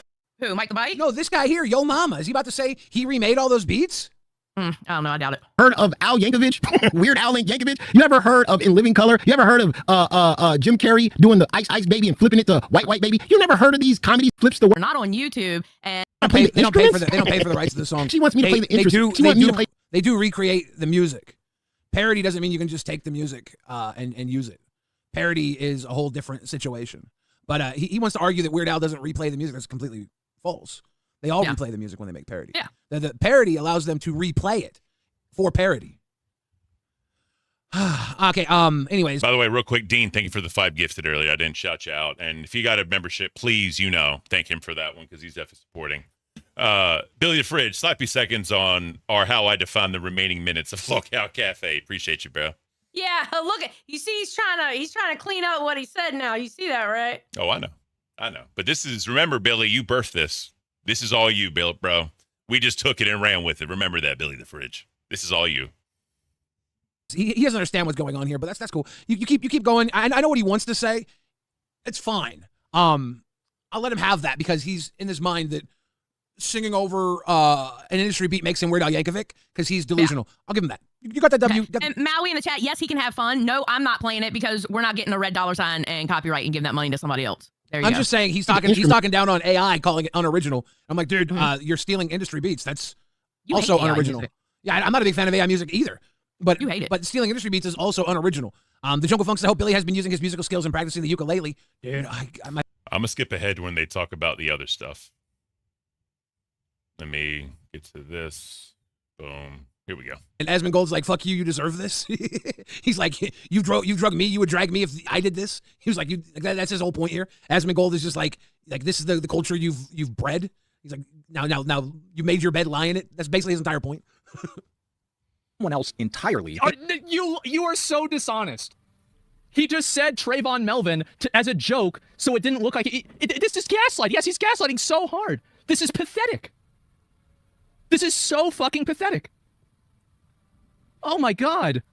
Now, so the internet exploded, of course. Black Twitter, everybody, internet exploded about this clip that's going around. That's basically canceling Anthony for being on the Billy podcast. Now, of course, the Billy podcast is not alt-right. That podcast was not called the Billy podcast. That podcast was the Drunken Peasants, not the Billy podcast. But we're going to keep pushing the narrative, the Billy podcast, the Billy podcast, the Billy podcast. Yeah. Obscure right-wing co-host. Now, see, right there, that part right there, that clip that's going around, that him reading a super chat, again, you do not have control of your super chats. You don't have control of somebody saying something wild and as a super chat, right? You don't have But this is him reading that super chat, he was just... Now, can we read this other super chat? I don't think he's going to address it. But this is 10 years ago. And this guy says, Billy looks like he can blow 2 fucks at once, one in each lower jowl. That's fucked up. We're just going to go over that this guy thinks I can blow 2 people at once. That's fucked up. I wanted to kill Billy right there. I know you did. And now live here, yeah. Moon says, Salty Mama the entire show whinging about intentional edgy jokes. Also, Sad Mama, I'm not into cancel culture. He was complaining more than a basic Betty when Starbucks forgot the extra whipped cream. He needed his whipped cream. All right, I probably could double blow. I probably could blow 2 fucks at once. I probably could. Thank you, Billy. Or whatever. This right, they are kind of attacking Billy in his podcast on. That's not bad. All right, and I was like, that's kind of silly. That's kind of stupid. But then when you get further in the video, this is when the shit starts turning left, right? Like right here. Like it's already been said. You already passed by it. But then this shit just started getting weird. This shit get crazy. Watch this. This is the same guy who trolled earlier. Should make up for. This is the same guy who sent the original troll. Jeff should make up for this by saying he can think of Trayvon as. I guess so. It's all these fucking black names, dude. I get confused. Again, Jeff trying to be funny by being meta racist. Edgy Jeff the shitlord. He used to wear a shitlord hat. Mm. He's very, very edgy. Very, very edgy. Bruh, what? What is this? Y'all, see, this is the part right here. Down right, bruh. Hold on. Forward with this shitty joke. Play that shit back for the people in the back row. What is going on here? It was a shitty joke, right? I hate to have to explain the shitty joke.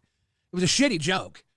But he was trying to be edgy and ironic. And then instead of owning up for being edgy and ironic when he said fuck the name, he slightly changed the name, trying to get away with saying it, being a spineless little bitch about it. He's playing the spineless bitch racist character, right?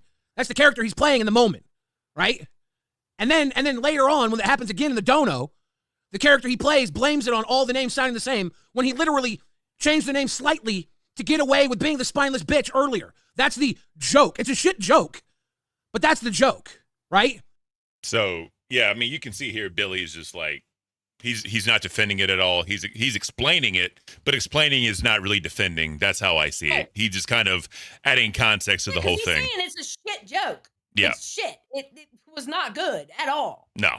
And even in 2017 when this shit was popping off, like there's just, again, certain shit you shouldn't joke about. And to me, that is one of those things. Like it was very Even back then, Billy didn't like it. That's why he told his ass, he nut checked him. Yeah. That's why he said what he said. And that's what I'm saying. Like, you know, I know 2017 YouTube was a little different, but there's some stuff you just shouldn't joke about. Because again, what audience would find that funny? We all know the type of audience that would find that funny. And that's, to me, that's not who you want to pander to, but that's just my own personal opinion. Yeah. All right. If you have to spell out the fucking joke, it still sucks either way. But that's why it's there. Like, you can read into it all you want. You can add the layers there, but that's what the joke was predicated upon. Like, you reading in, it's like, there's smoke here. Yeah, the joke was about a fucking fire. That was the joke. The joke sucked. I wouldn't stand by it. It wasn't mine. Pause for a second. Yep. Dark Fortune says, I don't like the playing a character defense because then you can use that for anything and not take accountability. And that's exactly what Yo Mama does. I'm just a troll. I just like to stir shit. I'm just a troll. And congratulations, it worked. You went after Billy and everybody's covering it. Me personally, I didn't even want to touch it because I knew what you were doing. We saw what happened when I went after Billy. I became a manager. I'm just saying. I became a manager and hated every minute of it. That's why he's doing it, because he was getting upset. Do you know he got upset that I was coming to Cafe? Who? Yo Mama. Why? What'd he say? Oh, now Cafe won't cover test. Oh. I do my best to cover, like, if you look at our docket, the way, here, I'll show y'all real quick. No, I know that. You don't have to prove nothing. I'm showing You the don't have audience. to prove nothing. I'm showing the audience okay. this real quick. Give me 1 second, Billy. If you look at how we show our docket here, we literally have every single show. And whenever there's clips, I try to go through every single fucking show. I don't try to just do certain ones. Yeah, when the Hog was on Queens, I didn't, because I hated that bitch. And it was really all the same shit. But we try to cover every single thing. I don't give a damn who my co-host is. I'm going to try to cover every single thing. Yeah. Yes, sir, Mr. Fridge. I don't like playing a character defense because you can use that for anything and not take accountability. There's a direct difference when someone is completely not showing any signs of it being a character versus someone literally acting out of character and you knowing the person, and that's why you realize they're trying to make a joke because it would not make sense for that to be within their character, which is why we basically blew it off in that moment, because he would never actually think or say that in real life. He was going for a joke and it missed, right? Mm-hmm. And in a 3-hour podcast, we drug his ass throughout the podcast until the podcast was over, and then we forgot about it. But when you take a clip and you bring it back up with the idea that you want to destroy Anthony Fantano 8 years later off of 10 seconds, you can pretty much say whatever you want and add whatever you want to it. And I guess that's more important than deciding whether something is someone playing a racist character or 4 people being inherently alt-right for your point of view. I guess your point of view in 2025 to attack Anthony Fantano makes more sense than somebody playing a racist character in response to a shitty TTS 8 years ago. So yeah, never mind. I take it all back. You can't play characters. You can't make a comment under character. It just wouldn't make sense, because then anything could be written off as being a character. You're totally right, you dumb shit. I mean, look at what happened with Wings when he said he was supposed to be the shock jock. People still bring that shit up all the time. Because, you know, with the cat story, with the age of consent should be 12 thing and all that, he claimed that's not him, but he said he was playing a character. That's what happens when you play a character and you say like all the dumb shit. People want to bring it back to you, so you always have to defend it. That's kind of the fucked up part here, you know. Then defend it. I'm saying, but the idea that you can't have comedy, you can't play characters, you can't reference things. I would rather defend it until I die. I'd rather fucking die, honestly. Fucking kill me, pussy. If that's how you feel, be a man about it and murder me. Fuck you. Fuck you. Your opinion ain't gonna stop me from saying or doing whatever the fuck I'm gonna do. You have to physically stop me, and you won't do it because you're a bitch. You're a pussy. You're a fucking womp, womp, womp, womp, womp. I do. You barely even say. You type in gray. You ain't shit. Fuck off, bitch. Got him. That's my feelings. We're all entitled to them. I get it. All right, I'm gonna keep this going. What is happening here? Trey Melvin. I had a big thing with Trey Melvin. Trayvon Martin. It's all these fucking black names, dude. I get confused. Whoa! Whoa! Yeah, I said it. Sorry. Yeah, I said it. It feels like almost like he was playing the shit character and he just kept diving deeper and deeper into shit and he just didn't stop. He just kept burying himself. Yeah, and it was fucking horrible. Yep. I think that if he would have stopped there and not buried himself to keep perpetuating the character, maybe wouldn't have been viewed as bad 8 years later. I don't know. But it would have. It would have. Yeah, but somebody would have still said something about it. Yeah, but again, he's just, when you dig yourself deeper into a hole of just shit to cover yourself on, this is what happens. That's why when they say the internet never forgets, the internet never forgets. The issue is you got the three others on the show that are going to have to defend it. You're not going to defend your own words 8 years later, you know? You know, the funny thing is? What's that? Yo Mama's the only one talking about Billy being on that podcast. I don't know. So Billy hasn't had to defend anything because Billy didn't say anything wrong. Well, look at the other side of the coin too, like with DSP when he said all that racist shit, right? About like, you know, being a person that didn't like a certain group of people during World War II. You already know what I'm saying. And, you know, he's having to defend that. And he lost a lot of sponsorships, lost a lot of shit because of the words he said. People don't realize, you know, like I said, the internet doesn't forget. People going to bring that shit up. It just is what it is. And again, when other people have to defend somebody else for having a shit joke. What the fuck do you mean I don't know, Ken? In response to Yo Mama's the only one talking about Billy being on that podcast. I mean, what do you mean I don't know? As far as bringing it up, why he brought it up initially is what I don't know too. As far as talking, yes, we're talking about it right now. You know why?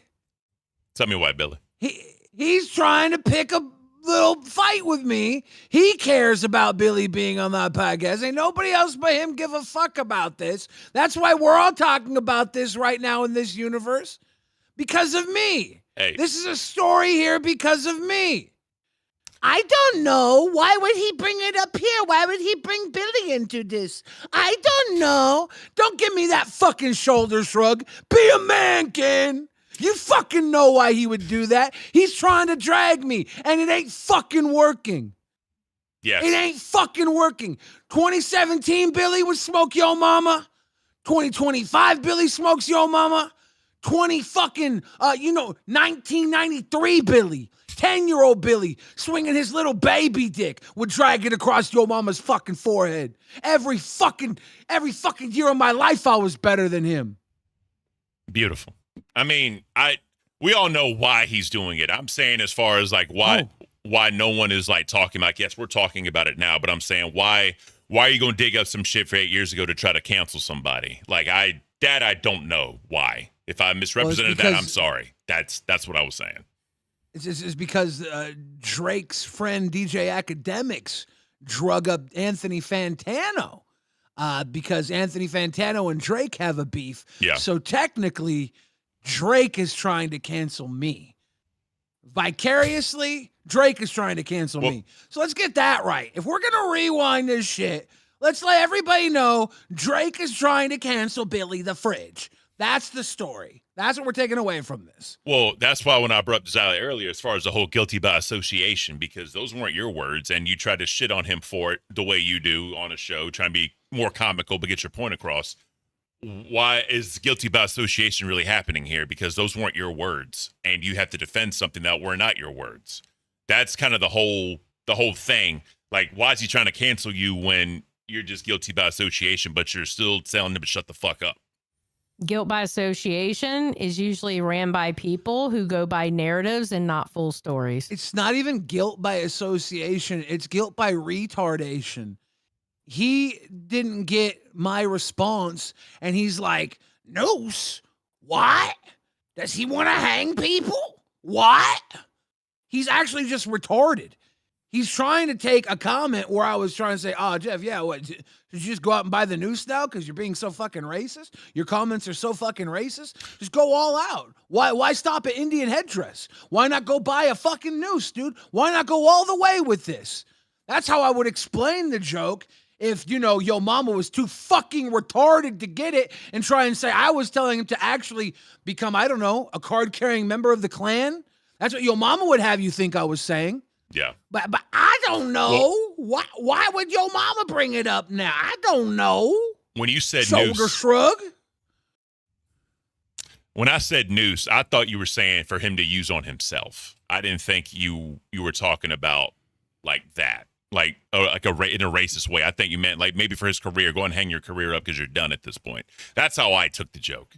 So that's why I can't see it as a way of him saying join the Klan, go buy a noose, and do what they did. That's how I took the joke. I would have rather him do that than use the noose to start a chapter of the Klan in his area. Yeah. For sure. I would rather him hang himself. That would be a preferred method. Yeah. But I was saying the joke was meant to be that he would now go buy a noose because he's so racist, and that would be one of the key components of a racist repertoire for an evil racist person. That was the original intent of this terrible, not even good joke for me to say 8 years ago. It would need to be brought up again 8 years later. It was a shitty podcast that I was doing for a paycheck. Yeah. And again, I'm gonna give you the shoulder shrug. I didn't start that podcast. No, you're not giving me the shoulder shrug. You gave Sally the shoulder shrug when she was pointing out that only Yo Mama was implicating me as being a name in all of this. And you're like, I don't know why Yo Mama would do that. Why would he do that? Because it seems like a nothing burger. Like, why would you delve deep in this? That's the whole point. But that's the whole point. The point, he's Ken. Been, the point, he's Ken, been is taking swipes at us this whole time. Yeah. And we've been ignoring him, and it's been pissing him off. What you would say, Ken, is, of course Yo Mama would bring Billy into this. Yo Mama is trying to drag Billy's name through the mud, but Billy too fucking fresh and so clean, the mud don't stick to him. That's what you got to say, Ken. All right. That's what you got to say. Well, when I tried to explain what I meant, I don't know. That's what I meant by that. So it wasn't an attack at you, bro. It was the whole situation. Like, I don't know why this is even a thing. Ken, that's what I was saying. I don't know too. Because 8 years ago, Ken, I was too silent on something, and I need to teach you now in your moment of peril to speak up. This is your moment, because 8 years from now, someone's gonna clip that where Xylee said, "Why you think your mom was dragging Billy?" And 8 years ago, DJ Academics Jr. is gonna say, "Look at Ken here, where he let poor Billy the Fridge get no recognition for Yo Mama's evilness. He just shrugged instead of called Billy out."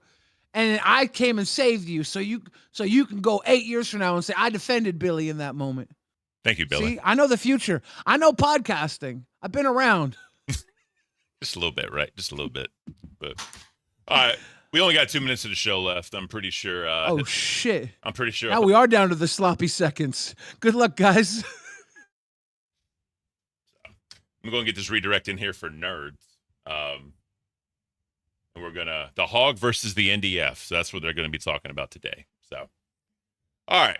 Well, that was the show. Obviously, Mondays are slow news days, so we had to cover some other things. But Seth looks with Fortnite. It's still funny to me that Jeff is the only one not getting canceled over this, and that's right when he's the one that said it.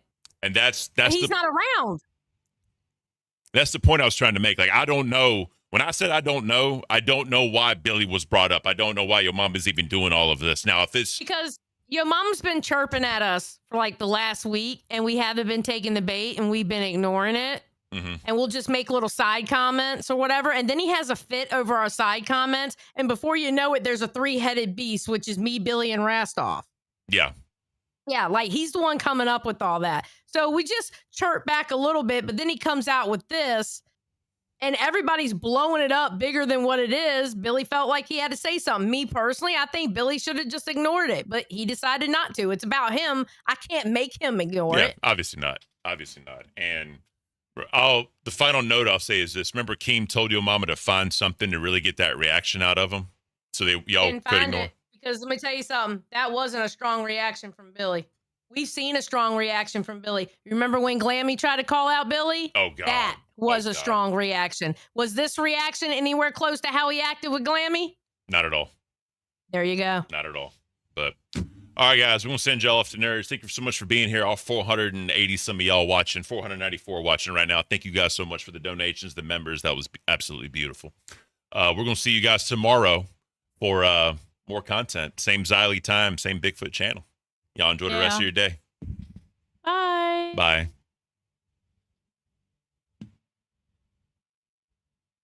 Beautiful.